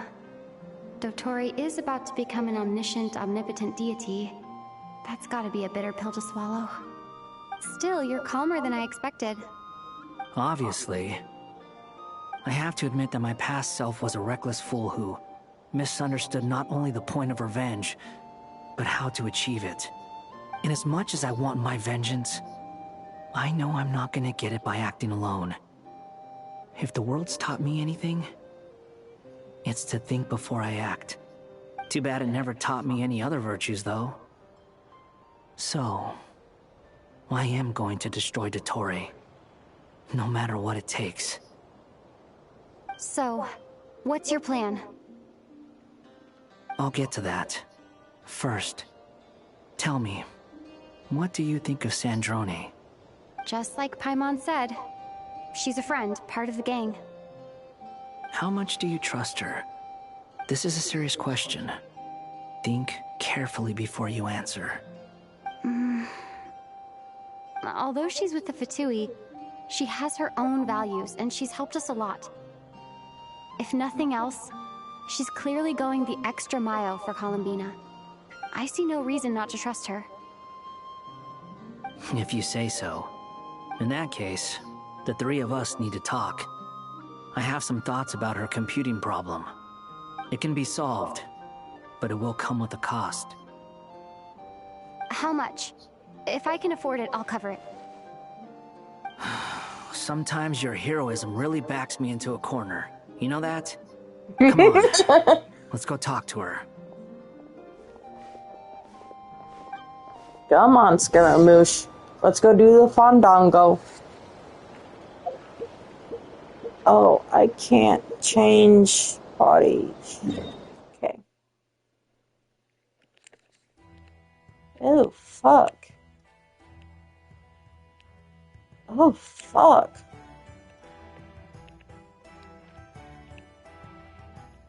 Okay.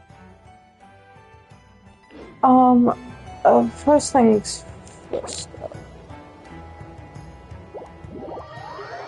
Should be fine.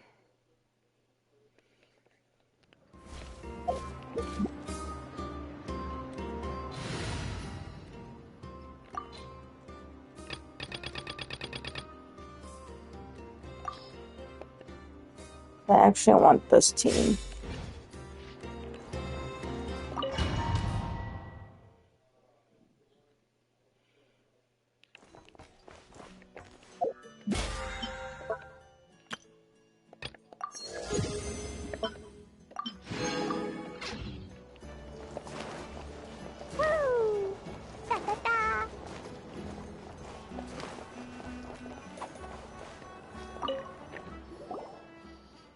This squad's gonna be better for later. Miss Androne, Traveler. Hey there. Paimon's here too! She was just helping them sort through their things. How did your chat go? That was fast. The call only just ended. Well, you said it was urgent, so we got here as quickly as we could. Albedo, I have some alchemy questions for you. I see. Looks like my knowledge proved useful after all.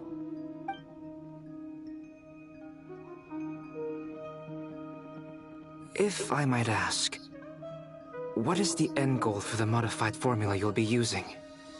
I needed to predict the future of the entire world. But I've run into some teething issues since trying to implement Renee's theory of the four Orthants. I see. I'll have a look at it. Still, computing power is the real issue here.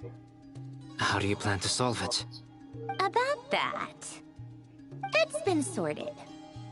Oh, with the Traveler's help? Actually, you're not wrong. She found the person with the solution. Was it Hat Guy? Yeah, it was him. Wow!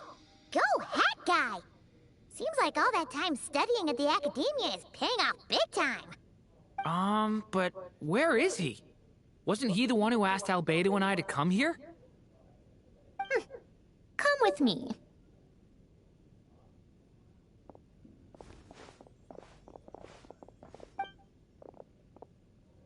Hat Guy? What's happened to him? Hat Guy! Can you hear us? No response. I guess he's in hibernation. Hat Guy mentioned that he was a puppet. It seems that his functions are currently shut down. I presume this has something to do with the solution to your computing problem. That's right. He and the Traveler came to see me. Wait, what? You have a solution? Would you calm down? Why do you always react so hysterically to everything? Excuse me? How would you know? You shouldn't be so quick to judge complete strangers. It's very bad manners. Oh, please. It doesn't take that long to figure out that you have a temper. Where does a mere student get that kind of confidence? I've actually published more papers than you. Not that status counts for much. Even Paimon's applied for academia admission. Huh? Are you serious? See? This is why I can't be bothered to explain myself. She recognizes no one's skills but her own. Okay, fine. I'll hear you out. So, tell me, how do you propose to solve my computing power problem? This world itself is constantly processing all kinds of information. If it's the world's future you're trying to calculate, you need a processing device that's designed to cope with that volume. Easier said than done. Only Irminsul can handle that kind of... Wait, is that what you're suggesting? But surely we can't just plug my formula directly into the ley lines. You should be able to tell that I'm not human, right? Yeah, I noticed. The technology, though, seems pretty ancient. Very different from Fontaine's. It's a completely different system. Conrian, to be precise. I'm what they would have called a puppet. Puppets need an energy source and processing power. The artisans who built them sought out the materials most suited for that purpose. Okay, I'm gonna pause this right here. I'm gonna go get food.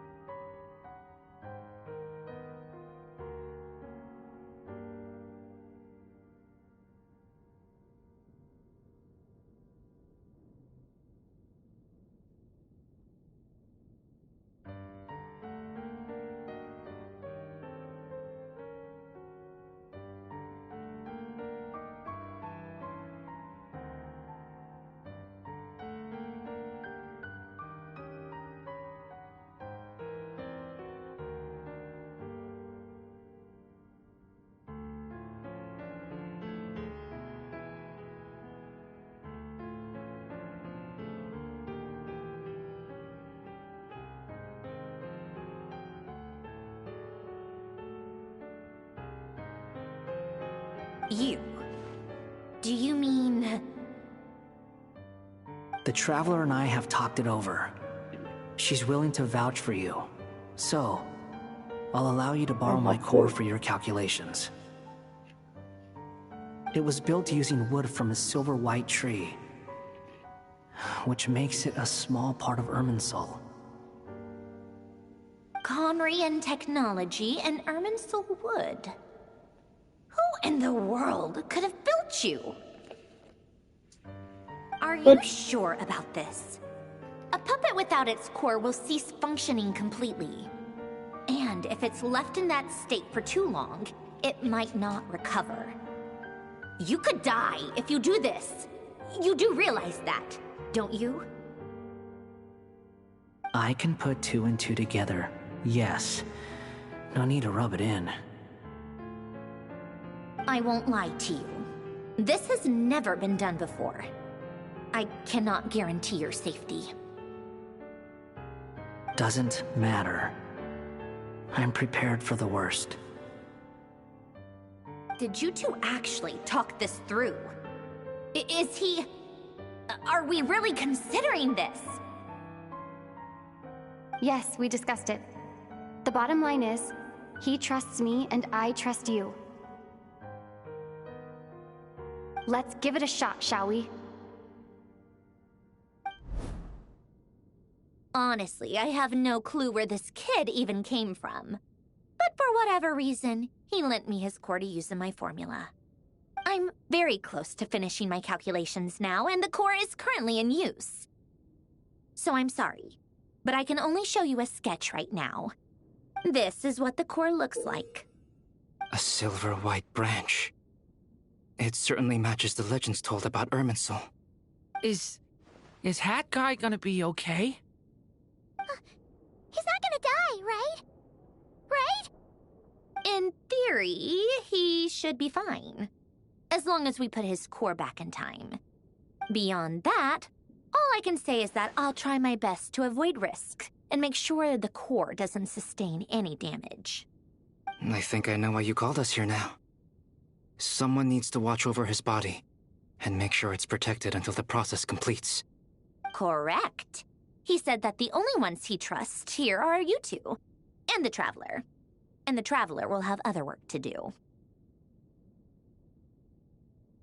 He will have our undivided attention. Aww, Hat Guy. On a more positive note, things are progressing He's steadily one to on my trust end. people I'll again. call everyone in for a meeting once the results are out.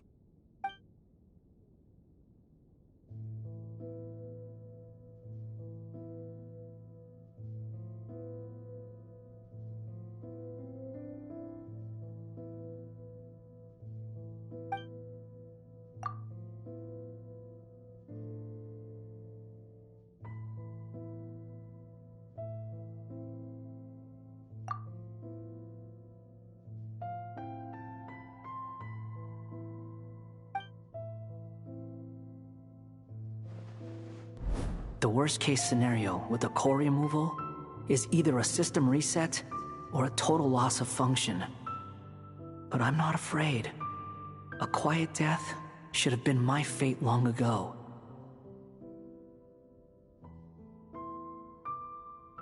A core is completely different from a heart. It's like another vital organ entirely. I never believed it could be a true replacement for what I sought. But in the end, it turns out the core was more useful to me. Pretty funny when you think about it. It's like the punchline of my entire life. Do you think there's any difference between a puppet and a human? If not, then this would just be another samsara. I have already experienced both a past life and a next life. Part of me wonders whether I'm only capable of making this decision because I've become a real human. What's with that expression? Isn't this a good thing? Sandrone will succeed, won't she? She has to. She will. We all have to persevere until this is over. That's right. And I'll protect you all until a moment of victory arrives.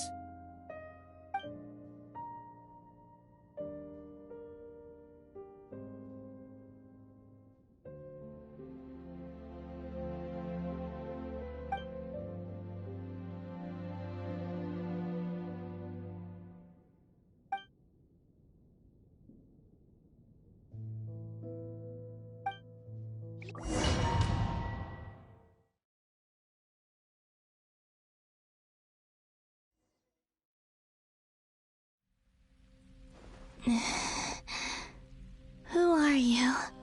Call me Sonnet. You have the same power as Canon. Sonnet. So, You're So the goddess of the iridescent moon? Oh, goodness. You recognize me? Well then, what's your name? Columbina. Columbina Hyposelenia. Oh my gosh, look at how pretty she is. Hyposelenia. What a lovely name. Did you choose it yourself? It was a joint effort between me and my friends. Friends? You mean your friends in the heavens? Huh? Oh, sorry. You must be exhausted. I apologize. Hang in there. Let me introduce you to my older sisters. Do you mean the other two moon goddesses? Arya and Canon? Wow, you sure know a lot. Hey, does that mean that our story goes on into the future? Oh, I guess that wasn't the best question to ask. It's alright. We were prepared for that possibility. You could say we were too prepared. I can't even remember how long my sisters and I have been here by this point. When did you get here? How long has it been? I can't say for sure, but it feels like it's been forever. I see. Are you feeling alright?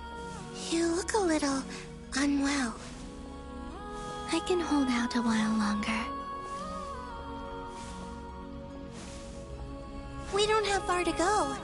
The place where my sisters and I are based is just up ahead. Don't worry, they're both really nice. I'll introduce you.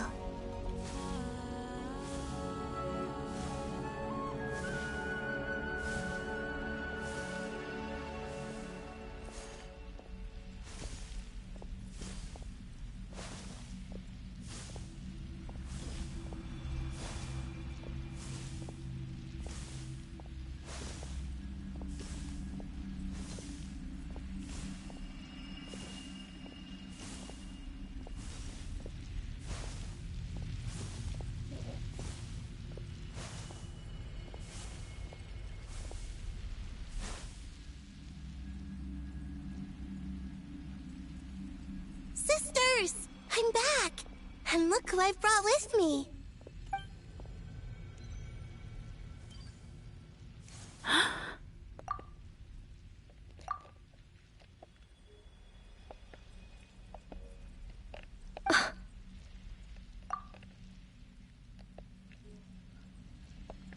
You must be the frost moon, and the other one must be the eternal moon.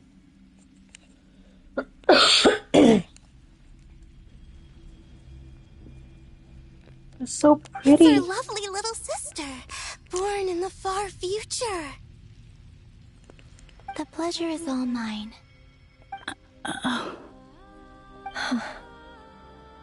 Allow me to introduce you to Columbina Hyposelenia. This is Arya, the goddess of the eternal moon. Called it.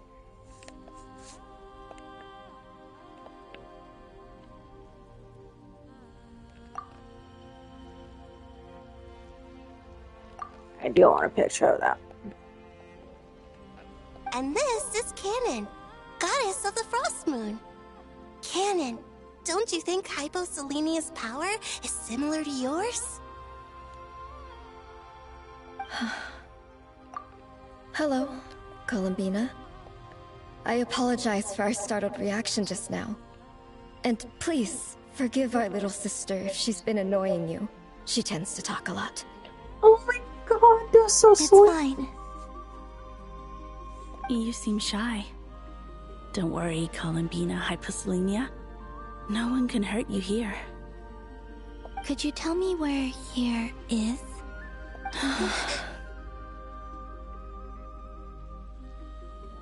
Please. I must know.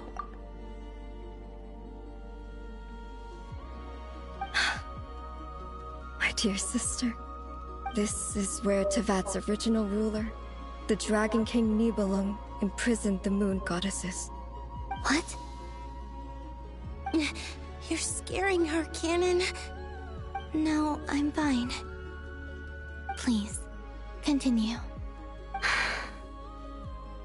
Nibelung, our original master, created us in the distant past to maintain Tevat. But he left this world and traveled into the dark universe beyond, to explore worlds vaster still. Day and night, we fulfilled our duty in the heavens, until the day that the first Descender arrived. The great ruler of the firmament. The heavenly principles. Is that what later generations call them? I see. But we did not reject them at first, nor did they seem to harbor ill intent towards this world. We coexisted in peace. They were like a guest in our home. So the Heavenly Principles is the first Descender? Ooh. Slowly, however, we came to realize that our guest had a growing desire to change and dominate the world.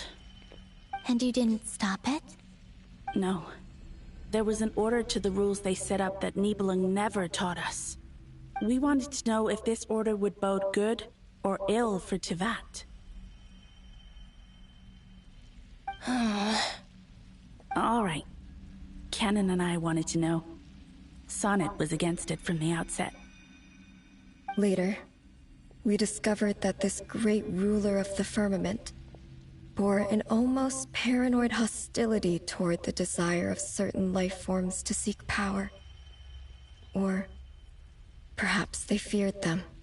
Can't you say their design is down celestial nails as manifestations of their power, to punish the civilizations of the world below. Only this was far beyond mere punishment. Right. Their rules brought order, but the price people paid for merely testing the limits of those rules was far too great. I did everything in my power to help the punished escape catastrophe, but still, too many lives were lost. The ancestors of the Frost Moon Scions were some of the ones you helped. But just when we had decided to take countermeasures, the Dragon King, Nibelung, returned. And so began the War of Funerary Flame. So, that's the name the world gave that war in the future. Well, who won in the end? As far as I know, the Heavenly Principles won, although it came at a great cost. They remained in Tevat, where they continue to rule to this day. So we're going to destroy the Heavenly Master, the Dragon King Nibelung, was destroyed. And what of the moons? Are there still 3 moons in Tevat skies? You can tell us the truth, Columbina. We know we are but remnants of a bygone age. We are prepared for the answer. Only the Frost Moon remains. But it has been cast beyond the false firmament by the Heavenly Principles. The eternal and iridescent moons were both shattered during the war. So death finally came for us in the end. Sonnet. But you're still here, aren't you? A moon goddess cannot live without her moon, Columbina. She's right. That's why I began to disappear. Because the Frost Moon is cut off by the false sky. How much worse it would have been if it were outright destroyed. Our souls may endure within this lunar palace, but if our moons are destroyed, then we shall disappear the moment we depart from it. I'm sorry. There's no need to apologize to us, dear sister. If anything, we owe the world an apology. If only we'd decided to act sooner, rather than arguing amongst ourselves. All the more reason not to spend this time in regret and repentance. Instead, we should focus our efforts on how we might help our future sister. Sorry? Don't you see, Columbina, your story is not yet over. Is that not why you are here?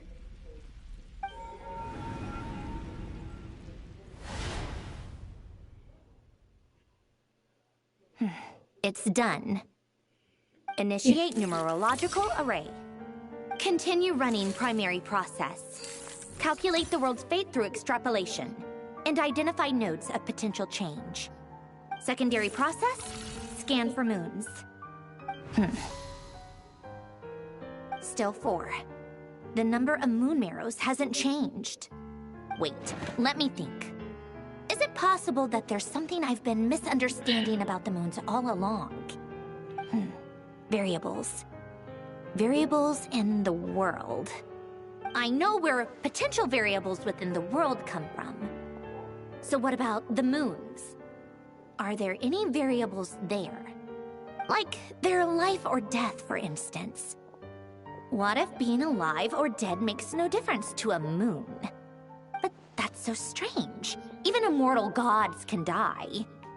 Why would the moons alone be... Wait! Wait! I've got it! I've got it! If alive or dead is considered a variable, we might have had this wrong the whole time. No one ever said that a moon marrow equals a living moon. We just made that assumption ourselves. Initiate secondary process. Scan again. This time filtering out interfering perimeter. Moon marrow. I don't care if they're natural or artificial. Get them out of my search results! Why? It says 3 moons still exist in Teyvat, even after excluding the moon marrows. But we know for a fact that 2 of them are dead. Redo the scan. Narrow the results to living moons and real moons. No, scrap that. Narrow it down to moons that have lunar authority and remain alive. Why? Why is it still 3? What is this, Columbina? Has the world lied to us? Or are you the one pulling the wool over our eyes?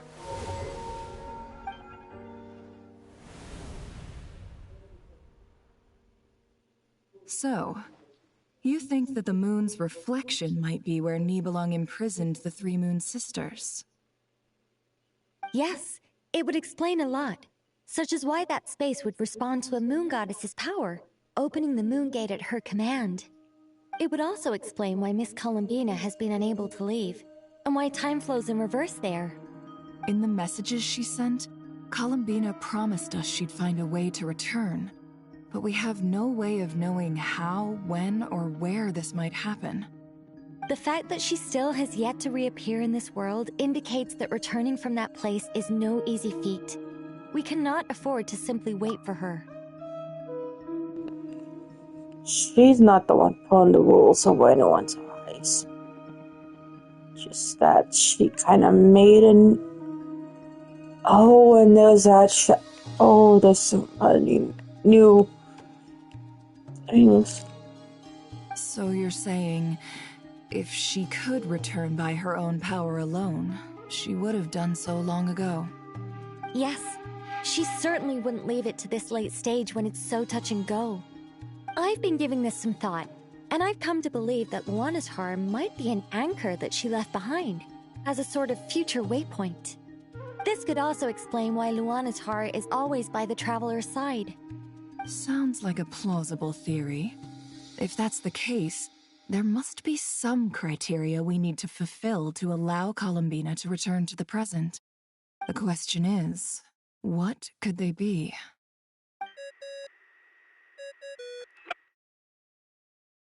Hello?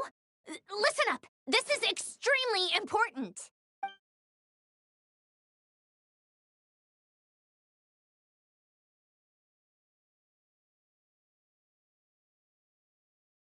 Not only is Columbina alive, but she may well exist in a form unimaginable to us. I'm still unclear on the details, but she's done something truly inconceivable in the past. And the clue to what she's done lies in the moon and Teyvat sky. Truly amazing. Oh, I'm so delighted for her. I'm sure we all feel the same. And I'm sure Columbina is ready to get back here and fight by our side. I'll keep my calculations going and try to find some way of coordinating with her. But that's not an excuse for everyone else to slack off, okay? All of you had better keep trying to think of solutions. How can the dead moon still live? And Luanatar...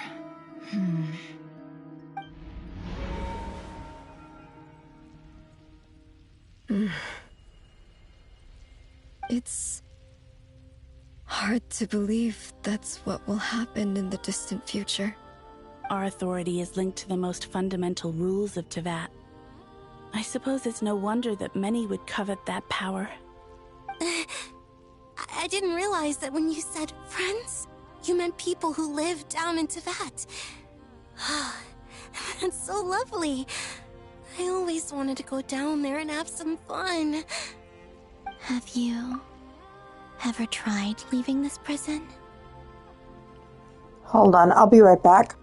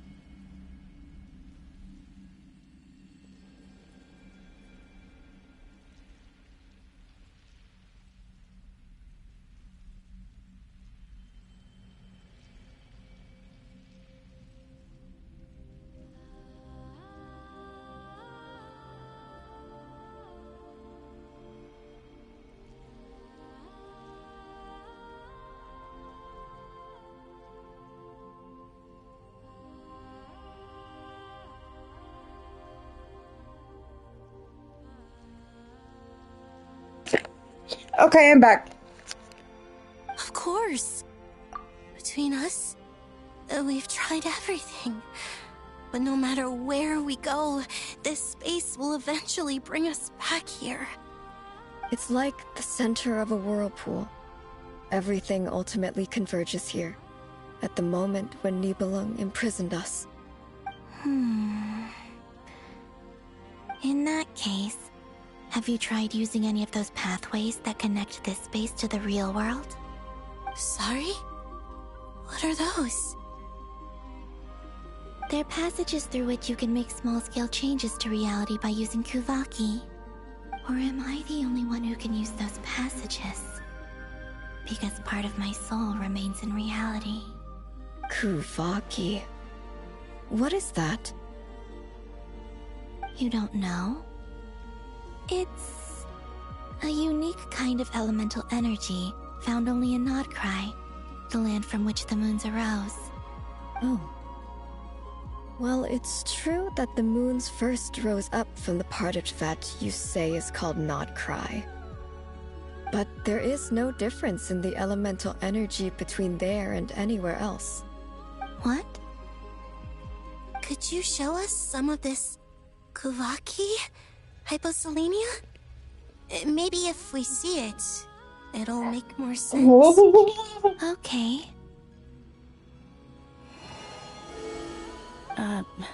Isn't that just your power? What? But it's everywhere in Nod-krai. In the air, in the land.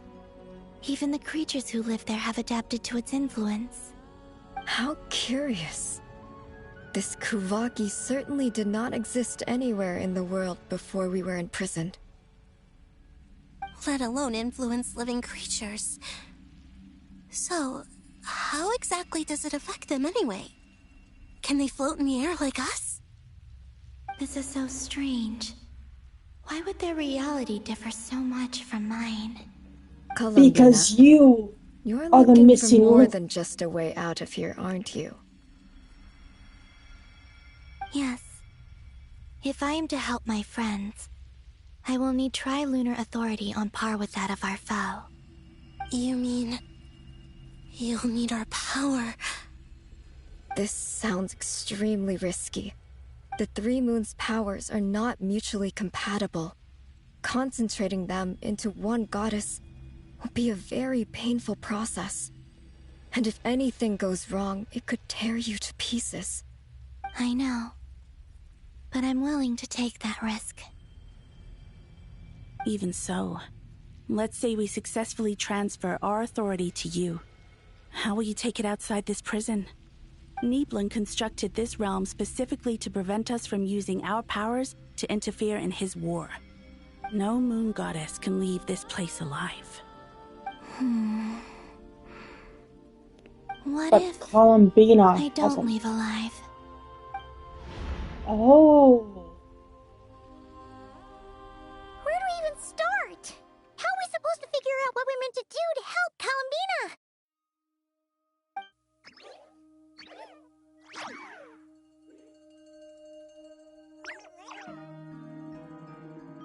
Columbina, what do you need from us? If she really got to the beginning of time in there, how do you think she'd leave us a message? Lunatar! Right there! Are your little You friend? don't think she'd write it down on a stone tablet somewhere in the hopes that we'd find it, do you? Seems unlikely. Columbina may not talk a lot, but she thinks deeply about issues like this. Let's review what we know. This is the Columbina who fought alongside us against the Reikir of Solnari, and with whom we celebrated Moon Prayer Night. She knows our personalities, our ways of doing things, even our unique strengths and abilities. So, if she wanted to tell us something from a long, long time ago, what would she do? Oh.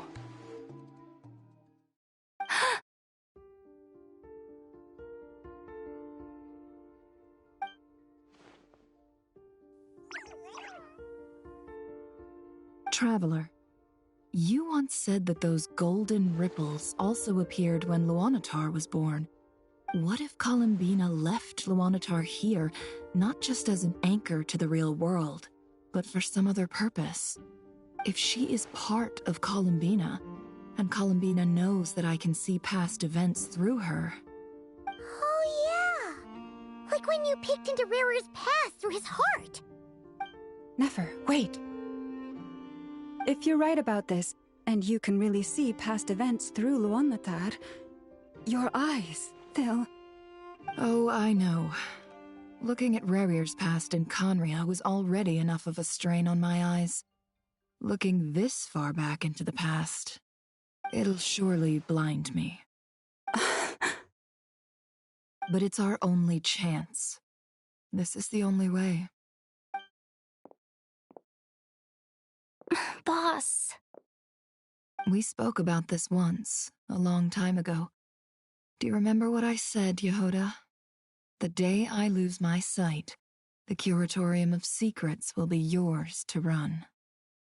But... What's wrong? I'd be overjoyed if I were you. This day's come a lot earlier than either of us expected. I need to know you'll honor our agreement, Yehoda. Promise me. Yes, Boss Neff. I promise. Are you sure you don't want some time to think this through? What is there to think through? I should have gone blind after our battle with Rerir. Frankly, it's almost criminal that I got away with it for this long. Then at least let me take some precautions on your behalf. And if you really do lose your sight, I'll visit your office every day and make sure you're well looked after. Oh, please, anything but that. I was actually ready to go through with this. Are you trying to scare me into backing out? As if I could ever scare you. I'll assume you're just joking to calm your nerves. All right, enough chit-chat. Let's do this.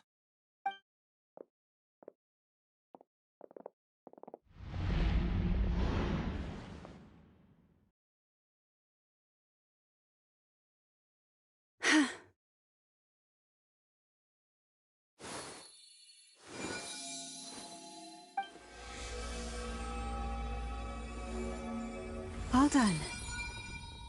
Good. Now give me some space.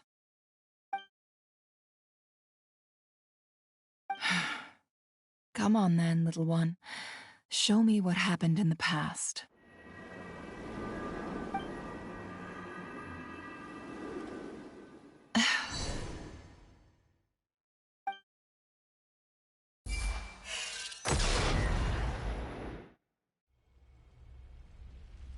Between the Trilunar Authority, Kuvaki, and the sole-surviving moon, the Frost Moon, I think I might know how to get back. But I will need my sister's help. Time to go talk it over with them.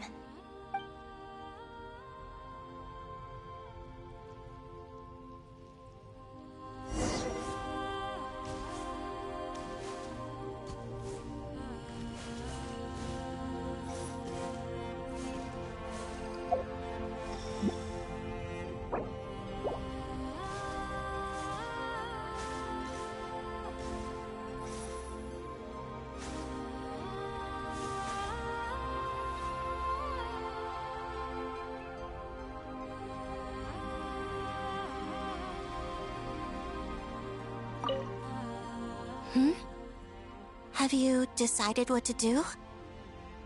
I hope it's not too dangerous. You really scared me when you said that thing about not leaving here alive. Come on, let's go find the other two.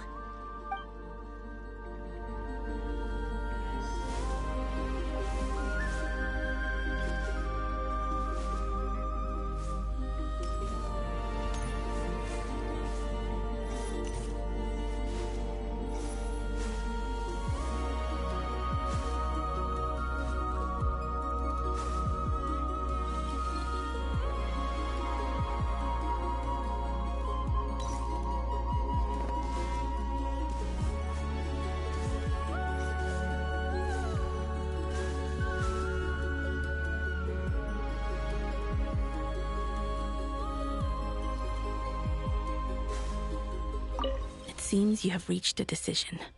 I'm all ears. What do you propose?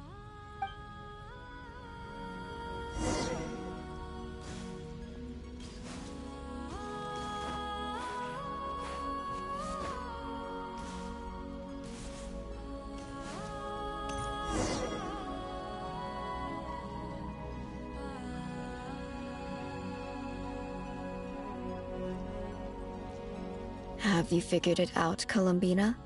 Tell us, how do you plan to leave this place? Oh, I muted myself. I intend to die here, in this moment, and then be reborn in the future with the help of my friends. What? What are you saying? How can the dead be reborn? And how will you inform these future friends of your plans? You can't exactly leave oracles. Nothing can escape this place. Not a single ray of moonlight. And even if you found a way... She's got a way. What if they never find the message you left for them? You'll... We've got it. Don't you worry. That won't happen. Come again? They will find my message. I'm sure of it. I'm not following. How exactly will you achieve this? It's quite simple, really. First, I will leave my soul here.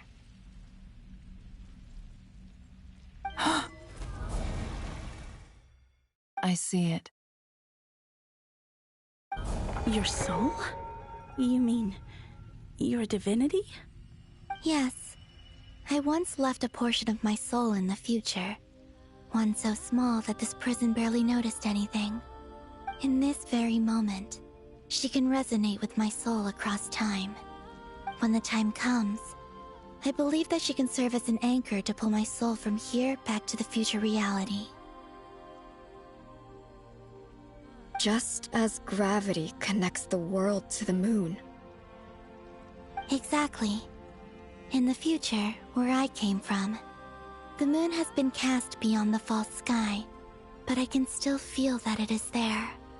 In a similar way, I can feel a connection to the soul fragment I left behind even now. My friends can use it to detect my presence. But how do you just leave your soul here? Is that even possible? On my way here, I met an ordinary mortal who entered this place long before I did. Her body is long gone, but her soul remains. And before that, I encountered an old enemy whose entire soul survives here intact, while the power that once corrupted his body has faded away. So, perhaps this space is specifically designed to imprison divinity and authority, but not the physical body. Still, even if your body can escape, would it not just be a lifeless husk without the soul inside? Wait, is that what you meant when you said you wouldn't leave alive? Yes. I shall turn my body into moonlight and pour it over Nod-krai. That power shall protect the land and quietly blend into it, awaiting my soul's return in the future. However, I cannot do this on my strength alone. I would need your help to do this, so I'm humbly asking for your assistance. Oh, dear sister, you need not be so formal. As I said before, we are but remnants of a bygone age. You, on the other hand, were born alone in that distant future, and you have walked a long and lonesome road since then. How could I bear to let your story end here in this dungeon? Don't That's forget, why she was we are born. your sisters, your family. Oh my gosh, so much shit is making Ari sense is now. right. Actually, I've always wanted a little sister. Can you imagine how it's been for me? Getting nagged by two older sisters all the time. Now, I finally get to be the big sis. And not just that, but I get to help you return to your world, too. How could I say no to that? Sonnet. Canon?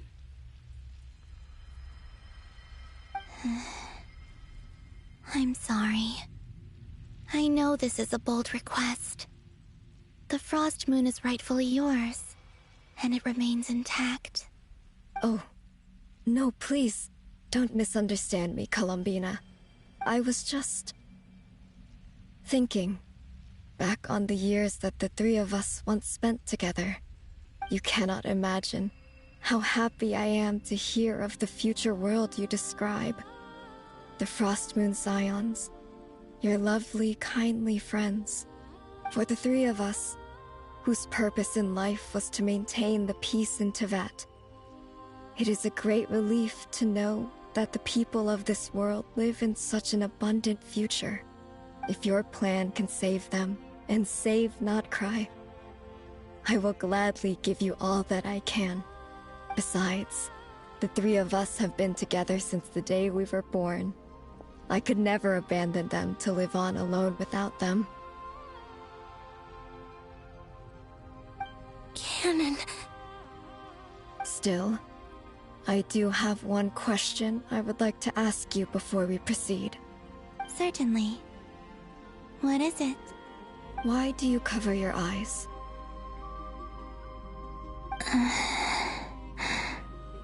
Yeah, I was curious about that too. But it seemed personal, so I didn't want to intrude.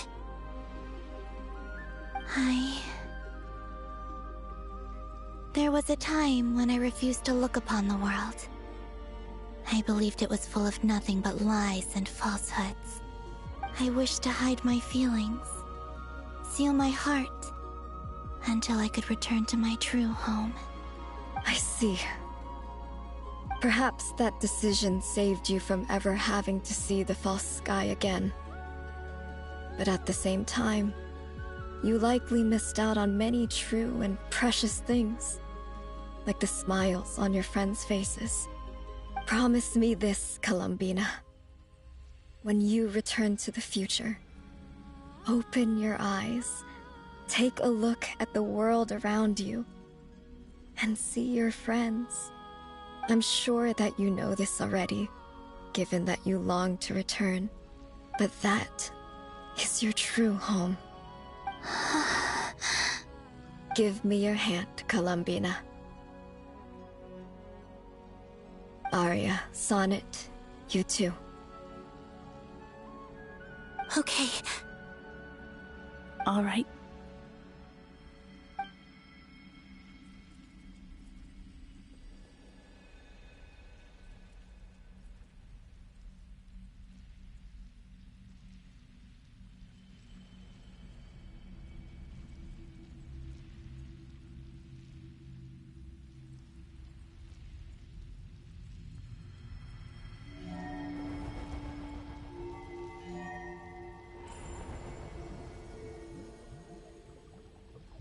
We once were the songs sung for eternity, but now it is you who must continue to sing.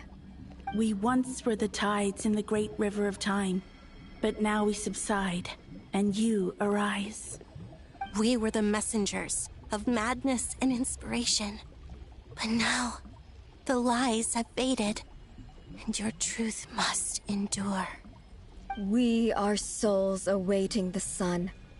You must return to be with those who smile when they see your face.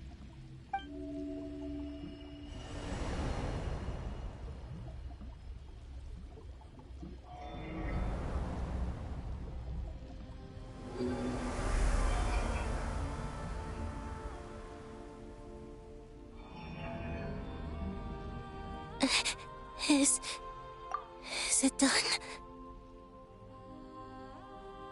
Yes. We have transferred the authority over all 3 moons to Columbina Hyposelenia. From this moment on, she is the Tri-Lune Goddess, the one and only moon goddess of this world.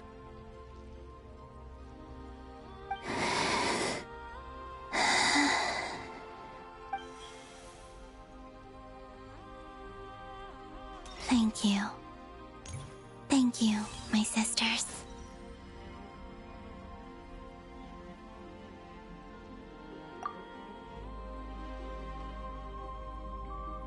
Now go, and do what you believe is right, Columbina Hyposelenia.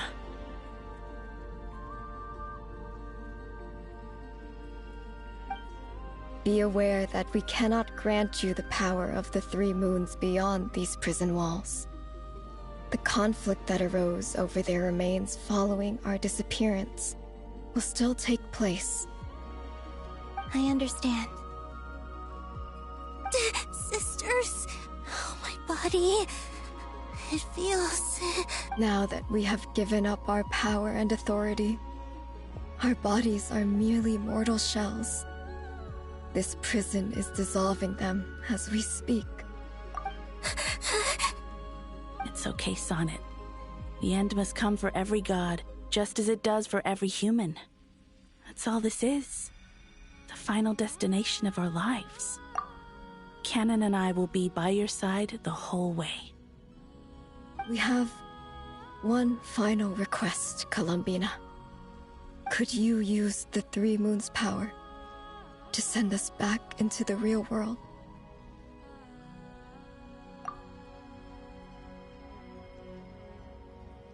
Now that we have lost our powers, I doubt this space will seek to hold us further. It's just... we would like to spend our final moments together in the only place we ever called home. Of course. Gladly.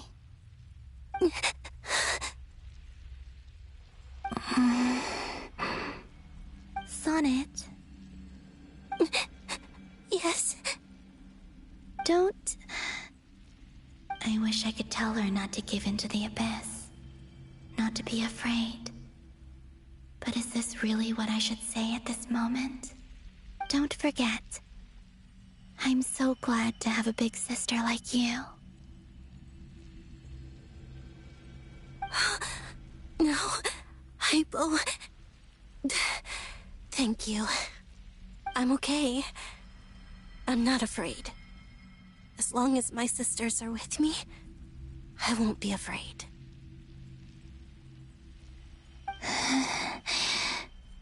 It looks like this is goodbye. And I forgot I muted myself again. But I love how their clothes became all muted. Take care of this world in our stead. I will.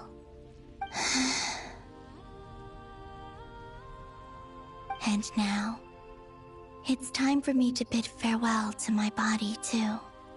May it become the moonlight that keeps Nod-krai company through the long years ahead. So this is why Nod-krai was not always home to Kuvaki. It only appeared after I poured my body out upon this land, and only this land.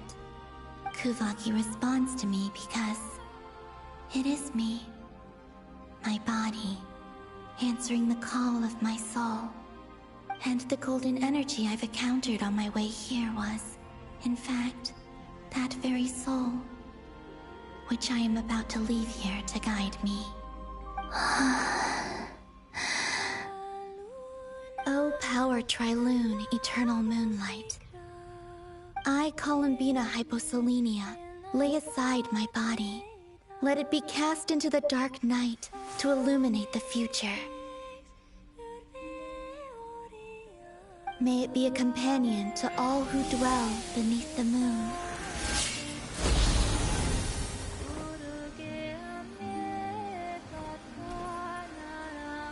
Until the time comes for me to return home.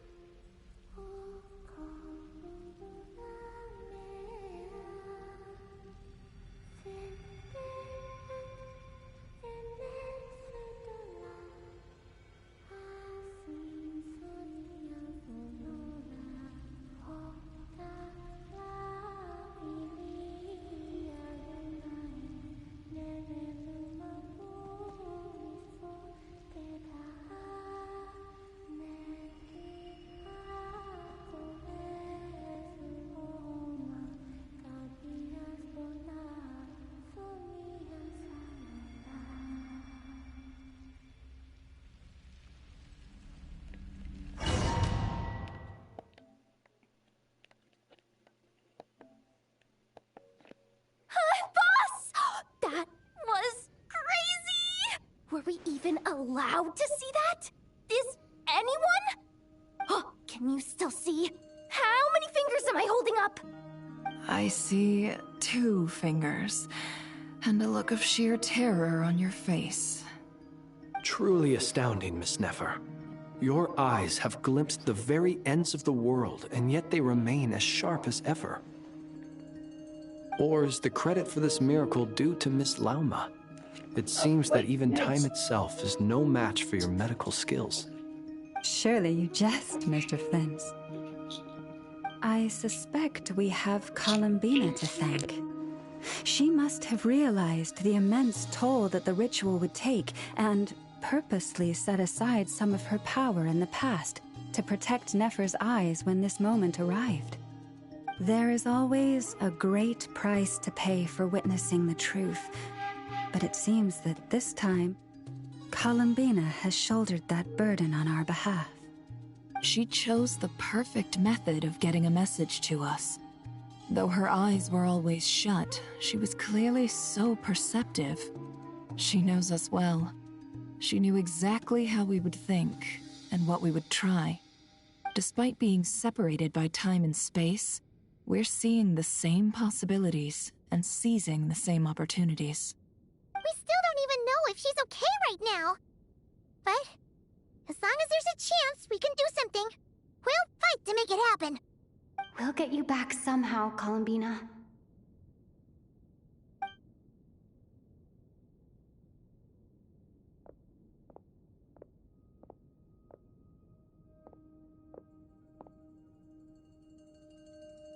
Well, based on the information we now have, let's figure out our next moves. Thanks to these gentlemen, we have a much clearer picture of the situation with Dottore. The civilian population has been moved to safety, so we no longer need to hold back. Miss Androne, how are the calculations going? So far, so good. I'll keep seeing how far I can push the system, though. Can't have Hatman being powered down for nothing. There's still a long road ahead. Where should we begin?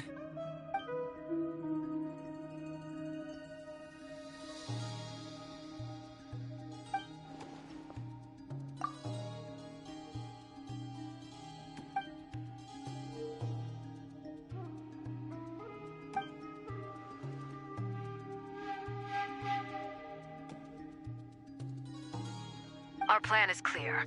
Time is short, so let's get moving. There's just never enough time, is there? Time is the bane of my existence. Ugh. Anyway, I'm gonna get back to work.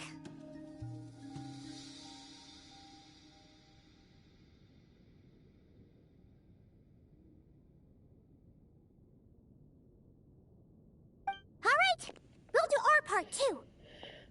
Time is the bane of everyone's existence, Johnny. Yeah. Everyone.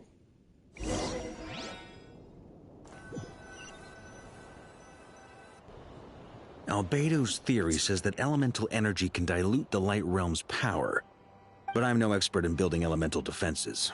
Sounds like something out of the advanced elemental theory section of the library. Whew.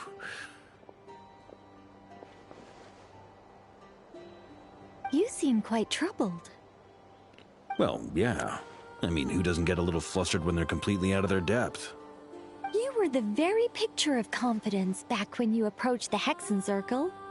Yeah, I could have been faking it through that whole meeting for all you know. Who's to say I'm not just a ball of nerves in a charming and gregarious package?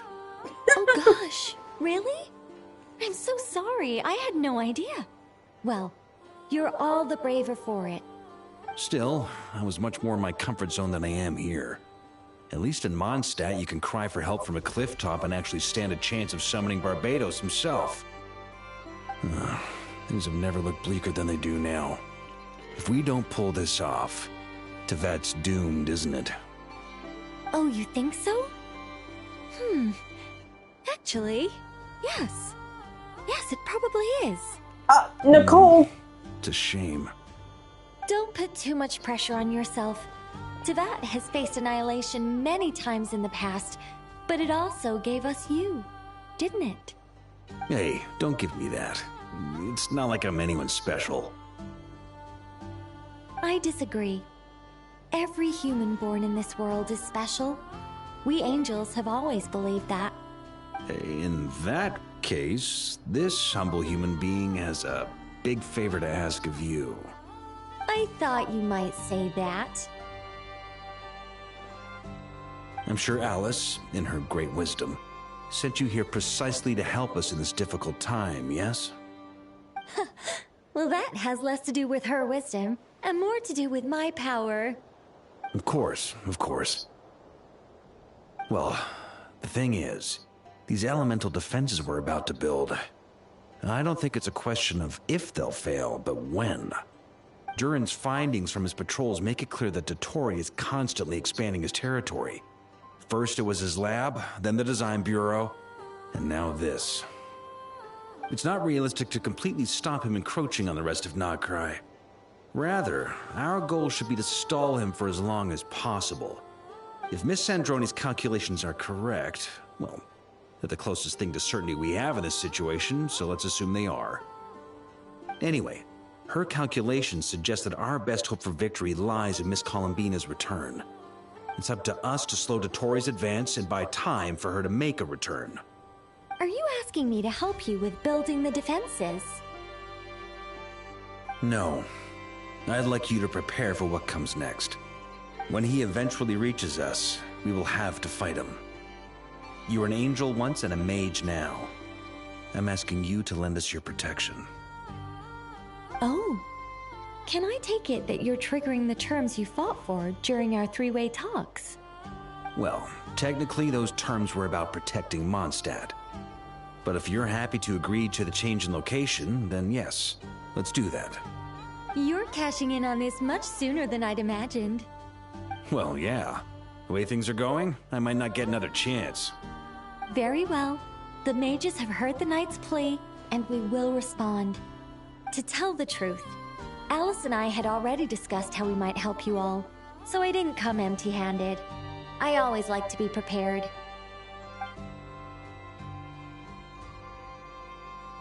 This is... wow. Yeah. This is great. Seriously, thank you. It's been many long years since I had a chance to dazzle humanity with a little divine intervention. To humbly serve as a reliable and responsible guide. Anyway, Knight of Boreas, please accept this gift in recognition of your great virtue. Go now. May the angel's blessing deliver you safely to your destination.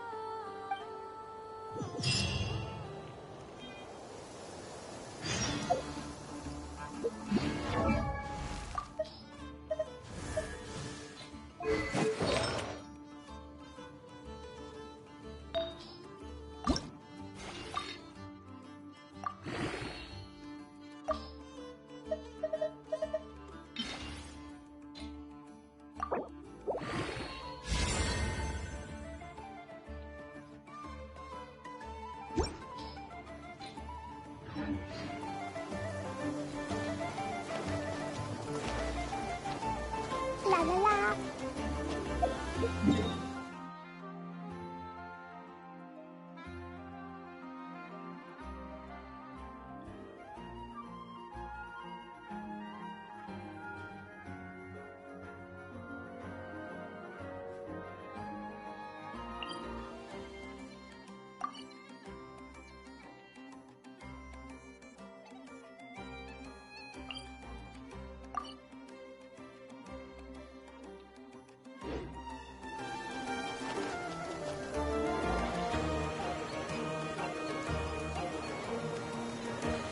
You're here. Sandroni, how are things going? Glad you asked. You two are about to become the first people to lay eyes upon my masterpiece. Or should that be the first person and the first, specter? Hey! Whatever. Come, feast your eyes on this. Wow! We've never seen something like this before. This meter displays the progress of my formula. Currently, it's still making the most important connections. Once it's finished running, I'll deliver it right to your side. And then, we can finally bring Columbina back. What do you mean, deliver it? Can't you just tell us over the Dodo communication device? It'll just be some numbers, right? Ugh, you're such a greenhorn.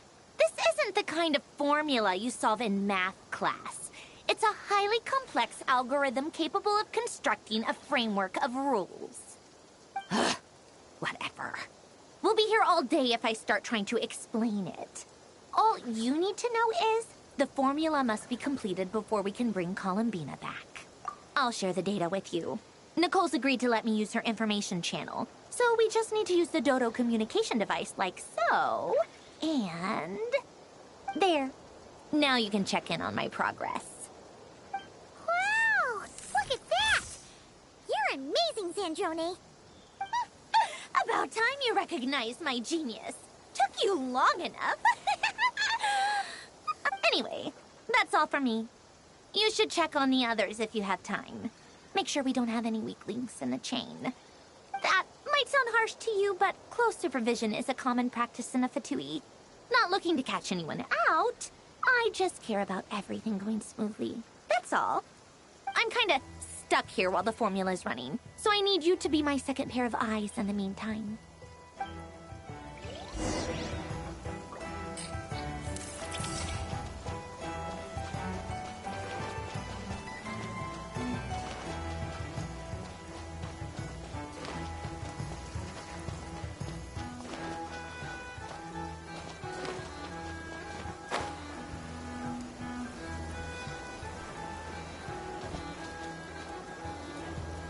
Thankfully, Miss Nicole has come to our aid. Nasha Town is now looking very well defended. Golden Flame. Yes, that's Nicole's power, all right. Based on the latest message from Grandmaster Varka, it sounds like they've reached an agreement. The situation should be more stable with her assistance. Everyone will have at least some degree of protection. Albedo! Durin! Hello there, you two. Are you well rested?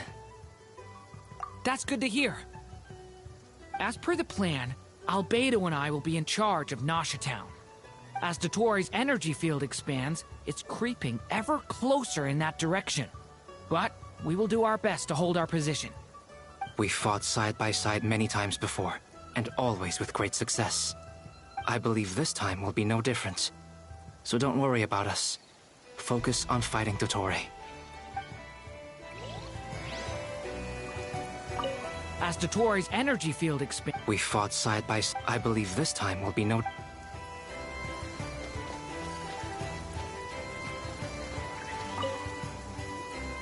Traveler, Paimon, a pleasure to see you both. Friends! How's everything coming along? Fairly well, if I do say so myself.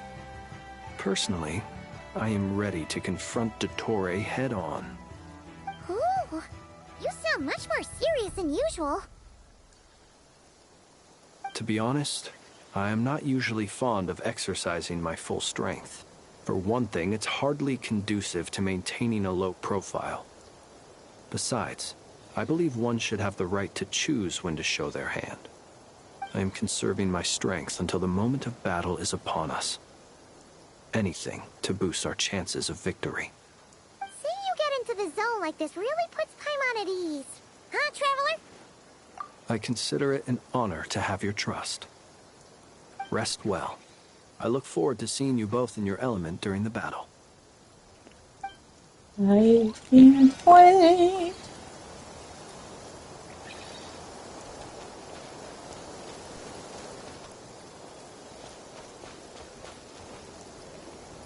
Yes, Miss Moonchanter? What are you staring at? You always address me in the strangest ways. Lady Moonchanter 1 minute, Miss Moonchanter the next. Yes, and? Are either of those incorrect? Not as such. It's just that I simply call you Nefer nowadays. Uh-huh.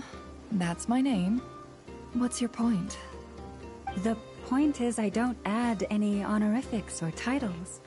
Meaning what? Don't add honorifics or titles to her. Just call her llama. Terms now than we used to be. Is that how you see it? Then I thought I was the one with eye damage. Paimon, traveler. Just swinging by to check in on you.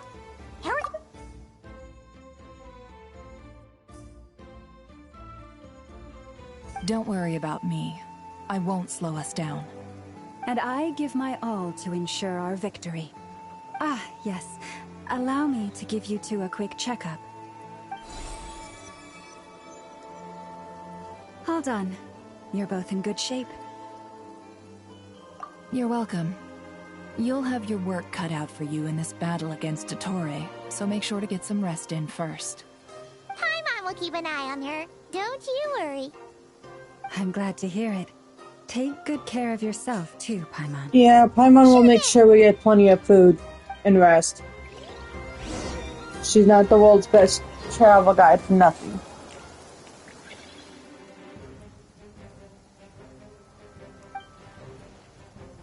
Here they come. That's quite a horde. As we expected. Get ready, everyone. Take your positions and prepare to engage. Let's begin. Fucking go! I'm at the ready.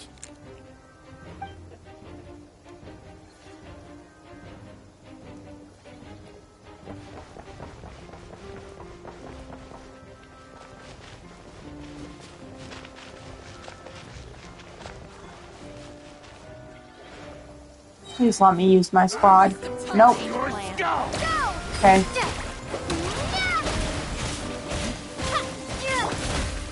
Close your eyes. Observe. Keep your distance. Close your eyes.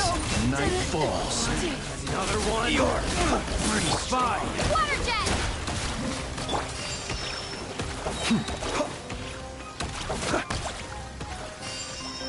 Observe.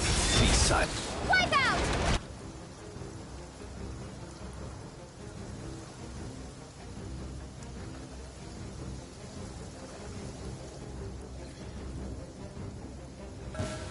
It's your turn. Your skull. Forest, protect us.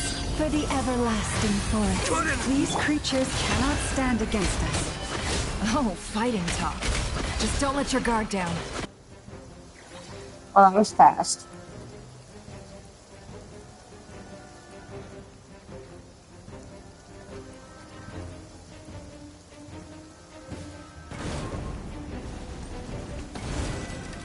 Coming to be.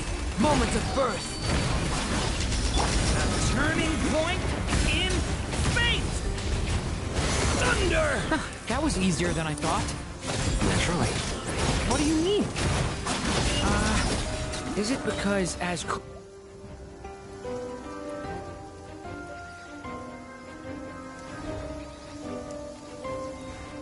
Damn it, cut off that.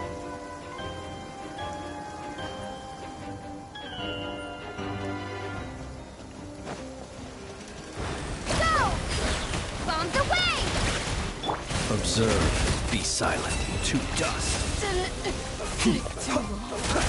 People have always used fire to drive away wild beasts. Wouldn't a lantern work just as well?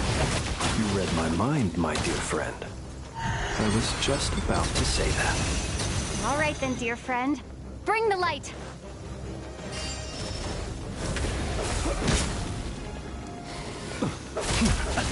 Close your eyes.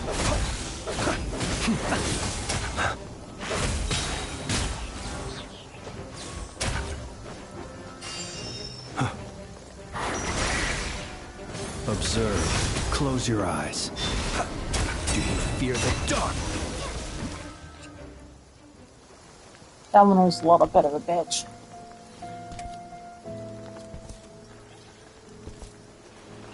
Dottore yourself. Well. I trust you've had a good couple of days. Dottore. It's actually a good thing, in my view. If the subjects of my experiment were to die prematurely, it would throw quite a wrench in the works. Shut the fuck up. I must thank you all for your resilience. We are no longer on the same level, but you are nonetheless worthy of my respect. A creator god should be merciful and gracious after all.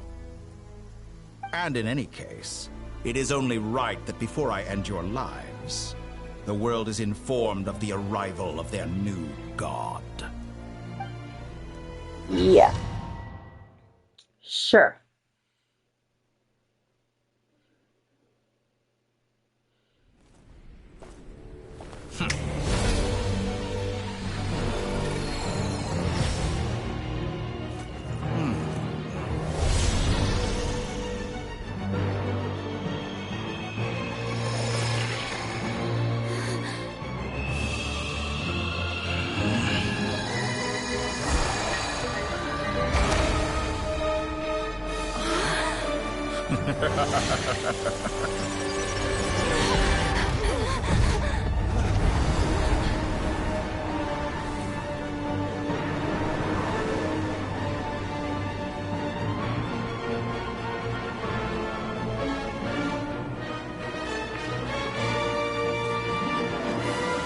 The experiment begins.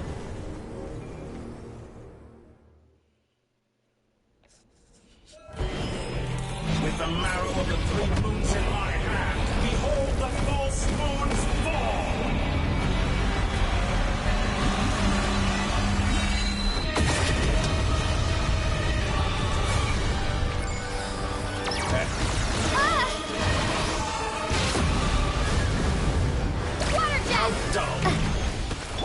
Be silent. Do you fear the dark? That's more like it. You cannot face me.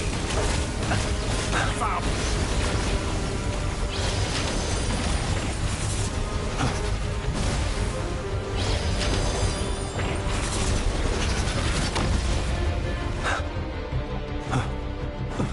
Entry. Close your eyes. To me.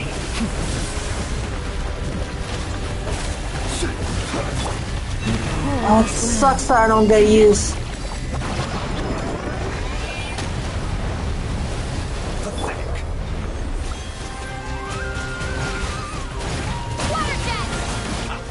First, an ant in my palm. Oh. I've been moved inside another space. And it's sealed off. Looking at the structure of it, it seems like Dottore intends to trap us here. There's no exit. Our endurance is about to be put to the test.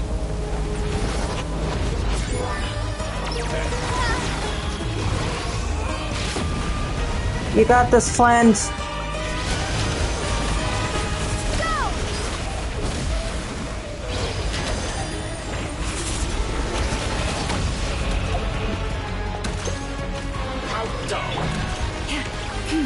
Lush as the moon. Good. Keep it up. I've found. Entry. Bends to me.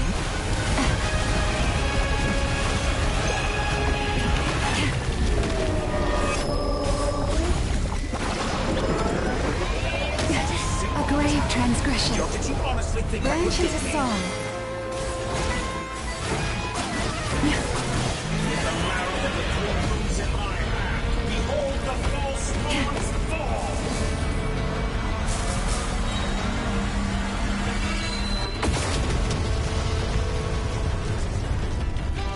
Tell me, where will you try scurrying off protect to us. next? Looks like Dottore has opted for a divide and conquer strategy. But we will not allow him to triumph. Wait, what did it say? I shall pray for our victory.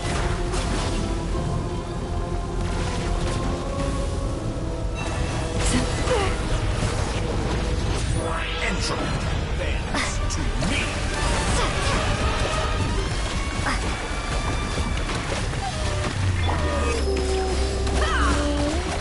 Come.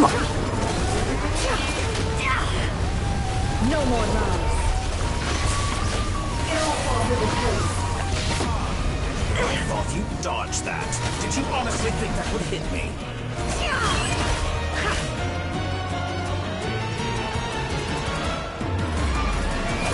It all adds up.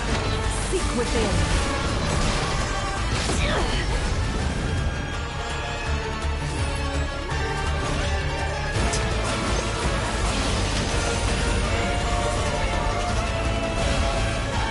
Oh, thank fuck it's back to normal. Can't hide the truth.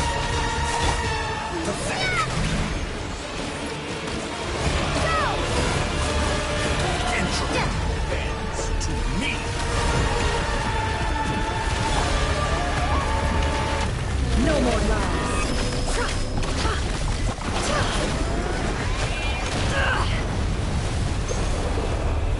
Can't hide the truth. That which cannot stand against me. You fuck nugget. Supposed to be a knockoff version of the space Columbina got trapped in? There really is no way out. We'll see about that, Dottore.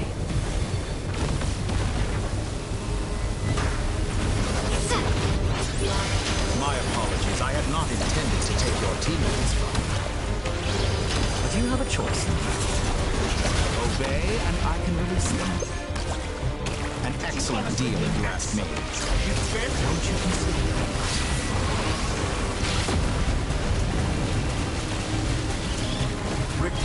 Water jet!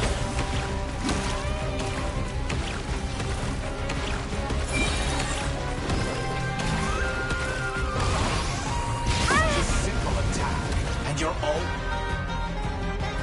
Come on, Sandrone, get it Some faster. little tricks to surprise me with, but it appears that none of them have come to fruition. My guess would be that you're trying to bring Columbina back. But then, where is Sandrone? Or are you trying to buy time for her? I always found their friendship to be a curious phenomenon.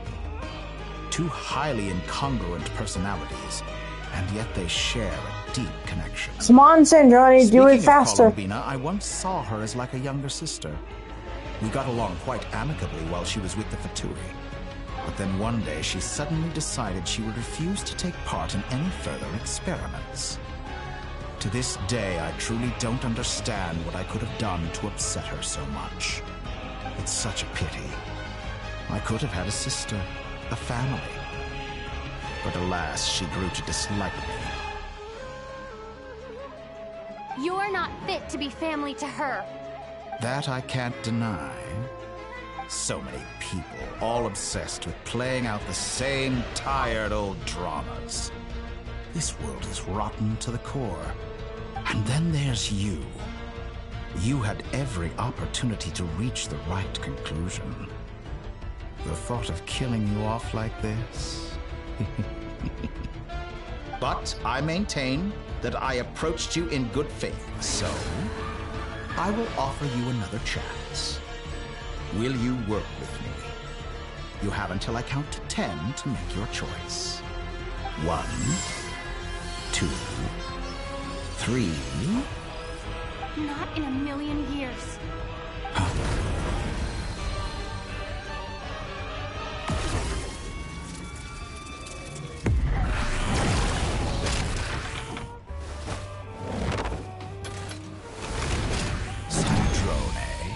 What a pleasant surprise.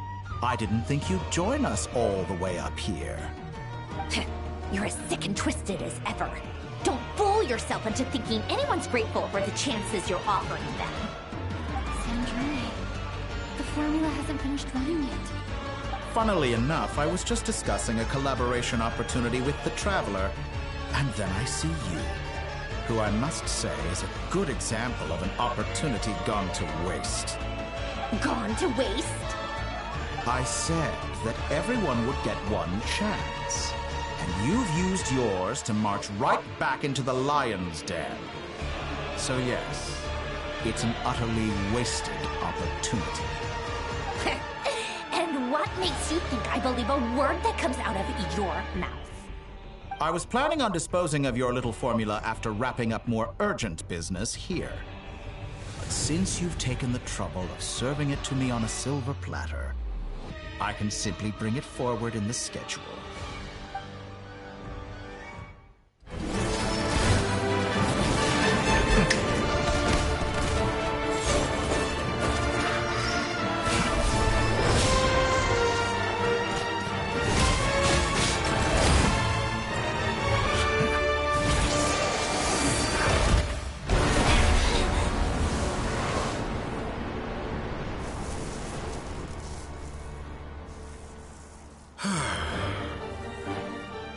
Is this your life's work? This piece of trash?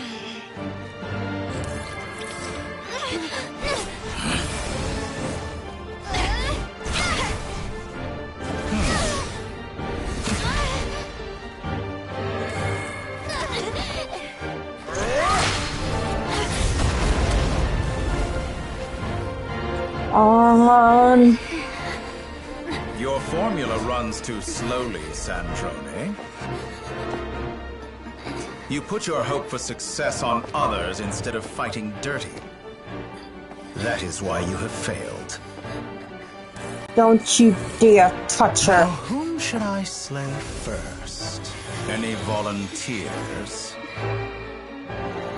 No one? How nice of you to leave the decision to me.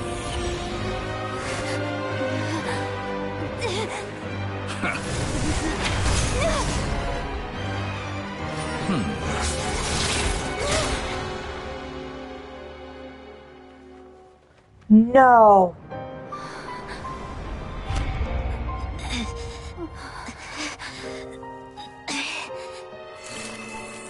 Oh, how unexpected. Sandrone, any last words for me, comrade?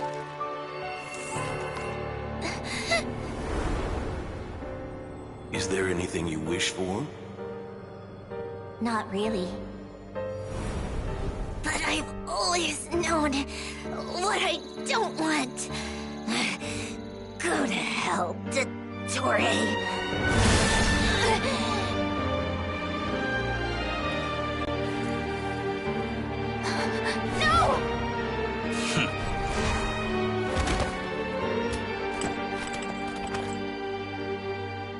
And now, you have failed.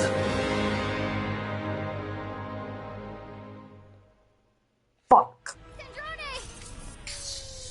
Now you see how fragile mechanical contraptions are. Just a gentle tap, and they fall to pieces. However keen of an inventor Sandrone may have been, her death spells the end of the formula that was running inside her body. Of course, I have to commend her for making it this far. As her colleague, I have to admire her stubborn tenacity. Now, it is time for you to take your place by my side. My count was interrupted, but the second chance I extended to you still stands.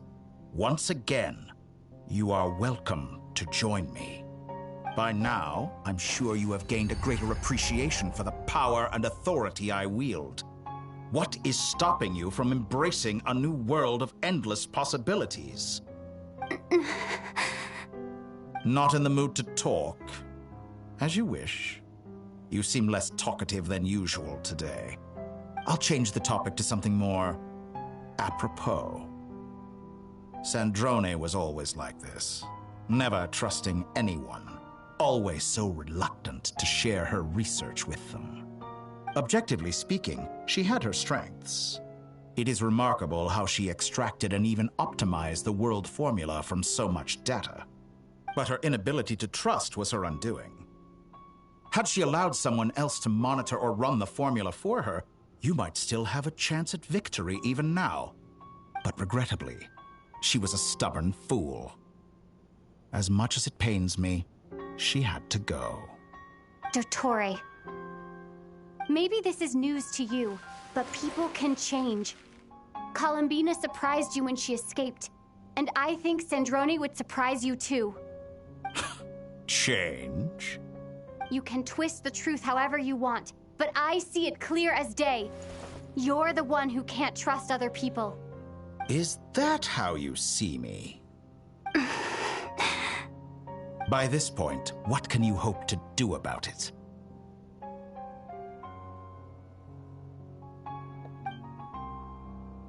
Wait.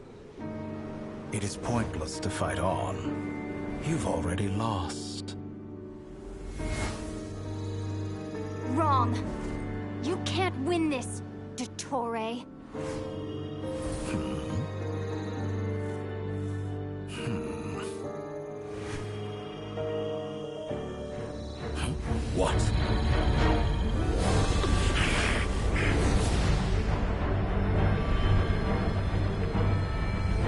Oh, so pretty. My formula can get us 90% of the way. It will connect you to Columbina. Then, I will bring the formula's output to the Traveler's side. For the last 10%, do whatever it takes. Just bring the moon down.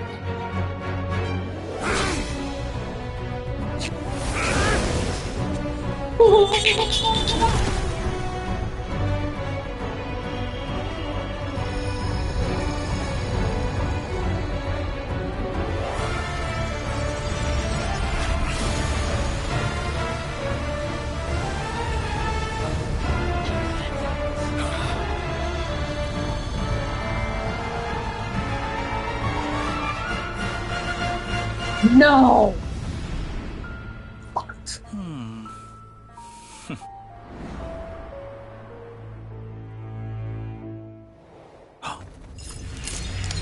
Yes!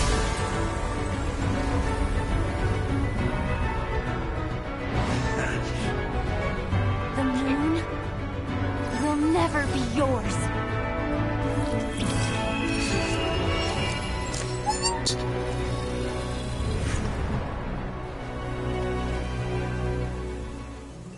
I turn my body into moonlight and pour it over Nod-krai. My soul, I leave here to inform my future friends. Lastly, I will hide the Trilune Authority within the Frost Moon. And when my body, soul, and authority are reunited, finally...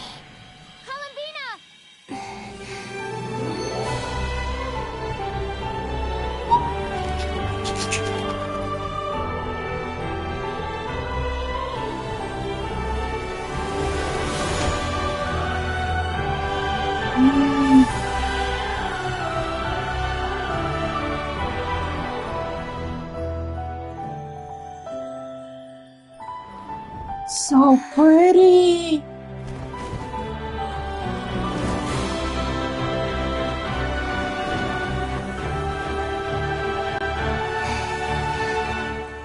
It's been too long. I'm back.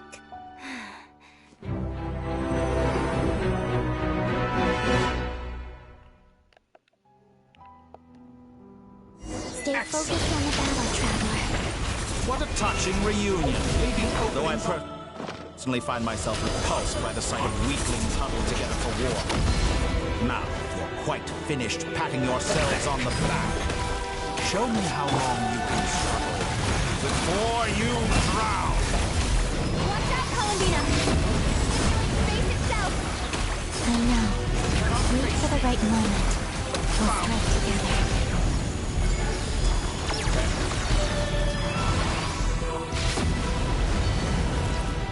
Did you honestly think that would hit me? Outdone.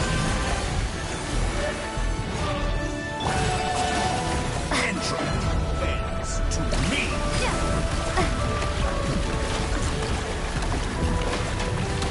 And here I thought.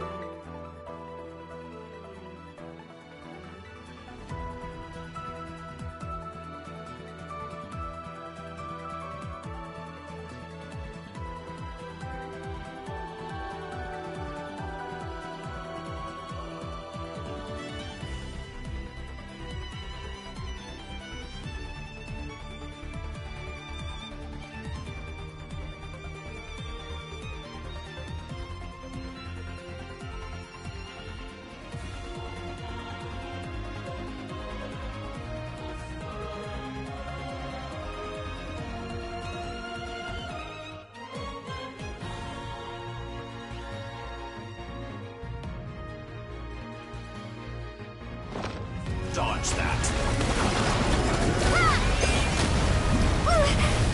Did you honestly think that would hit me?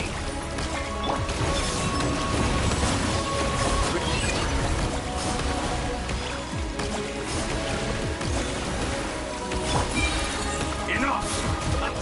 First, like an ant in my palm.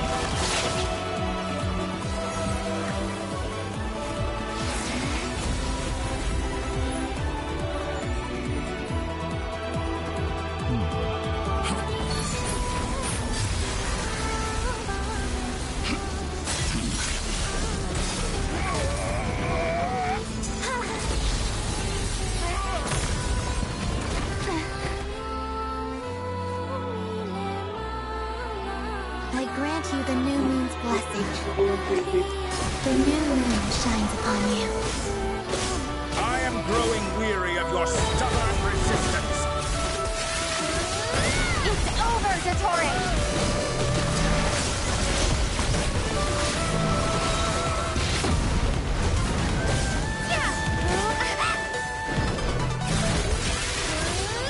Time to pay for you. No longer must the world cower in the cold night. Close to the moon.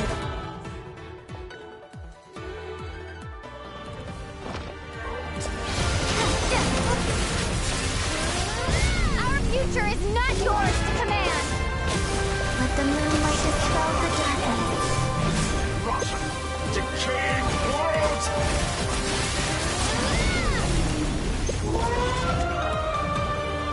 As the moon.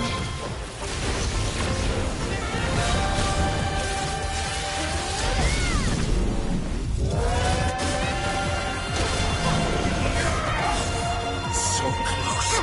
I'm so close to the new...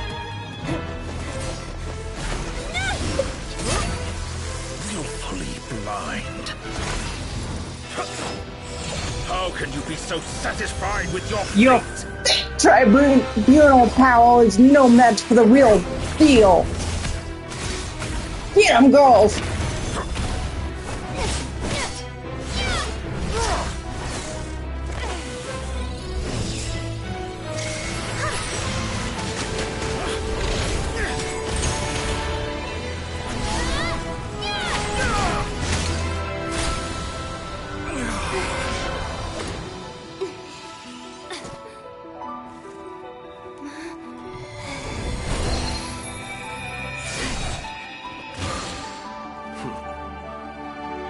This battle was never about fate. It's about friends, family, and the home you stole from them. So dull. Only the weak rely on each other for comfort. You shall see. Once I transcend fate, you will be nothing but fodder for my grand experiment! That will never happen.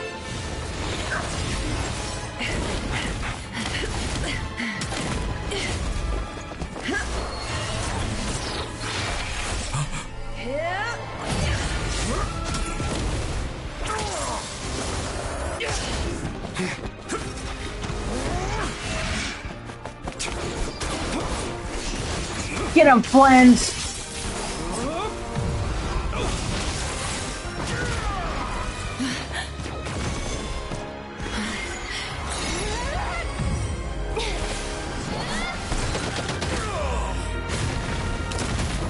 Moon number 2 gone. Today, the moon lights up this world once more.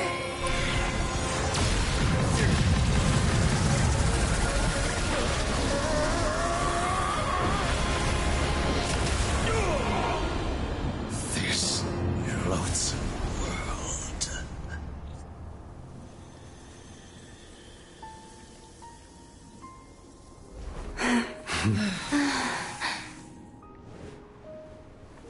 No, this world is our home.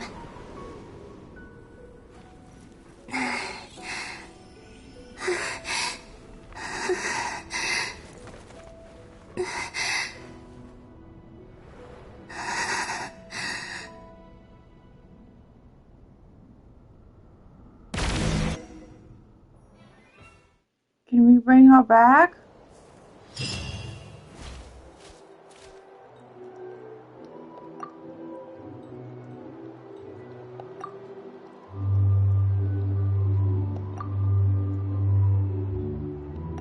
No, you're doing it wrong. The moon looks like this now. What are you drawing, children? The new moon, Mom. It looks different than before, doesn't it? Also... Can I go buy a sugar sculpture today? Please? Just one? All right. I suppose today is a special day after all. Almost like a festival. Extra, extra!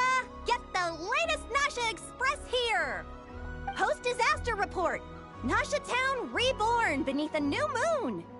The voyage begins today. The future looks bright thanks to the League. Want a copy? I knew things would be different. But I didn't think that would include the moon. They say a new moon goddess has been born. A new moon goddess? Who's saying that? The Frost Moon Scions? I guess so. I'm not too clued up on the details. As far as I'm concerned, the moon's still in the sky and it's business as usual. Hey, since we've come all this way, shall we grab ourselves a free meal while we're here? Are you a convert now? Or are you just here for the free lunch? Oh, come on. What does it matter? After everything we've all just been through? That smells good. All right, that's it. I'm hungry. Time to eat. Come on! We gotta get there early, or there won't be any good spots left!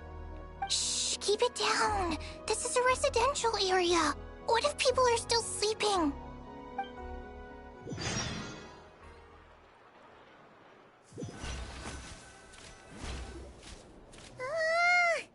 Why is it so noisy outside?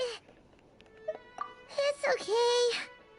Paimon was pretty much awake anyway. It's been so long since we last had a chance to relax, huh? Feels like time is moving slower than usual. What about you? Did you rest well? Still winding down from everything that's happened? Or are you wondering how our friends are doing? Or is it about what Dotori said to you? Okay, if you say so. But don't push yourself, alright? Let Paimon know if you need to talk. What we just went through was a lot. It's totally normal if you need some time to get back in your groove. Luonatar disappeared after Columbina came back. Apparently, she was part of Columbina's soul or something. Still, Paimon kind of misses Luonatar somehow. But anyway, you did great. So did Paimon. We all worked our butts off to contain this disaster, and in the end, we made it. So, chin up, Traveler. You should be proud of yourself. Hey, don't poke fun. You should be glad that Paimon's growing as a person.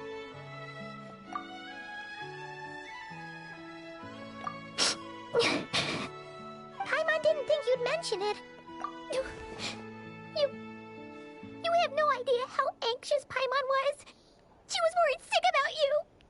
Well, if you really want to show Paimon you're sorry, you're gonna need to make it up to her. You better be ready to splash out on a lavish meal.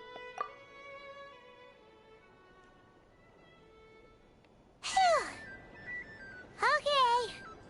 Paimon's full now. Huh? Oh, well... Hey there, Traveler and Paimon! Good morning! Morning, Yehoda! Here for some breakfast? Oh, I've already eaten. Just need some water. I was mostly worried you might forget what day it was today. So, I came over to remind you.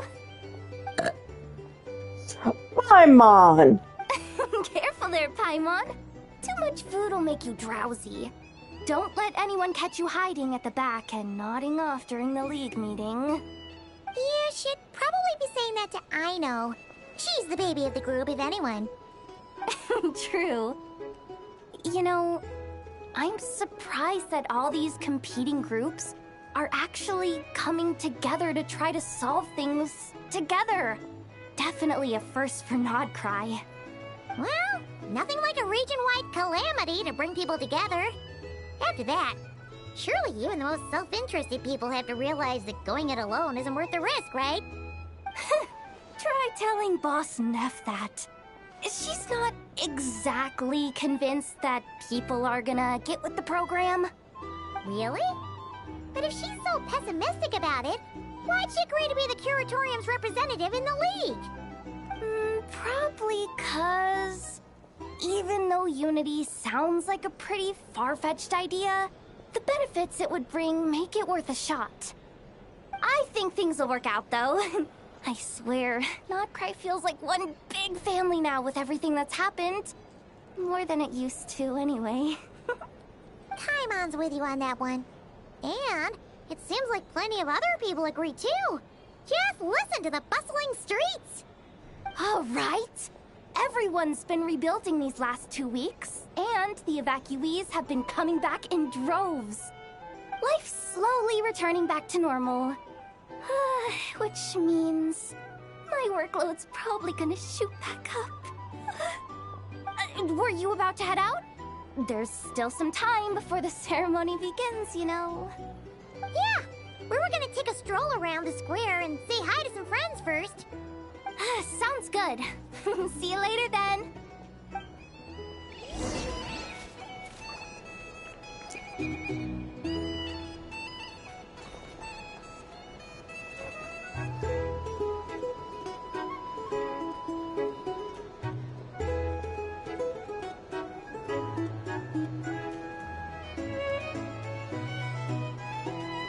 Our drink recommendations? Well, for starters, I recommend you drink less.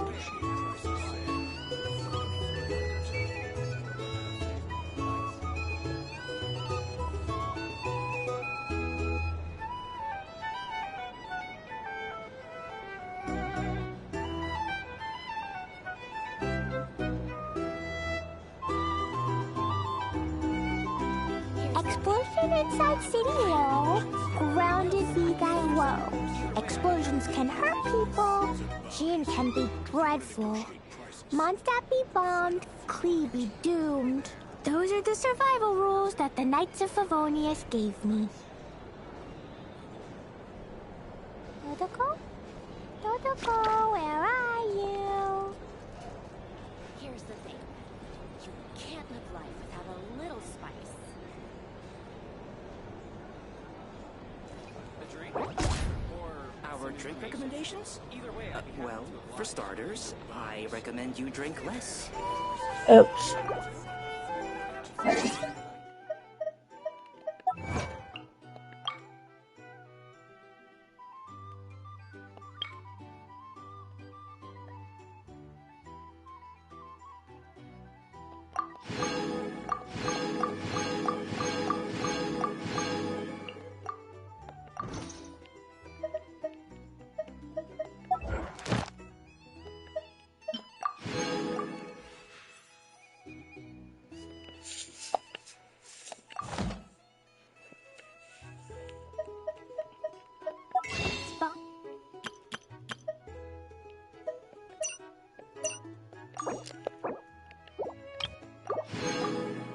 $67.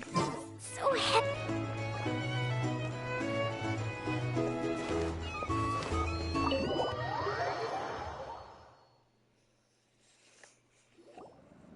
Please accept today's boon.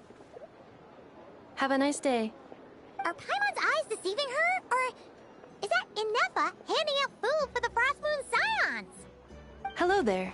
Would you like a feast of the moon, along with some snacks of the day? So, what's new, Inefa? It was only a few days ago when we last saw you, but it looks like you've joined the Frost Moon Scions in that time. And I know too? What are you talking about, Paimon? We're just here to help. Duh. In the wake of the disaster, it's all hands on deck. We responded to Lama's request for support. At times like these, the smallest good deed can inspire others and help them through the hard days ahead. And we're using eggs and heating tubes to make that a reality. In true Kromkake Crab Shop style! Enough! Did you hear that? The Traveler said I did good. The Traveler! That's because it's true, I know. Proposal. If you can resist eating today's dessert, I will provide you with compliments, too. No way! Well, that proposal got shot down quickly. I need something to get me through the hard times too, you know. Mom! Yes, dear. Go right ahead. Excuse me. Could I take a photo with the robot lady? She helped us get safely out of Nod-krai, and she helped us get back home too. She's the best. Of course she is. And since I'm the whiz kid who built her, that makes me even better than best, right? But you stole my snacks, though. Oops. Shall we move to the open space near the center? The view there is better. Thank you! Aren't you the better pick for this job, Flint's? You underestimate yourself yet again, Master Ilua. Not at all. I rarely come by Nasha Town. I don't know any of the big shots here. All in good time. Socializing is a step-by-step journey. But you're much further ahead on that road, aren't you? You're not seeing the full picture. You know the truth now. My friends do not understand my habits. There is no question about it.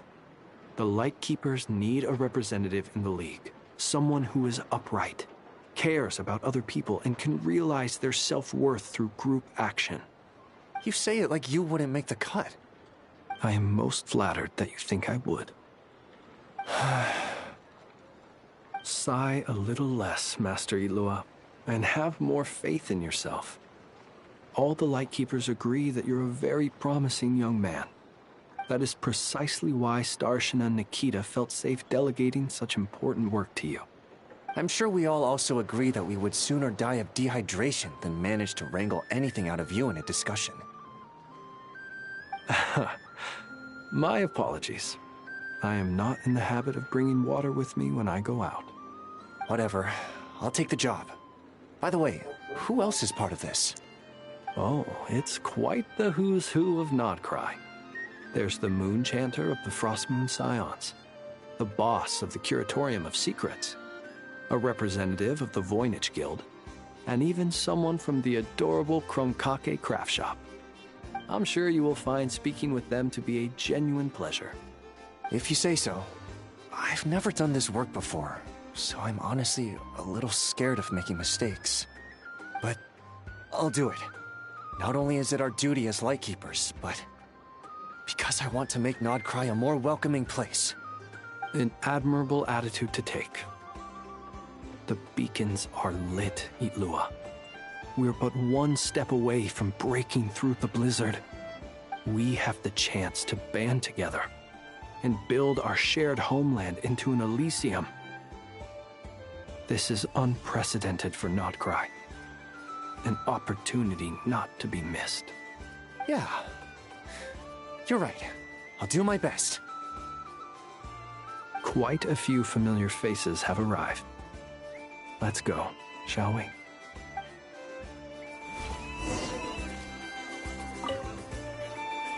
You look so cool when you fly, Miss Robot, and when you use your spear, too!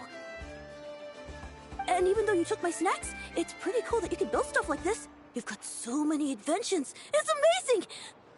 Also... Micah, we need to go now. 1 second! Please take this Feast of the Moon, as well as some snacks. Share them with your mother and your lovely family.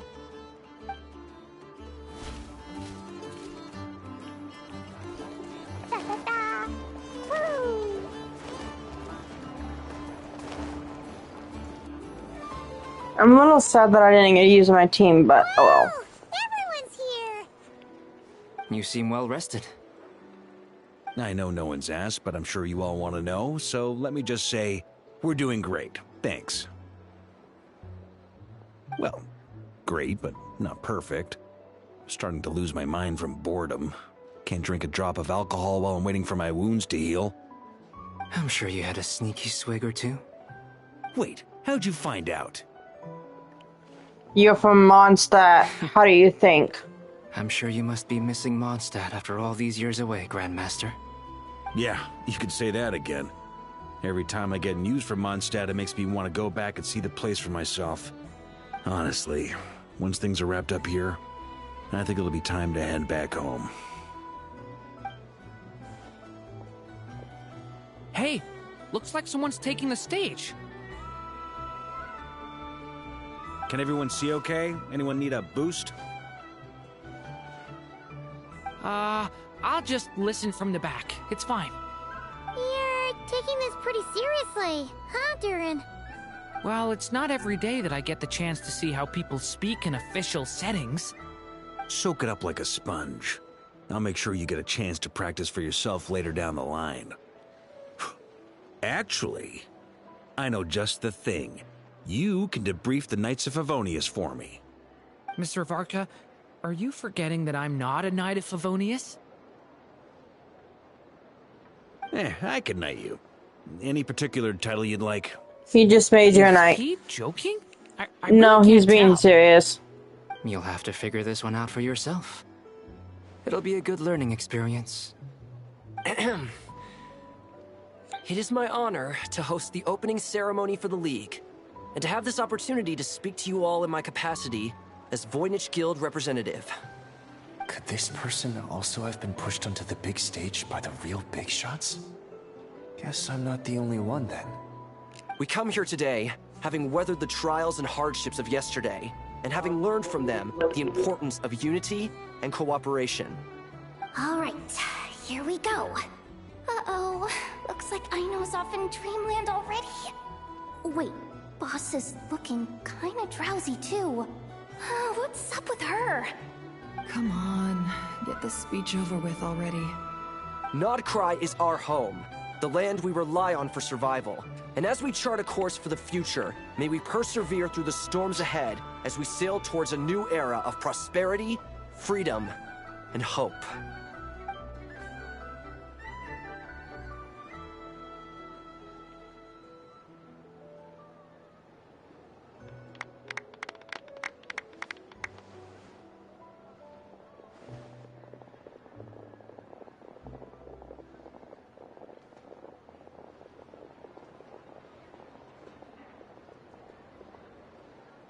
Looks like we'll have more opportunities to travel in the future. I'm sure you'll cope, Lady Moonchanter, given how fleet of foot you are. Unfortunately, I suspect I'll be too busy at the Curatorium to act as your host. We have a busy schedule, not to mention an international network of contacts to manage. It'll be all right. I'll just check your schedule with Yehoda well in advance. And if she's not available, I can simply ask Ashru. You... So giving my employees extra workload isn't enough for you? You're really going to drag my cat into this too? I thought you'd approve. Aren't you forever increasing your employees' workloads? That's a bold statement. Are all the Frost Moon Scions feeling more audacious now that your moon goddess has returned? Columbina's return has brought joy to all who care about her. That includes both you and me. As for the Frost Moon Scions, we are learning how to thrive independently, without relying on the moon goddess. It is up to us to make our home a more livable place. Joining the League is one of the steps we are trying towards that end. I like the word try. It's nice and non-committal. You can opt out at any time and still say you tried. You don't see a bright future for the Frost Moon Scions? Or did you mean the League? I'm just not as optimistic as you. The Frost Moon Scions should count themselves lucky that they have a leader as stubborn and enterprising as you. But Nod-krai's a big place, with all kinds of people. Most of them don't enjoy answering to a leader, or even listening to reason. Well, that's where you and your methods come in. Unless the Curatorium of Secrets is only here for appearances. For now, yes. And that won't change until this venture becomes worth my while. What would make it worth your while? Getting out more than I put in. Right now, I'd barely break even, but I'll grant that it's a good start for Nod-krai. Then maybe it's worth a try. All right, you can stop now. Or do I have to join the Frost Moon Scions before you'll get off my back? You'd be very welcome to join us. Hey, you two! Congrats on all your hard work! What are you chatting about? Nefer was trying to dissuade me from adding to her employees' workload. Also, she's considering joining the Frost Moon Scions. Sorry, what? Your conversations are always the most interesting. Would you two care to join me for some tea before heading to your next destination?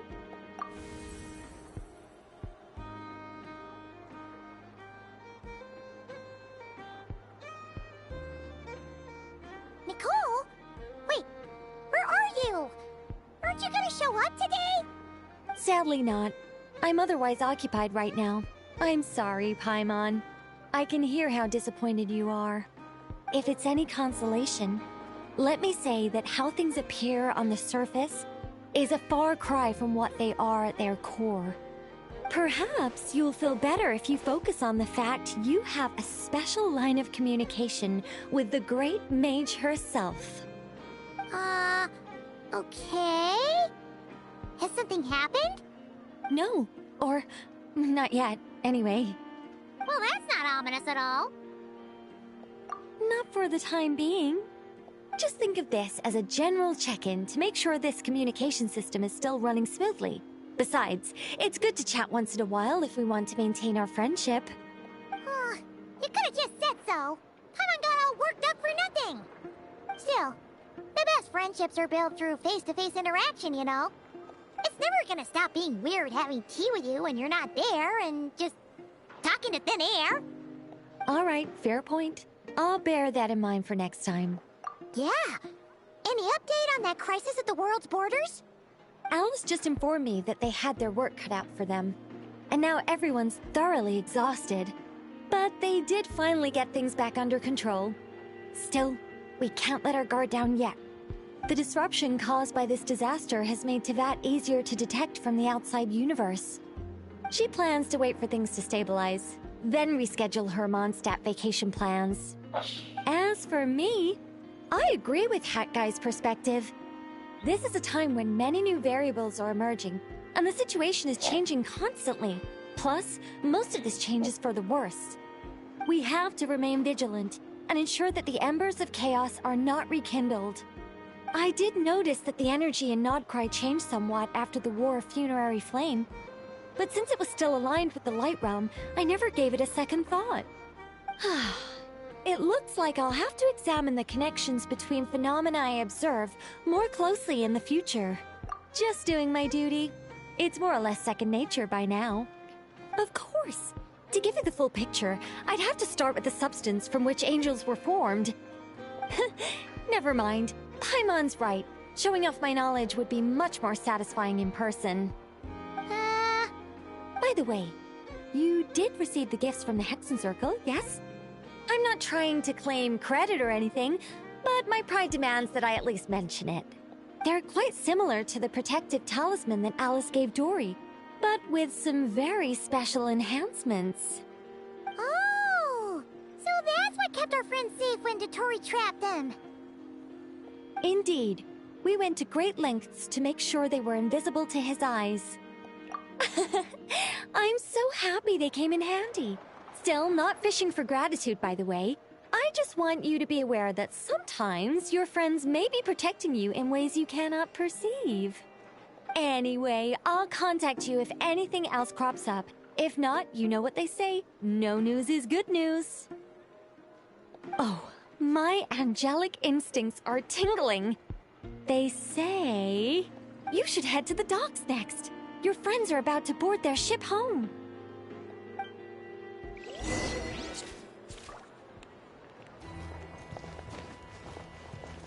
Time for a break. This place looks perfect.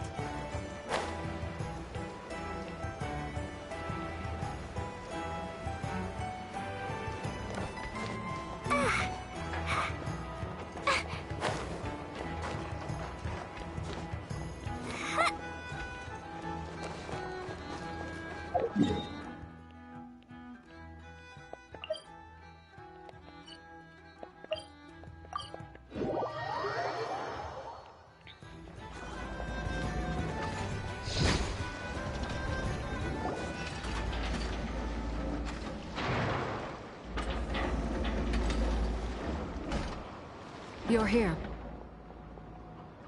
You're here too, Hat Guy. Are you heading back together? No. I'm bound for Sumeru, and she for Fontaine. We just happened to cross paths at the harbor. Everything seems fine.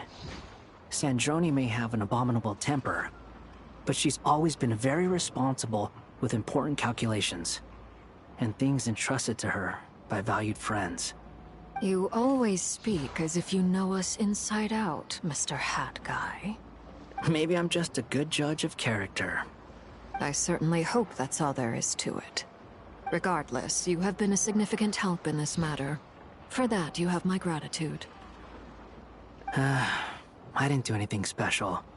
Sandrone's the one who completed a seemingly impossible formula and turned the tide of the entire battle, even giving her life in the process. She's the one we should be thanking. Even we were unaware that Sandrone had hidden the real formula inside Polonia's body. She managed to fool Dottore into thinking the formula was running in her system by installing an identical-looking decoy within her. She probably realized that she didn't have the strength to stop Dottore. But this way, she could at least get him to lower his guard. She always worked like that. Always had a backup plan. Well, that's why I'm traveling to Fontaine. She made a request of me long ago, and the time has come to fulfill it. Think of it as her will. She said that should she ever fail in a mission, she'd like me to deliver her core and Polonia's to the Fontaine Research Institute. She also mentioned that she had made arrangements for people there to set her affairs in order. Some of her personal effects, such as her notes, were left to me. I've decided to take them back to the House of the Hearth.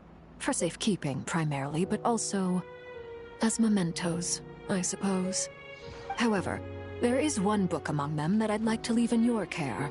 I'll have someone deliver it to your residence at the flagship at a later date. No, I was specifically warned not to tell her. This is her last wish, and I will abide by it. I can only hope so, but none of us here can know for certain.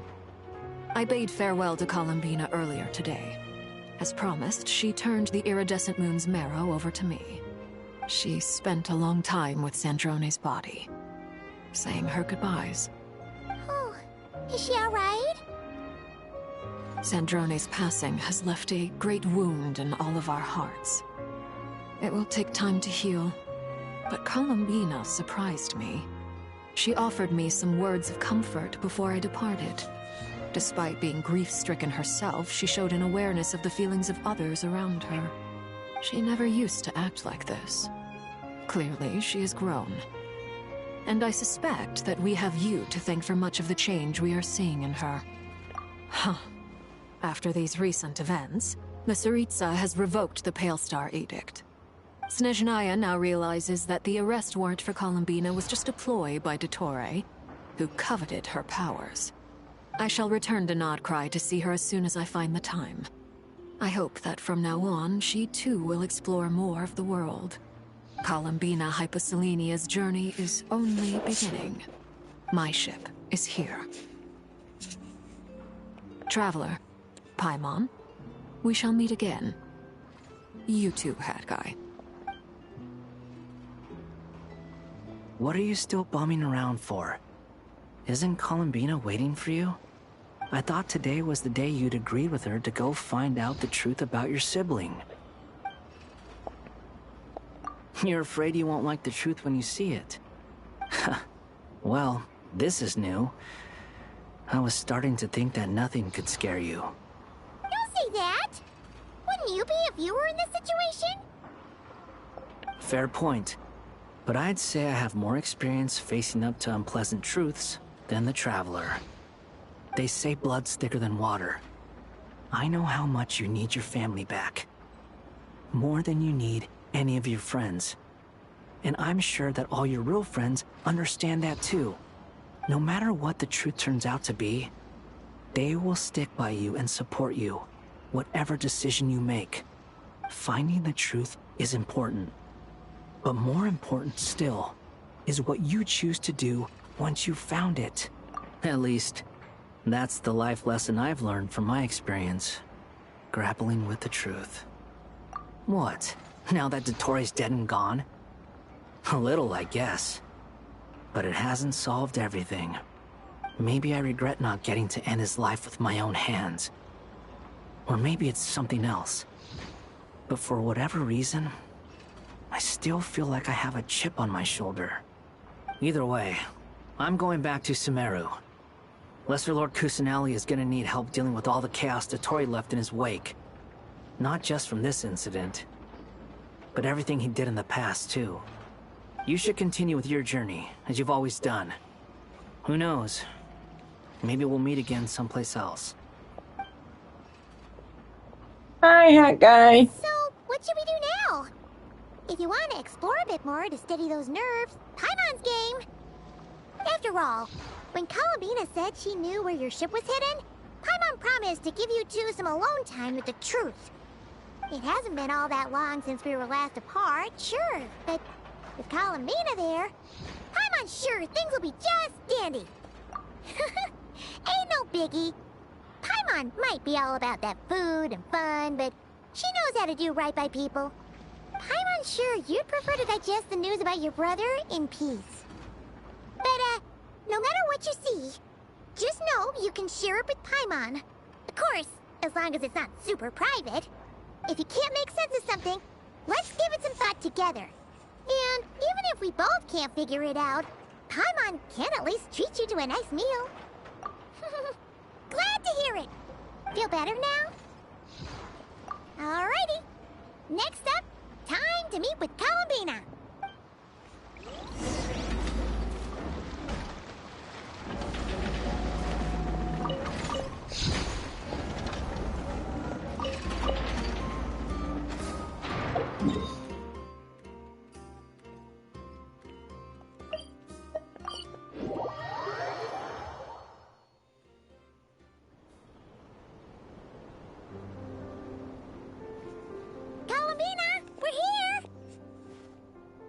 Believe we're meeting out here. We've gotten used to walking over to Silver Moon Hall whenever we go see you. Well, you're still welcome to go there whenever you want to see me. It's just, now that it's all over, I've decided to make some changes. Try and fit in with the Frost Moon Scions, like Lama suggested.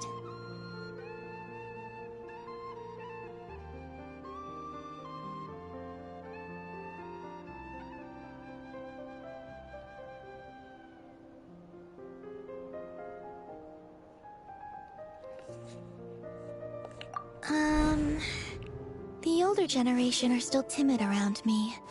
They don't dare get too close, and they bow their heads when I walk by. But things are much better with the children. I see more curiosity in their eyes. Hopefully, by the time the next Moon Prayer Night comes around, I can enjoy the festival with them as myself, without having to pretend that I'm only dressed up as the Moon Goddess. You'll do fine, Columbina. Paimon's sure they'll realize you're super nice once they get to know you better. You really think so? When we first met, you thought I was a little up in the clouds. We were just starting out then, come on! So Lama told you, huh? I'm only teasing. I know that I have you to thank for pulling me back down to solid ground. It feels good to finally stand firm on the earth where I was born.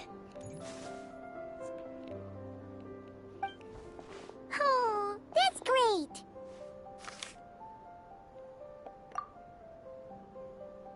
Thank you. I'll make sure not to lose it this time. Well then, are you ready? Ether, what happened to our spaceship back then? Why did you leave? It's time to learn the truth at last. I'm ready as I'll ever be. Good. Then let me open the way for you.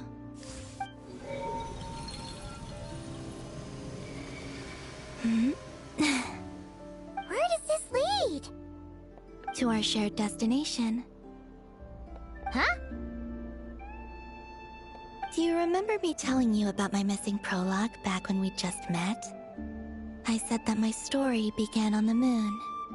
But while I was inside the moon's reflection, I realized that my prologue was really hidden in the future. I just had yet to discover it at that point.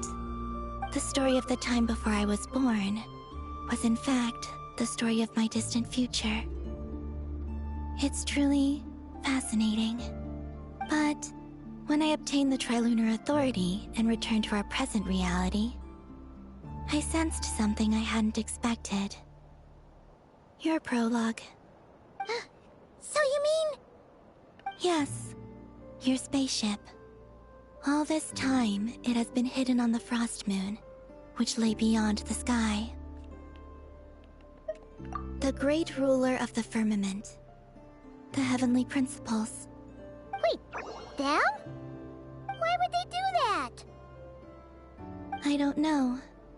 Perhaps your ship contains something that is incompatible with Teyvat. Or something that cannot be known. Oh, did I pick a bad time to say this? I know it must have been hard to work up the courage to do this. Maybe I should have waited until you were on the moon, with no chance to back out. That would have been kind of mean, you know.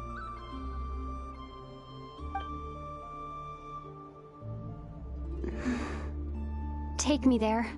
Oh? Whatever is hiding in that ship, it belongs to me and Ether. Those memories belong to us. No one else has the right to decide whether I should or shouldn't know about it. Not even the heavenly principles. Very well. Then let's go. You two take care, alright? And don't forget to come back soon! Rest assured, Paimon. We will. Traveler, after you. Thinking about the story that we'll find hidden on the moon? Yes. And hoping that it has a happy ending. Stories like that don't exist, you know? You don't believe in happy endings? I don't believe in endings.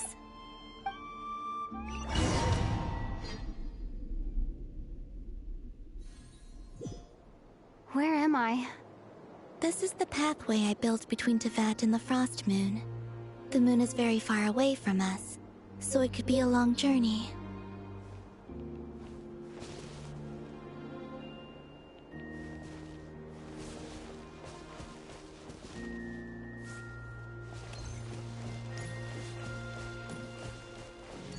After I obtained the Trilunar Authority, I unwittingly saw past events from many of my friends' lives.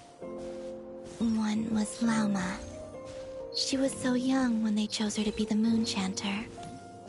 From then on, the Frost Moon Scions looked to her to bring messages from their goddess. But, for better or worse, I had left Hisi Island before she was ever born. It was not until much, much later that she met me. I think it's for the best. Because of the way things turned out, you had the opportunity to become friends. You're right. In that sense, I think we were both very lucky.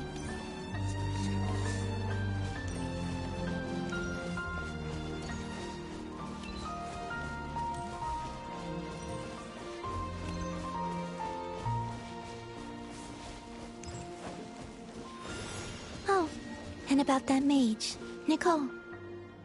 I only recently learned that she has lived in Teyvat since the time of the Three Moon Sisters. Oh damn, she's The Moon old. Goddess has always had a good relationship with the angels. I suppose our friendship continues that tradition.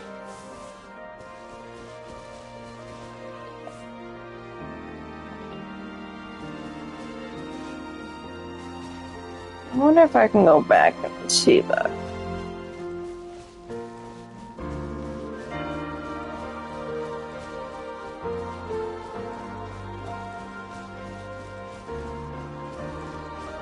Oh, I can.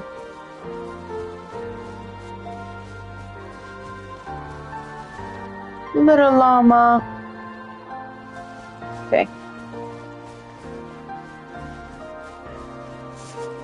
I wanted a picture of little llama.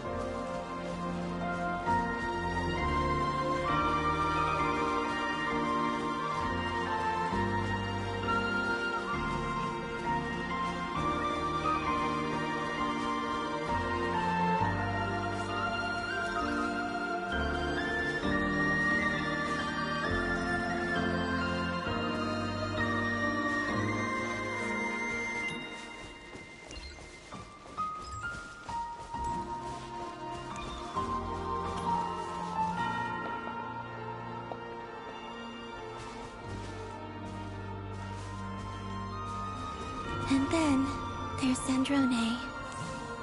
I never knew that much about her, beyond the fact that she was created by someone called the Lord Artificer. She, too, suffered for a long time before joining the Fatui.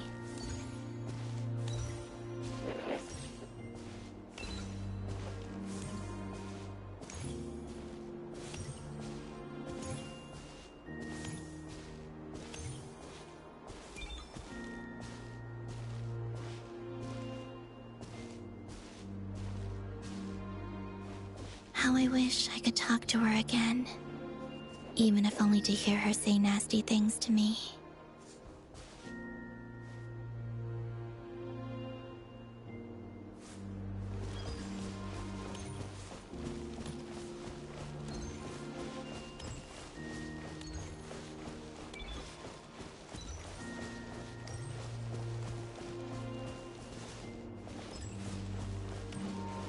Also, I saw your sibling's story.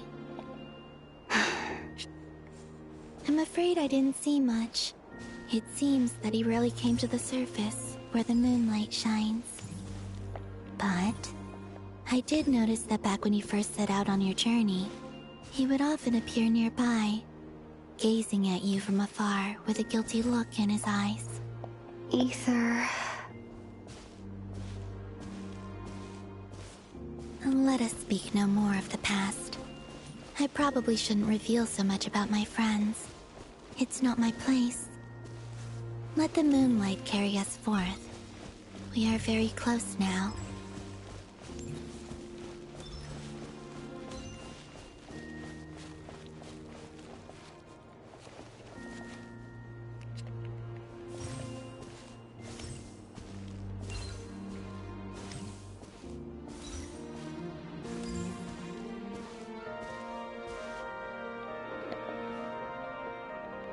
After this, I'd like to bring some Kuhenki to the moon as well. If they're willing, of course. What about your other friends? Will you bring them to visit too? Certainly. But I'll need to tidy the place up first.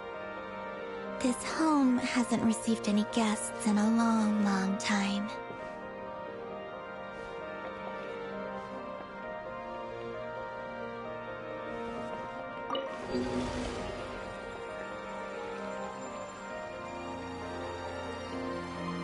I remember writing something similar with you on Moon Prayer Night. I believe it was called... Dodoko's Whirligig. Yes, that was it. You asked me if I was afraid to return to the moon, and I said that I was. The idea that I had gained something precious, only to lose it so quickly. That frightened me. But I'm not afraid anymore. Besides, this time, we're traveling together.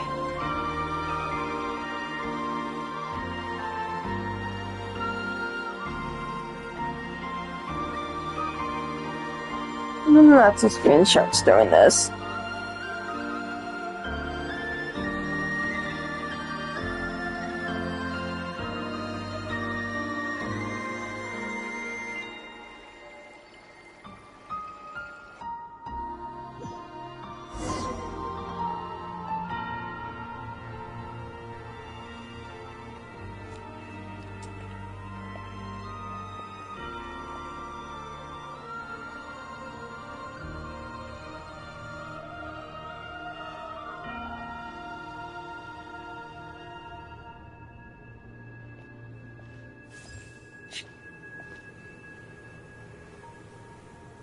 We're here.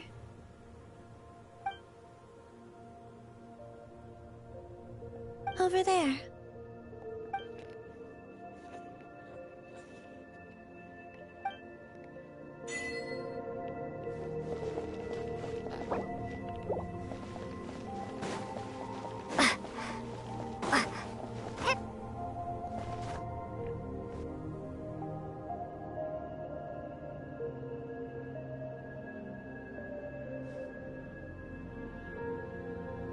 Our spaceship. It's huge. I suppose that the moon is the only place one could hide it. It'll be all right. Huh? The way you feel in this moment, I went through it too, on Moon Prayer Night. The door was right in front of me, but I struggled to find the courage to step through. Solitude for me once meant living a life in which even I was absent. Before I met you, that was the only life I knew. But that night, solitude meant throwing away the life I had gained after meeting all of you. Columbina. Go. Retrieve the part of your life that was once lost. Trust me, you will lose nothing by doing so. Look, Teyvat is right there. All of our friends are down there, waiting for us. You're right. Thanks, Columbina.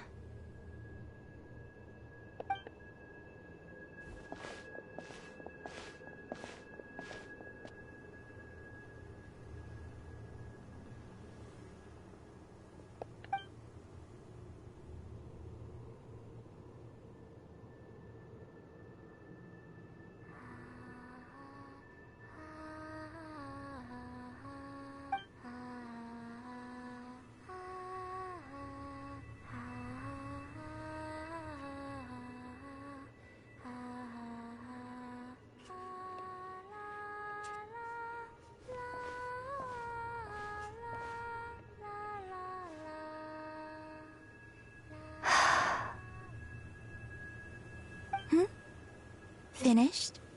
Yeah. Why did you take your eye mask off?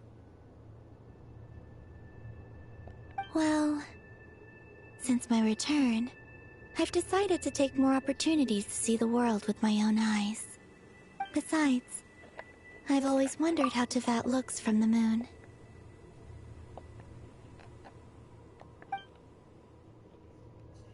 And what do you think? It's beautiful.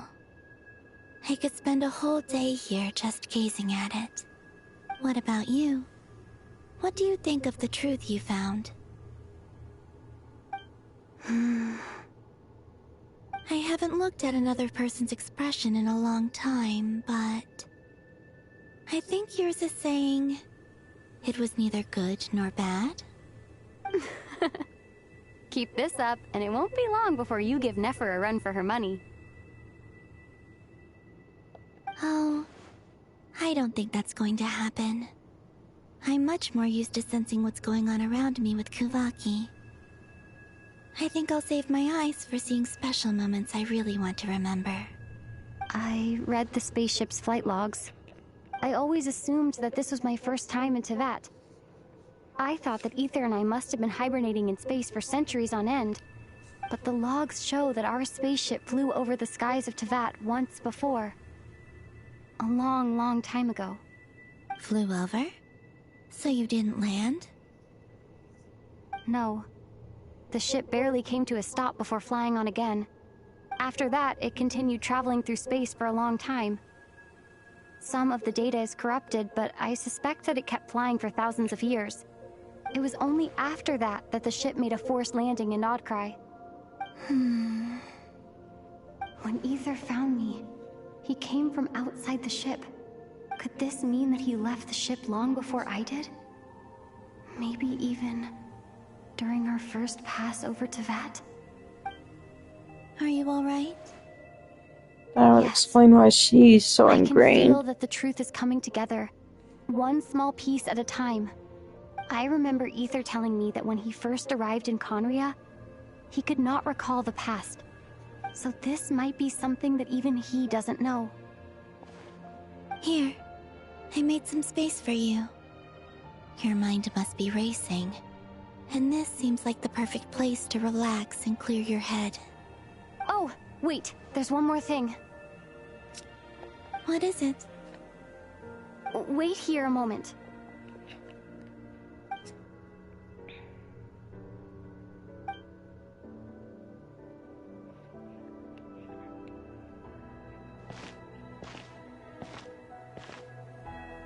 Hey, Columbina.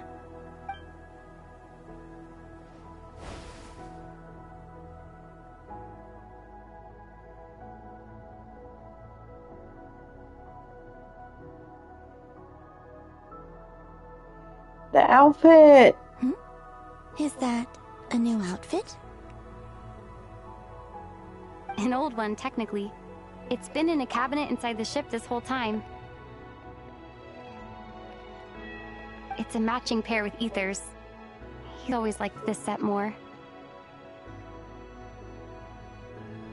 Huh. I don't think there's a huge difference.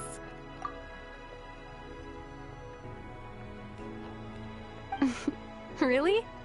Yes. It's still the same you. You're the same person, no matter what clothes you wear. Only Columbina would make an observation like that. Traveler, do you consider Tevat your home? Home is wherever Ether is. But then, after all the time I've spent here and everything I've been through... Yes, I'd say it's my home.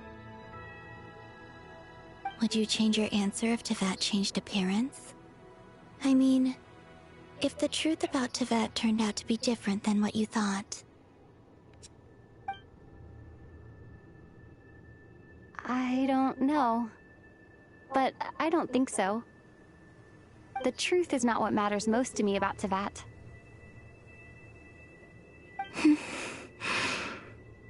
When I was first born, I longed for a home. And when you get something before you're mature enough to understand the world, you just take it at face value.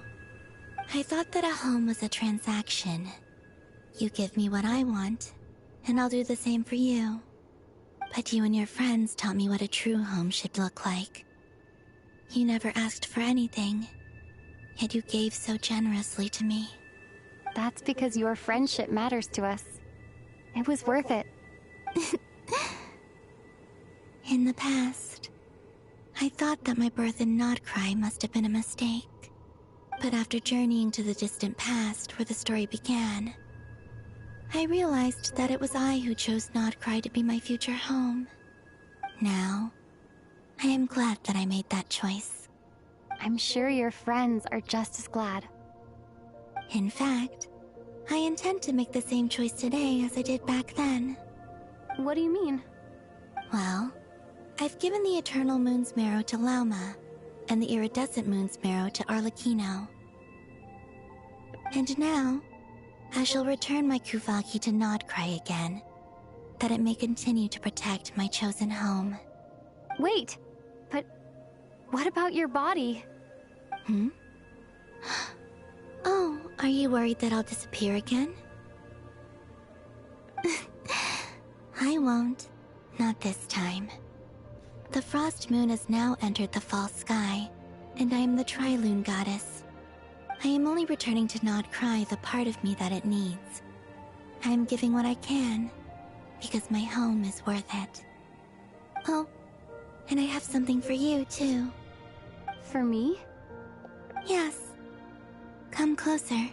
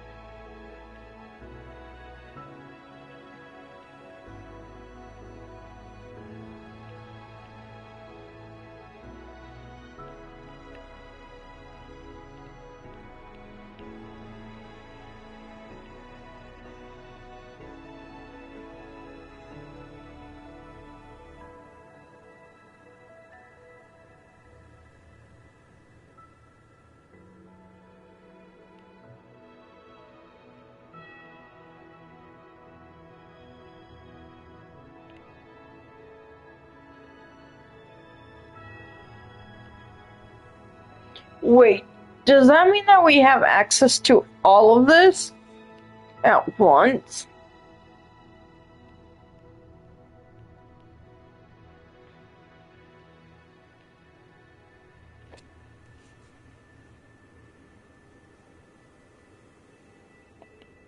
What was that? I lifted some of the restrictions this world placed on you. I trust this will help in your future adventures.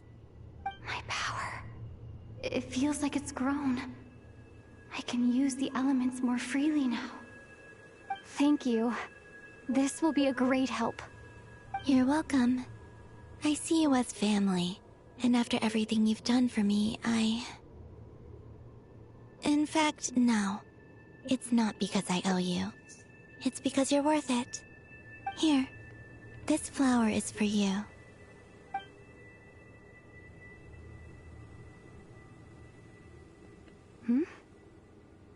Isn't this a moon prayer blossom? Yes. Don't worry. You will never see these flowers lose their color again. I'm finally discovering the joy of giving. How I wish I'd learned this sooner. Hey, better late than never. What are you thinking about now? Why don't you take a guess? You get... one shot. I don't think I'll get it in one guess. But I'm sure it's a happy thought. That's kind of a sneaky answer. I can't say you got it wrong. Down into that, the moon seems so far away. I felt it might always lie beyond my reach. But on the moon, everything feels so close by. The haze that once enshrouded the skies has finally been dispersed. I feel like a traveler on a winter's night, starting a new chapter in my tale by the warmth of a bonfire. I don't have a lot of luggage, but I do have a lot of hope for the future. Well, what's next? Next? To start with, I want to stay here just a little longer. After that, let's return home and continue our journey.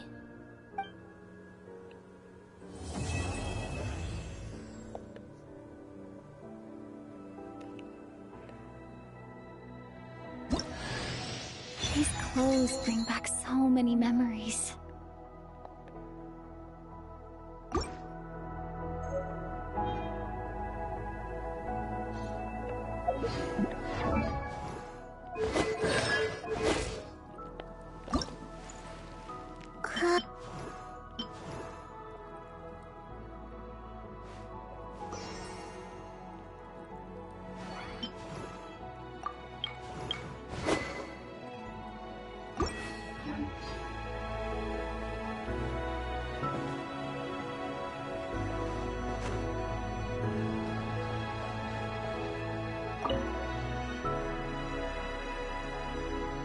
The journey goes on, for you and for me.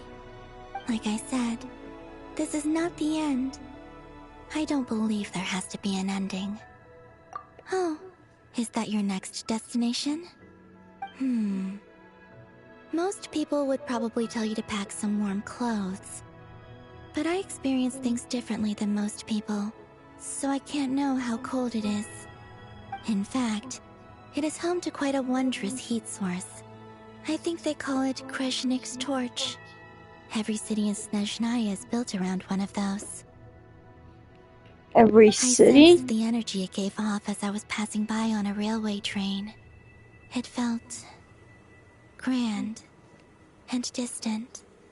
I also recommend the Korolievsky troupe in Snezhnograd. They give performances quite regularly, and entry was free for harbingers. I like... Ice cold and sharp. Crystal clear in some ways, yet profoundly unfathomable in others. Like the thick layer of ice on top of a frozen lake. That's just the impression that Tsaritsa gives me. I was never able to glimpse what truly lies beneath that icy exterior. In fact, I don't think the people of Snezhnaya even know what kind of power their god wields. Maybe that's because the Tsaritsa herself has never acknowledged, nor accepted that power. There's Regrator, the Rooster, and the Jester. Between them, they control a lot of what happens in Snezhnaya. but I could never wrap my head around how exactly power is split between them. I just know they are each responsible for many specific domains.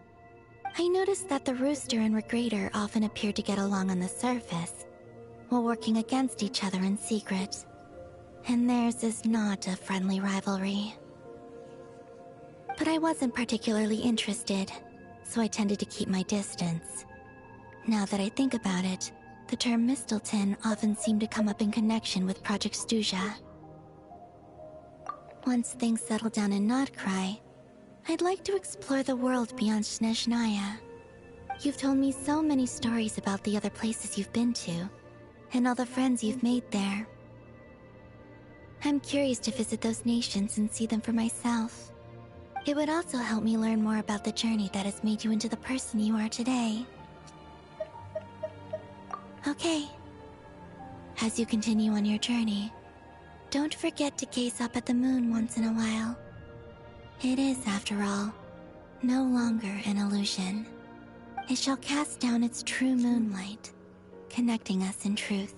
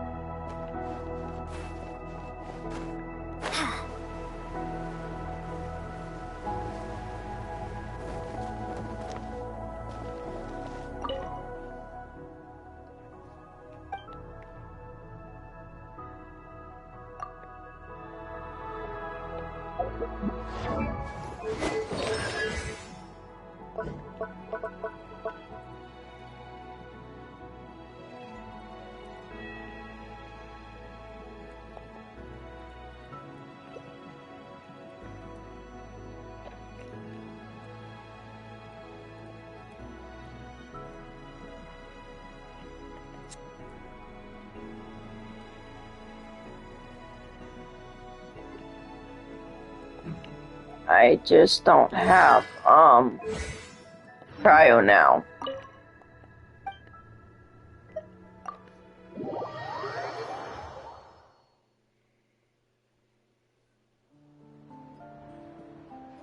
To Jean, acting Grand Master of the Knights of Favonius. This preamble is such a pain to write. It's probably high time we got rid of this acting business. I trust that Dern has updated you all on recent events. Hope we didn't worry you too much. The good news is, we managed to come together and put a stop to the Doctor's evil schemes. With that, I think it's safe to say that Nod-krai is finally out of the woods. As for the Fatui, not counting the Damselette, aka the Moon Goddess, who has left their organization, we found ourselves allied in this instance with both the Knave and Marionette. May she rest in peace.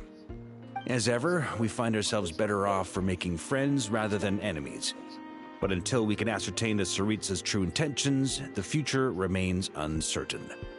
In a short while... Wait. How am I meant to surprise everyone if I tell them in the letter that I'm heading home? Well, that would be a huge waste. Okay, got it. I will begin sending the expeditionary team back home in waves. I'm sure they'll be able to answer any questions you still have.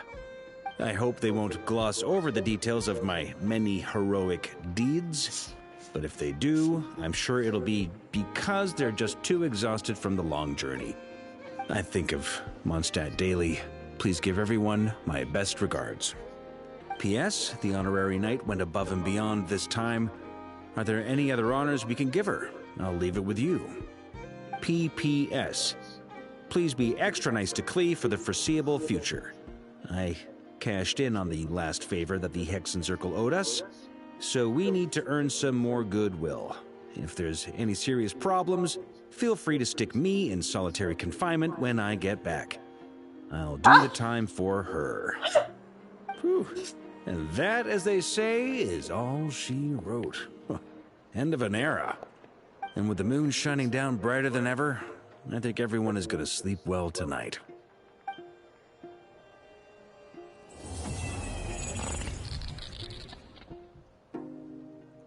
What the fuck was that?